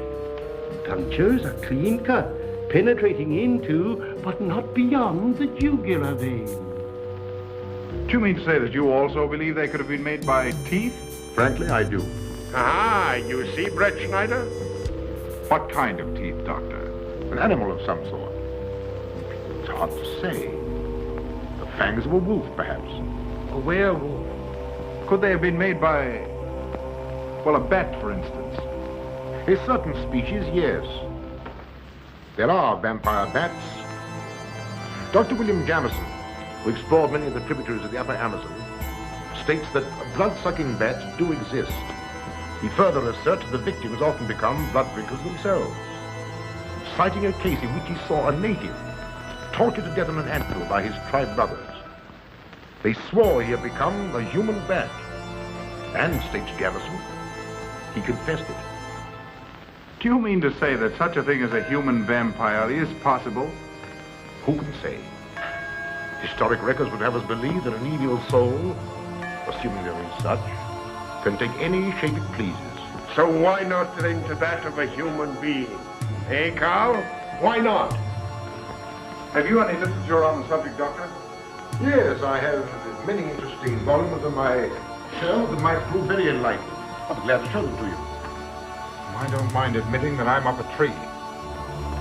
Stumped. Well, we'll see what can be done, my boy. No, Herman. This is no place for you. Go away, my boy. Go away. Good night, John. Good night, Doctor. Good night, Hal. Good night, Doctor. In the morning, Carl. Thank you, Doctor. I'm sorry to have dragged you out at an ungodly hour. Oh, that's all right. That's all right.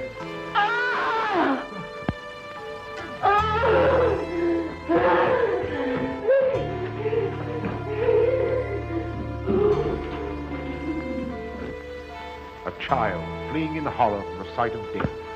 There goes the vampire. Arrest him. Lock him up. Kill him. Has the entire village gone mad? Herman wouldn't harm a baby, and you know it. I've walked the streets of this village for over 40 years, but tonight's the end. He knows that I've totally played with bats. He knows that I saw him sneak into Martha's house just before midnight. Perhaps he was taking her another flower, Kringle.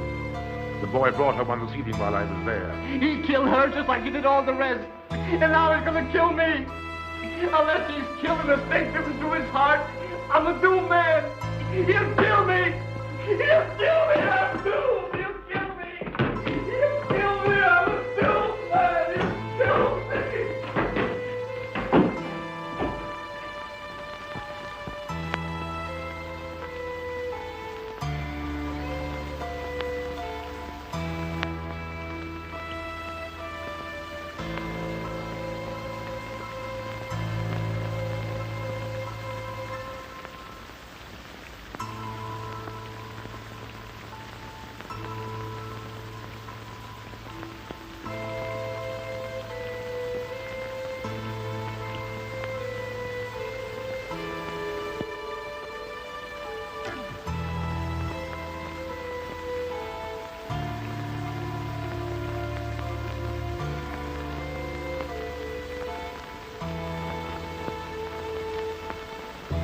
Good morning, Mr. Brett Schneider. What brings you to Klein Schloss so early? You?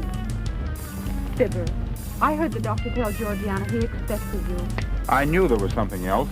You're a delightful prevaricator called, not a very convincing one.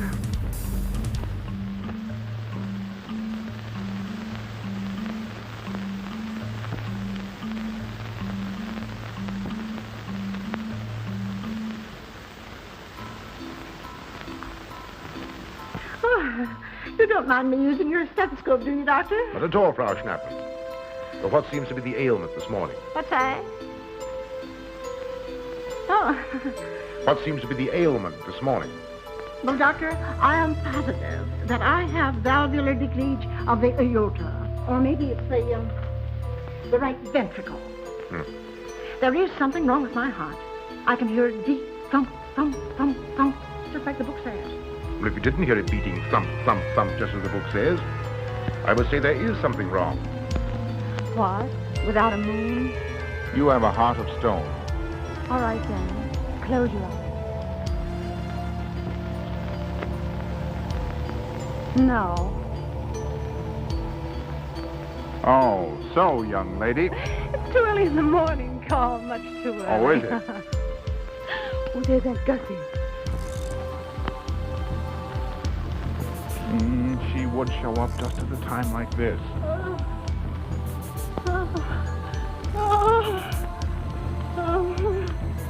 Well, I Gussie, what's the matter now?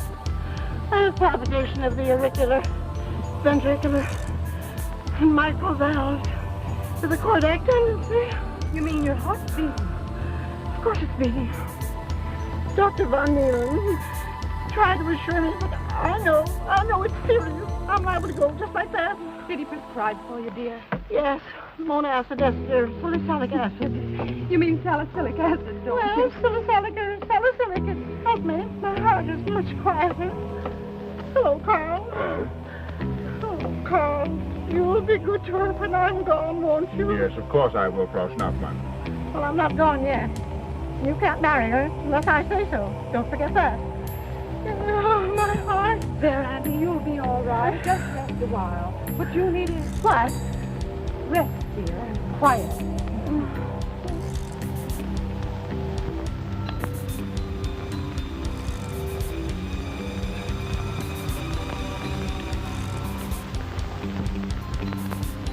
And Gussie has a heart like a steam engine.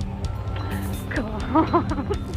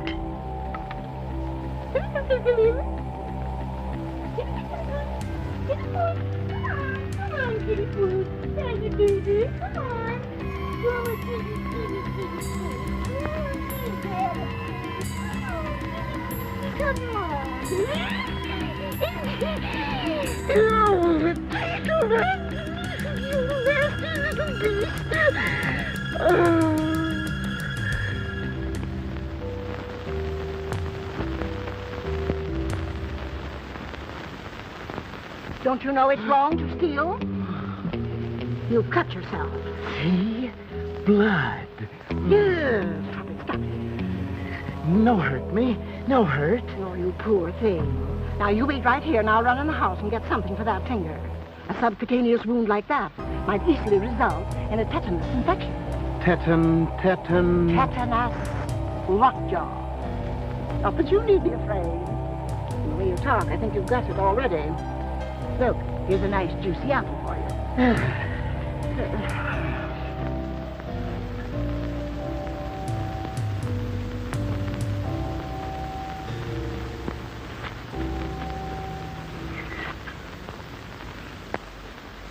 Ah, this is it. Traits sur les impressions des esprits et sur les vampyrs by Augustin Dom Calamet, 1746. Let us suppose that these corpses do not actually stir from their tombs, that only the ghosts or spirits appear to the living. Wherefore do these phantoms present themselves, and what is it that energizes them? Is it actually the soul of the dead man, which has not yet departed to its final destination? Fiddlesticks. Now, how could a corpse buried under 4 or 5 feet of buried get out to do any such foolishness? I don't believe it. It's a fair question, Doctor. How could it? Well, according to accepted theory, the vampire dematerializes its body and reintegrates it outside the grave. It's a good explanation, if you can believe it. And while I'm standing here listening to all this rubbish, there's a poor man in the garden in danger of a tetanus infection. Now, what should I do for him, Doctor? Shall I apply mercurochrome or 2% solution of bichloride? Well, either will do. Get some gauze and some mercurochrome. Thank you, Doctor. I'll wait here. Difficult to believe, isn't it? It's impossible to believe. And yet, it would explain these deaths, wouldn't it? Ah, Brett Schneider. Pardon our intrusion, Dr. von Niemann. After what you saw last night, you'll be interested in this as well. What's happened? Kringen was found dead an hour ago, with the 2 punctures in his neck and not a drop of blood in his body. And what's more, Herman Gleib has disappeared. What? Now you're convinced that we were right and you were wrong? Thought it'd be proof enough for anybody. Kringen said Herman would get him, and he did. Well, Brett Schneider? I appoint you my deputy. Organize a searching party and comb this countryside from one end to the other. Find Herman Gleib and bring him in, but don't harm him. You understand? What good will that do? He's a vampire. There's only one thing for us to do when we find him. Kill him and drive a stake through his Herman heart. Gleib will be tried by a court of law. If the charge against him is proven true, the law will decide what to do with him, not you. Now get your men together and do as I tell you. That's the way to talk. I'm going into town for a little while, Doctor. Would you care to come along? Oh, I hardly believe so. This isn't begun until they find the boy. If you need me then, All right, thanks. I'll let you know.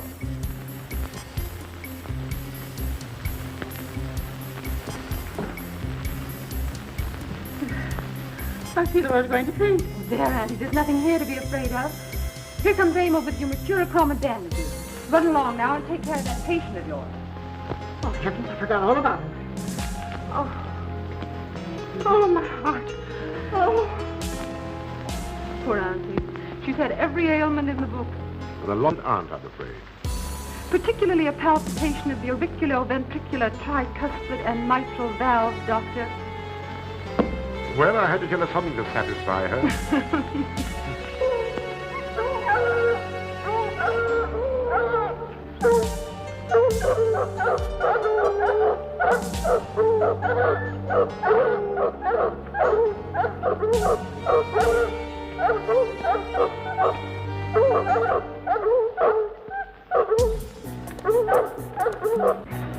Come on, man. Come on. We've got him. He can't get away from here now. Some of you go around that way. tries to get past you, you know what to do.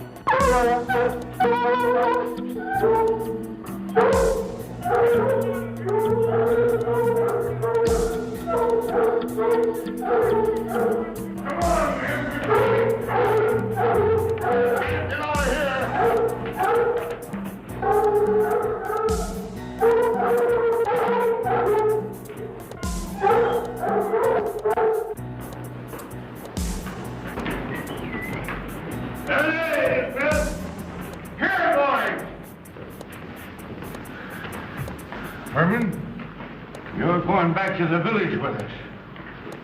Come on. We won't hurt you. No, won't go. Herman afraid. Come on. You're going with us, Herman. No. You're going with us. No. Come on. No. Come on. Get him. Come on, Herman. We won't hurt you. Come on. No.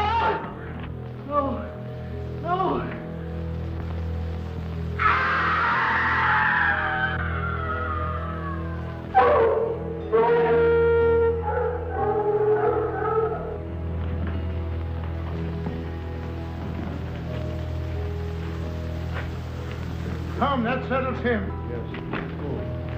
Hey.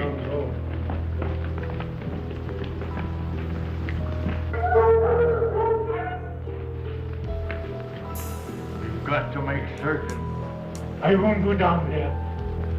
Nobody asked you to. I'll go myself. Can you see him?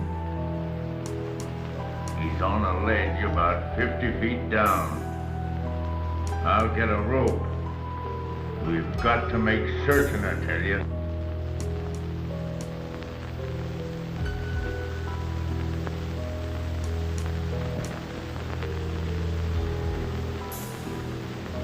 You must be careful, Emil. Very careful.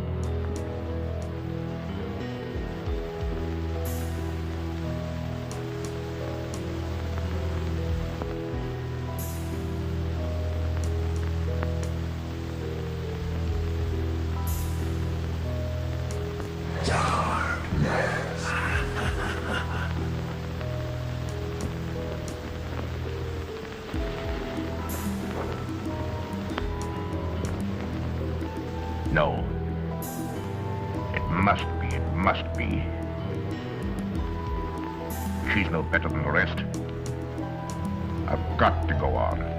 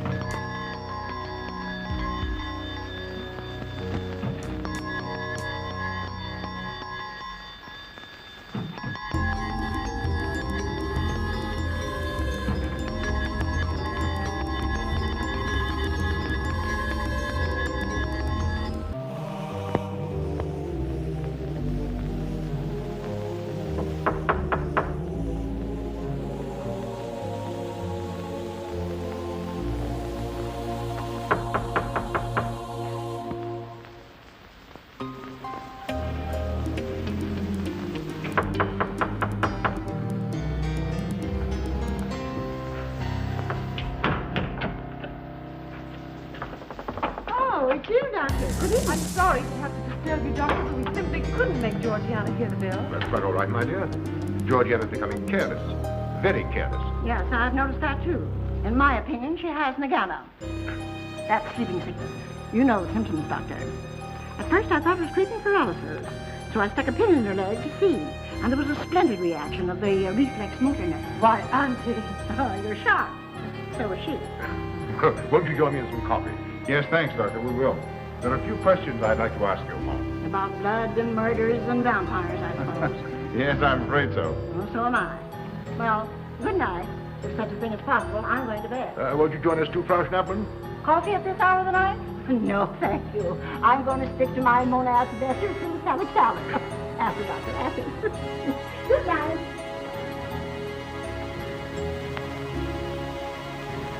What's the news in the village, Carl? Have they located Herman yet? No, not a trace of him. I hate to think of that poor misfit being hunted down like a dog. You know, I simply can't bring myself to believe in that vampire theory. Will you pour, Ruth? Certainly. I know, Carl. Our saner, calmer judgment tells us that such things can't be, and yet, here, for instance, in this ponderous tome, are cited 1,001 phobias and complexes that human beings are heir to. Some of them are strange, more untenable even than werewolves and vampires. Could I have some more, please? You drink entirely too much coffee. Well, it's my one weakness. And also my excuse for tolerating Georgiana's laxity and other things. She does know how to make good coffee. Thank you. She brings it to me every night at exactly 10 o'clock. And when I've drunk it all, then I know it's time to quit. Yes, and eat breakfast so you can have more coffee. Oh.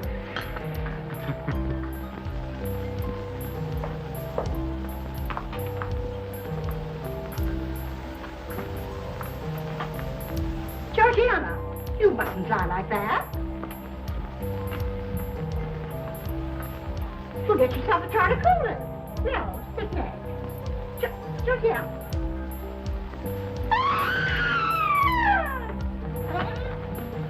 That was Auntie.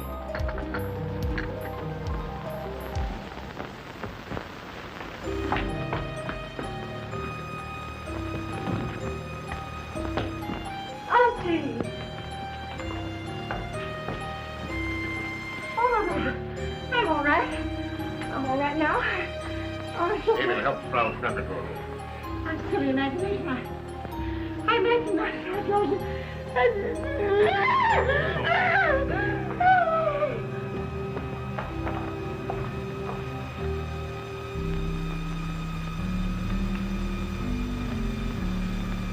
The same 2 wounds, Doctor. My last words to her were angry ones. A petulant reprimand for being late with my coffee. What time is that? About 2 or 3 minutes after 10. She's been dead then about 45 minutes. Bloodless like the rest. It passes all belief. Ruth's aunt saw Herman Gleib in the garden this morning. Could it be that he...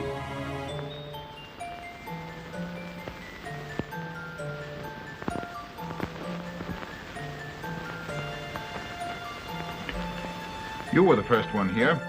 What happened? I was in my room reading. My door was open. I must have dozed off for a minute or so because I awoke to hear Frau Schnappmann scream. You say your door was open? Yes, my room is very poorly ventilated. And you saw nothing? Heard nothing unusual? Nothing. Carl. What is it? This crucifix belonged to Martha. See who it is, Emil. Can you positively identify this as belonging to Martha? Without a doubt. I saw it in her room the night she died. How in the world did it get here? Herman Gleib was in her room. He had that crucifix in his hands. And Herman was here today. Maybe here now, for all we know.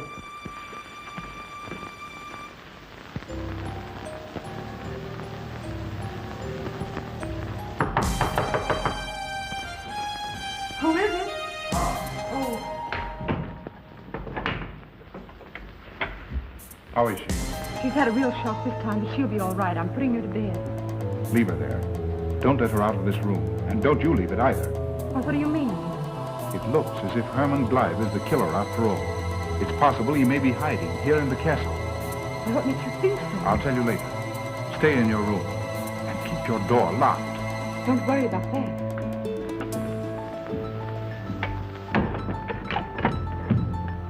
I heard every word he said, and I don't think there's any use of them searching for Herman. They should look for a dog, a human-faced dog. Auntie, the doors and windows are all locked. There's nothing to be afraid of now. Oh, who said I was afraid? I'm not a bit afraid. No, of course you're not afraid, but you must get some rest. Rest in this awful place? Dog-faced Hermans and human-faced bats and blood and murders and vampires.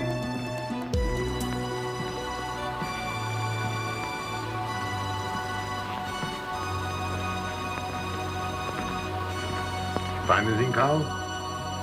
There's an unbroken cobweb in that window.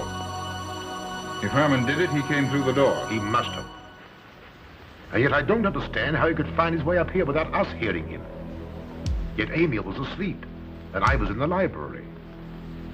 Yes, he could have done it. The facts all point to it. What was it, Emil? The Burgermeister. He has news for Herr Brettschneider about Herman. Oh.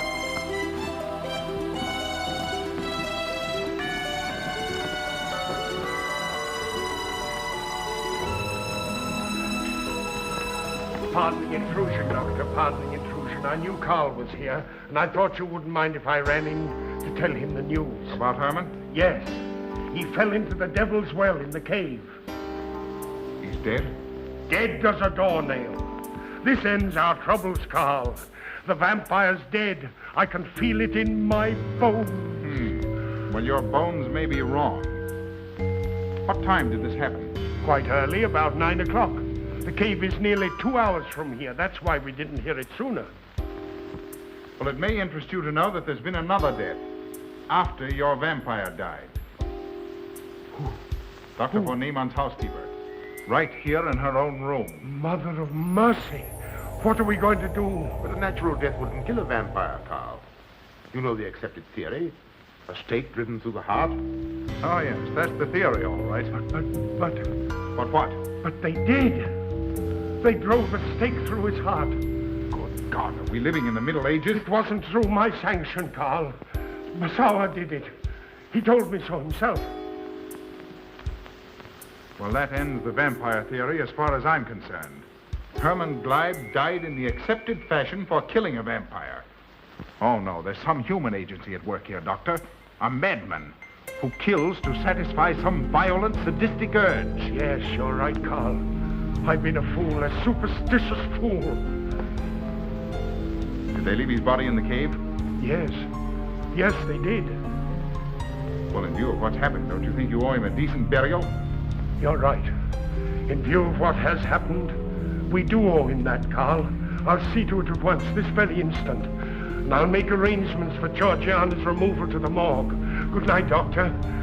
Pardon the intrusion. Good night, Gustav. Pardon the intrusion. Well, here I am, just where I started weeks ago. There isn't a single theory that doesn't lead straight into a stone wall. I've jested about this vampire business because my better judgment told me it was a lot of nonsense. Then I reached the point where I was willing to accept even that, because it seemed to satisfy the equation. All of something superstitious. I don't know which way to turn, where to look, what to look for.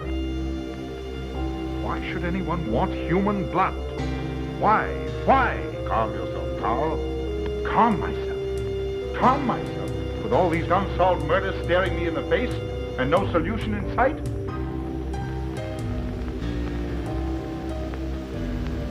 How much blood is there in the human body, Doctor?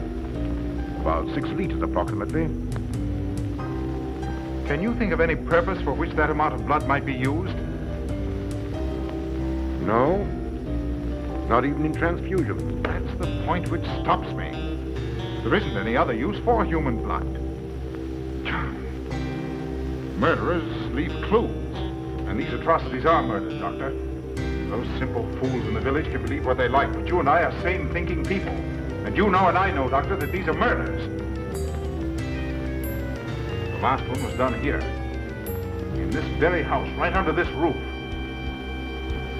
All right, I'll start here. I'm going over every foot of this place, both inside and out. Nobody, sane or insane, is clever enough to get away with murder without leaving a clue of some sort. And I'm going to find that clue. Oh, come, Carl. You must let your nerves run away with you. Here.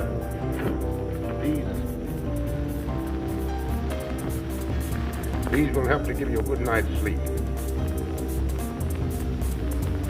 If there are any clues, they'll be here in the morning when your nerves are calm and your mind is clear. Take my advice and go home and rest. I imagine 1,000 demons were after me as I came down those stairs. Ruth, didn't I tell you to stay in your room? Yes, but I wanted the doctor to come up and quiet Auntie. You know, it isn't her imagination this time. Of course, Ruth, I'll come right away. Take my advice, young man. Go home and go to bed. Good night, Carl. Good night, Ruth.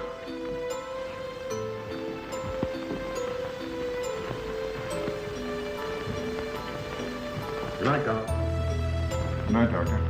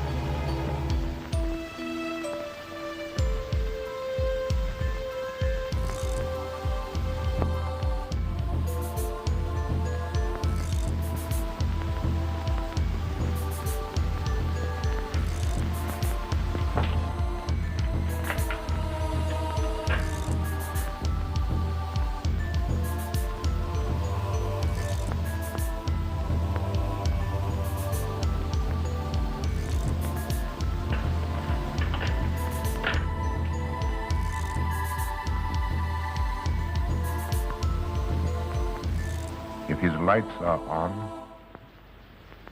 you must wait, Emil. Wait until he has gone to bed.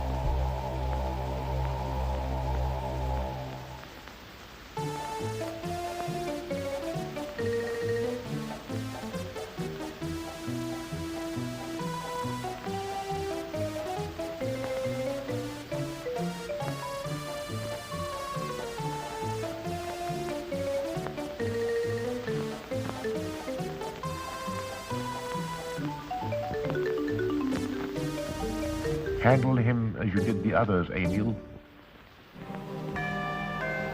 You are strong. Very strong. I am waiting for you. Waiting for you to bring him to the laboratory.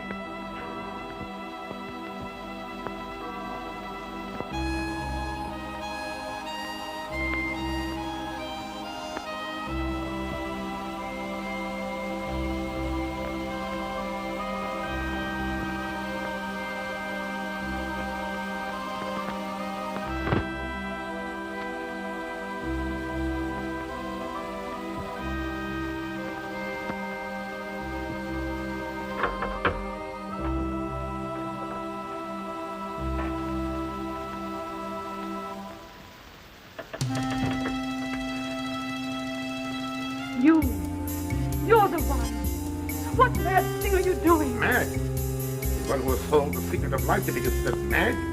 Life, created in the laboratory. No mere crystalline growth, but tissue. Living, growing tissue. Life that moves, pulsates, and demands food for its continued growth. You shudder in horror. So did I the first time. But what are a few lives we weighed in the balance against the achievement of biological science? Think of it. I have lifted the veil. I have created life. Wrested the secret of life from life. Now do you understand? For the lives of those who have gone before, I have created life. I'll tell Carl. You may. For tonight, Carl's name will be added to yours. And all of those whom this achievement will immortalize.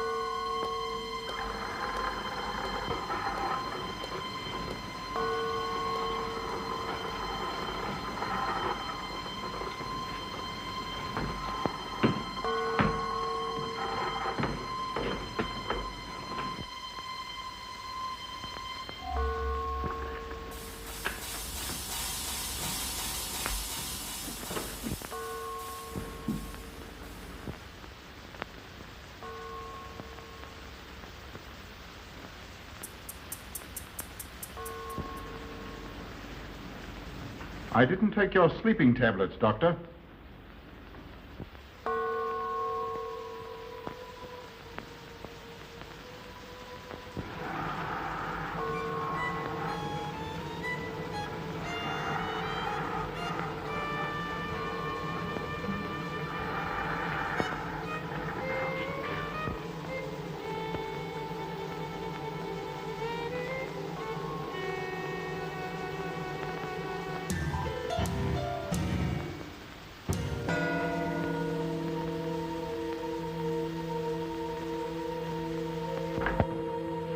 Emil brought them here.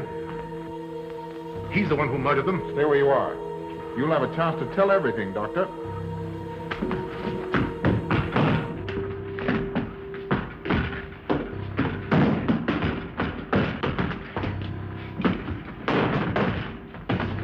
I'll take care of Von Niemann. Get her out of here.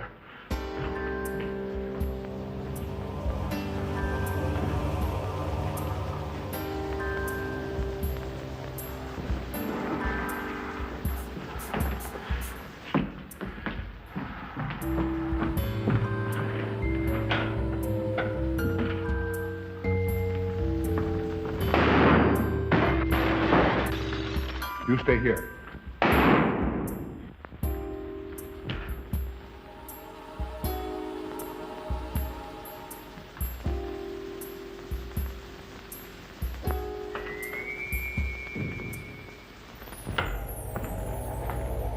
Von Niemann and Emil. Doctor! Dr. Von Niemann! Carl, you mustn't see them. Where is Dr. Van Leeuwen? I must see him immediately. Aunt Bessie, you can't. He can't be disturbed. Oh, but I must see him. I simply must. That hydrous magnesium sulfate he gave me is affecting me most peculiarly. You'll pardon me? Hydrous magnesium sulfate. Well, that's Epsom salts.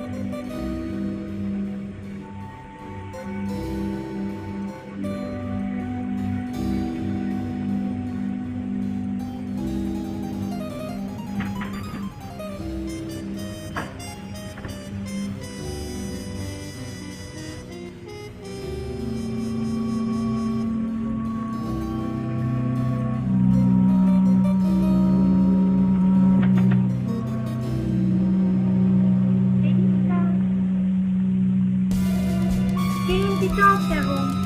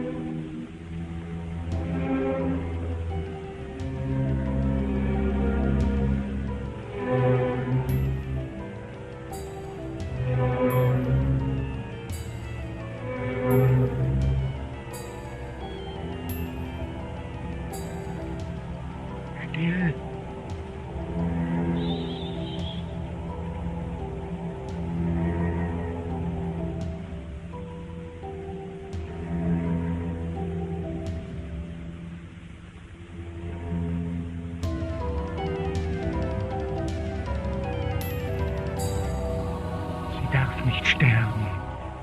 Hören Sie?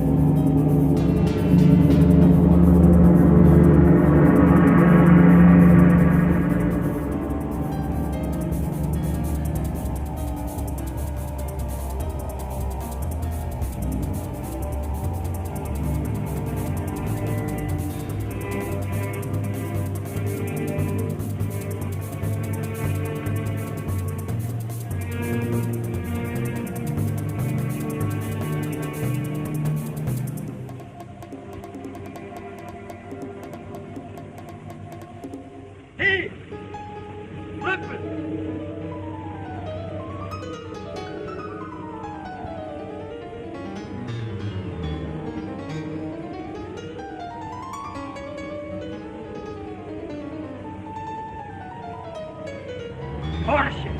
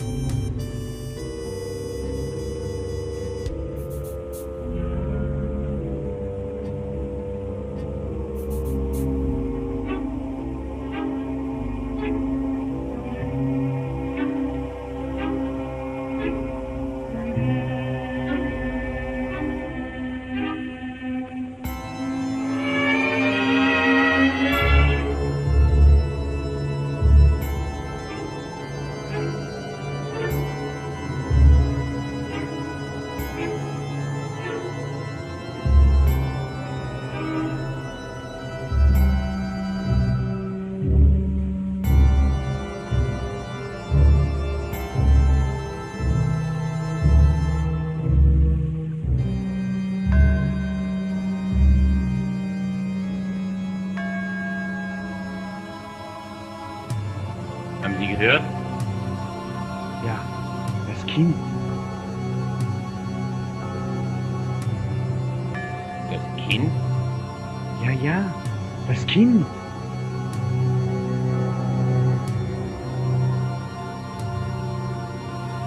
Es ist kein Kind hier.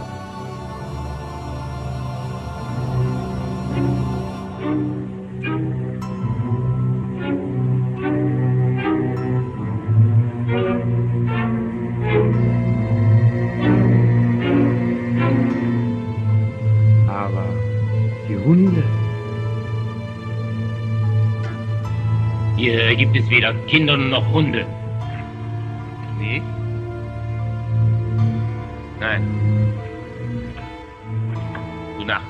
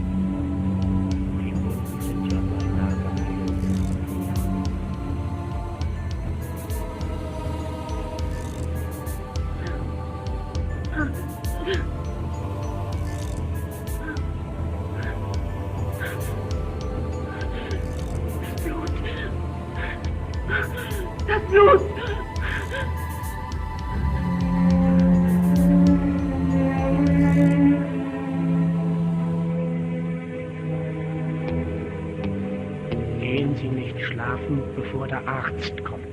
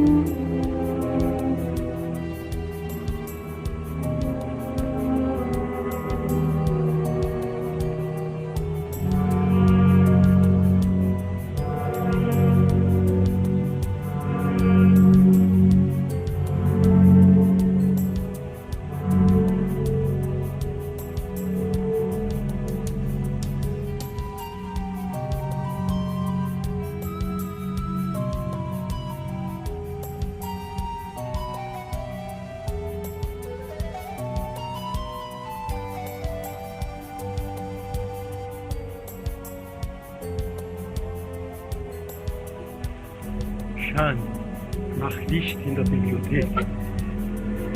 Und du, bleib du bei Giselle, hörst du?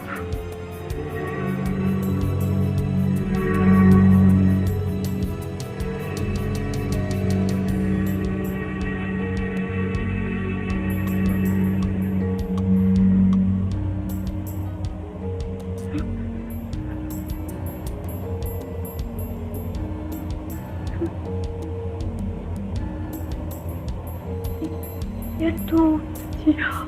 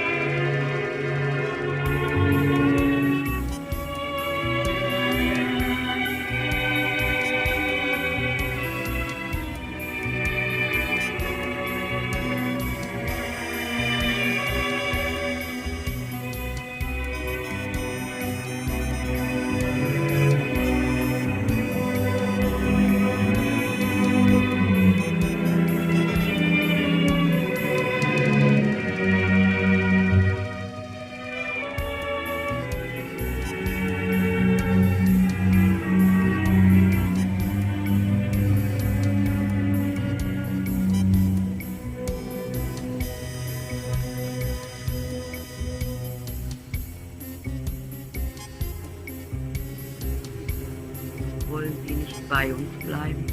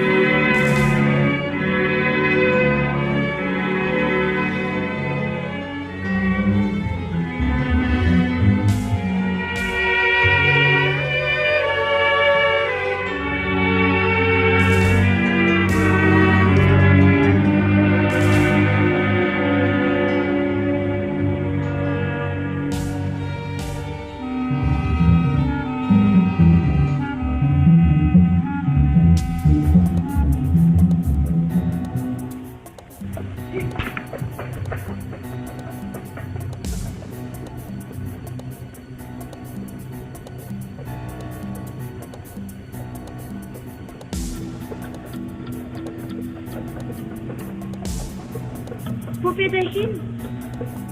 Zur Polizei.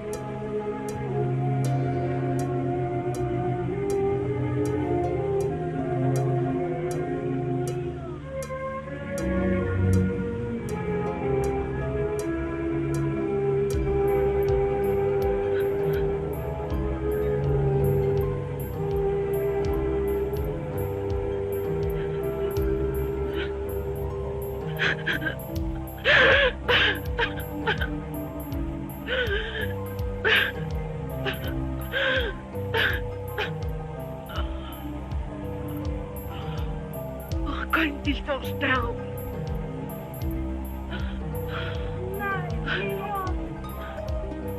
Ich weiß. Ich bin verloren. Bin verdammt.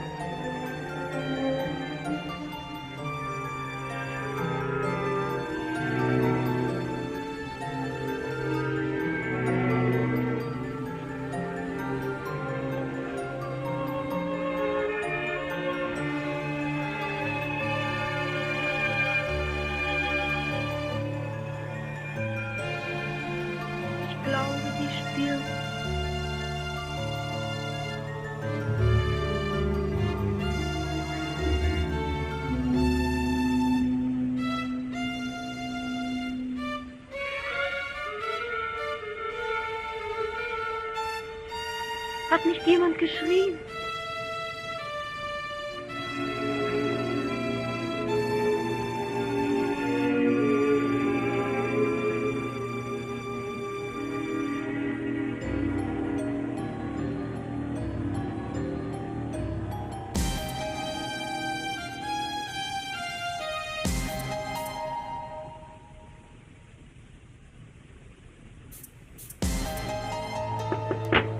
Hören Sie, der Wagen ist zurück.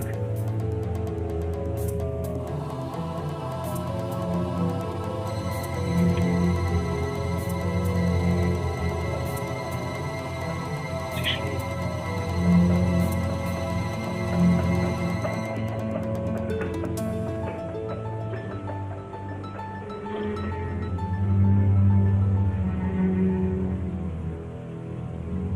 Gottes Willen. Was ist denn das? Sehen Sie? Blut.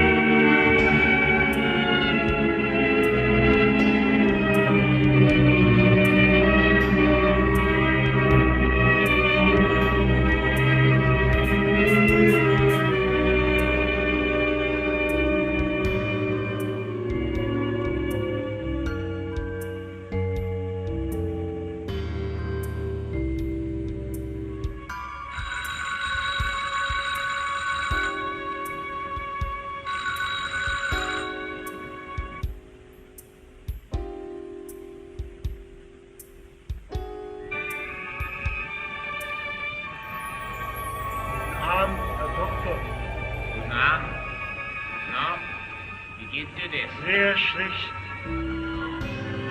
Wieso denn? Man hat sie im Park gefunden. Gehen wir. Sie hat wieder so eine Wunde am Hals. Na, wir werden ja sehen.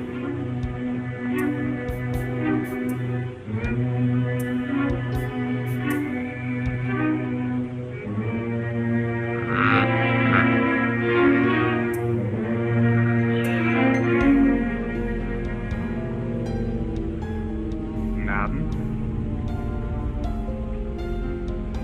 Guten Abend. Komm.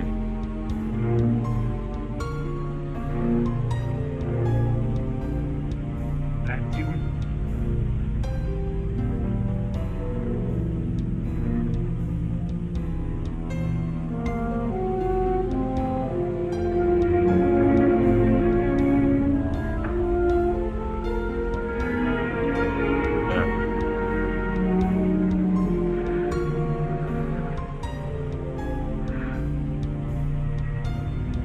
Es geht sehr schlecht. Puls? Schwach.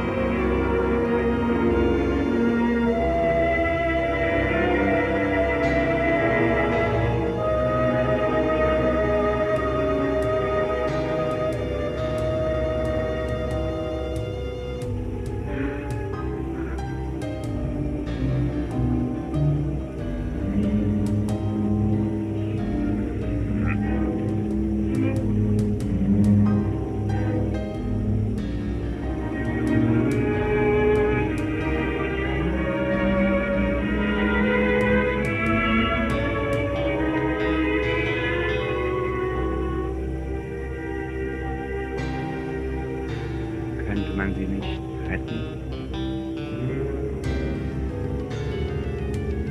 Vielleicht.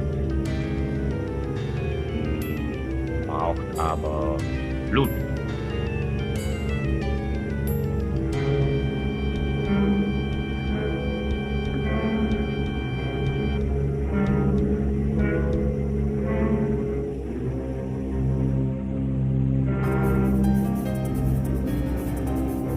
Es muss Menschenblut sein. Wollen Sie Ihr Blut dazu hergeben?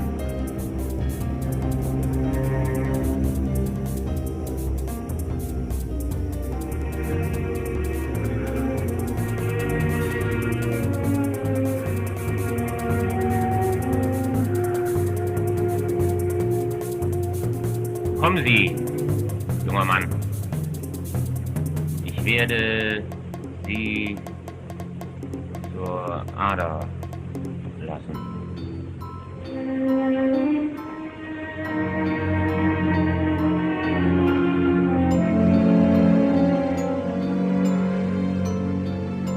Warum kommt der Arzt im zweiten Mal?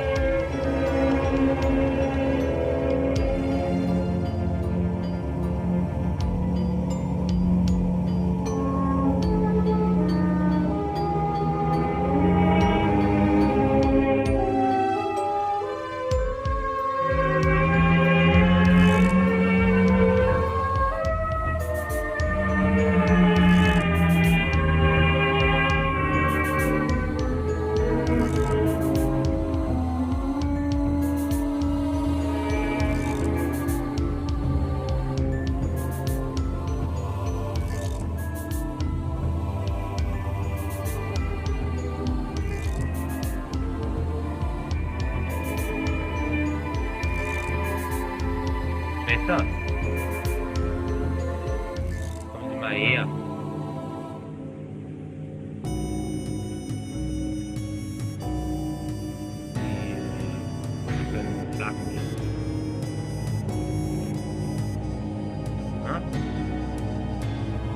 Haben Sie nicht gehört?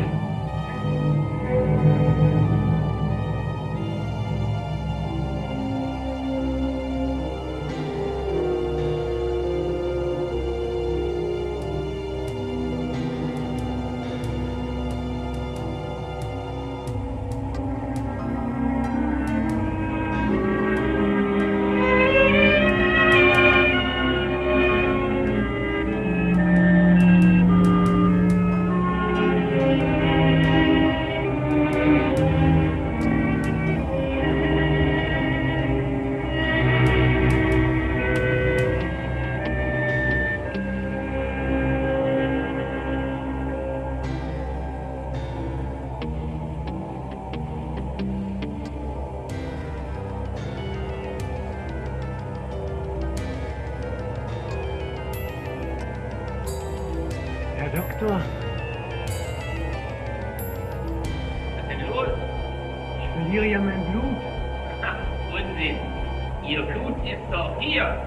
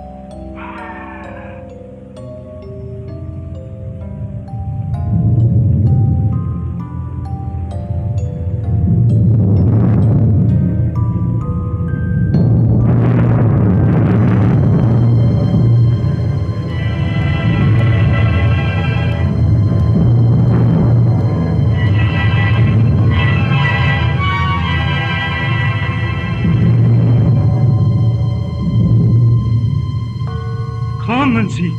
Schnell! Es geschieht etwas Furchtbares. Kommen Sie! Schnell!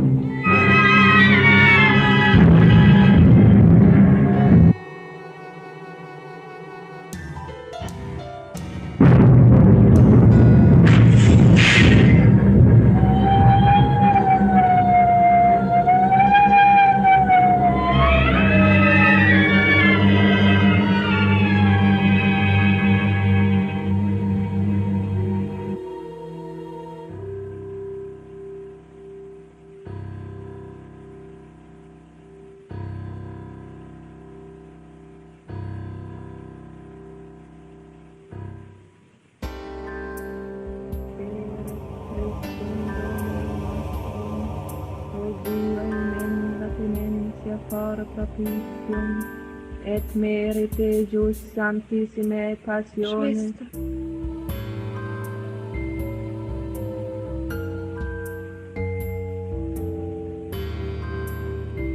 Ich habe Angst zu sterben. Ich bin verdammt. Mein Gott, mein Gott. Mein Gott.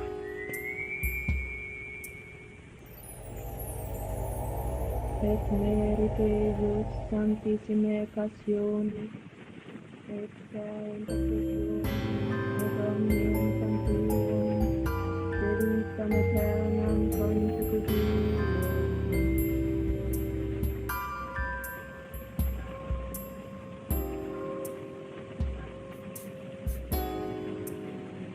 Schwester,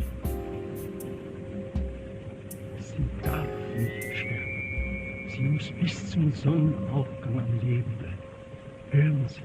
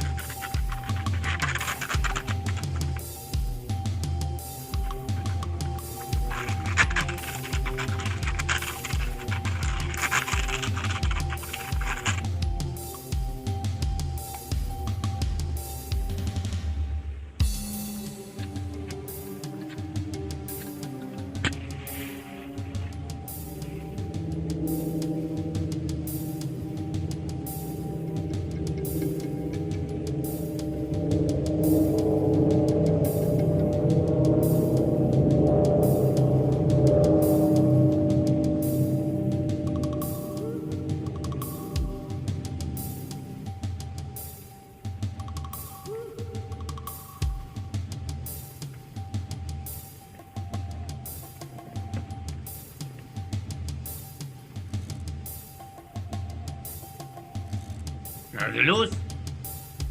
Marsch!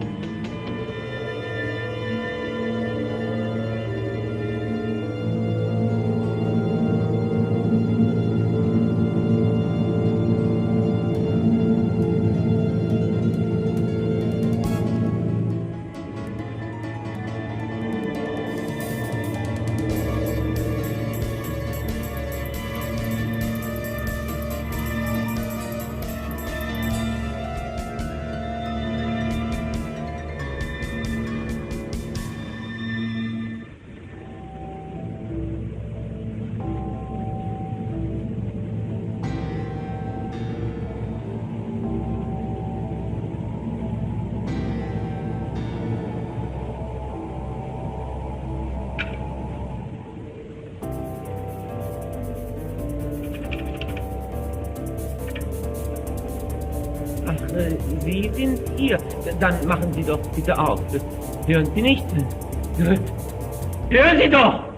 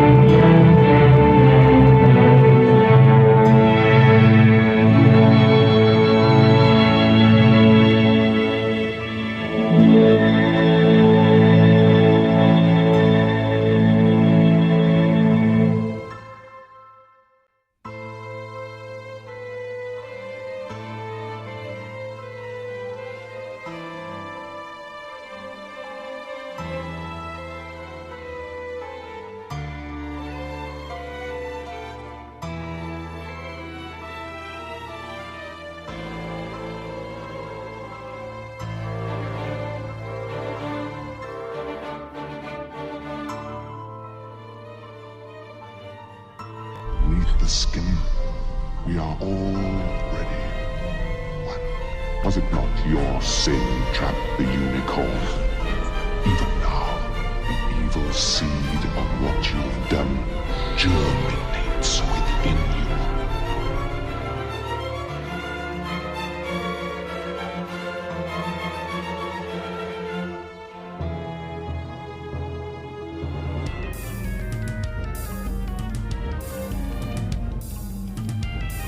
You get nothing. You lose. Good day, sir.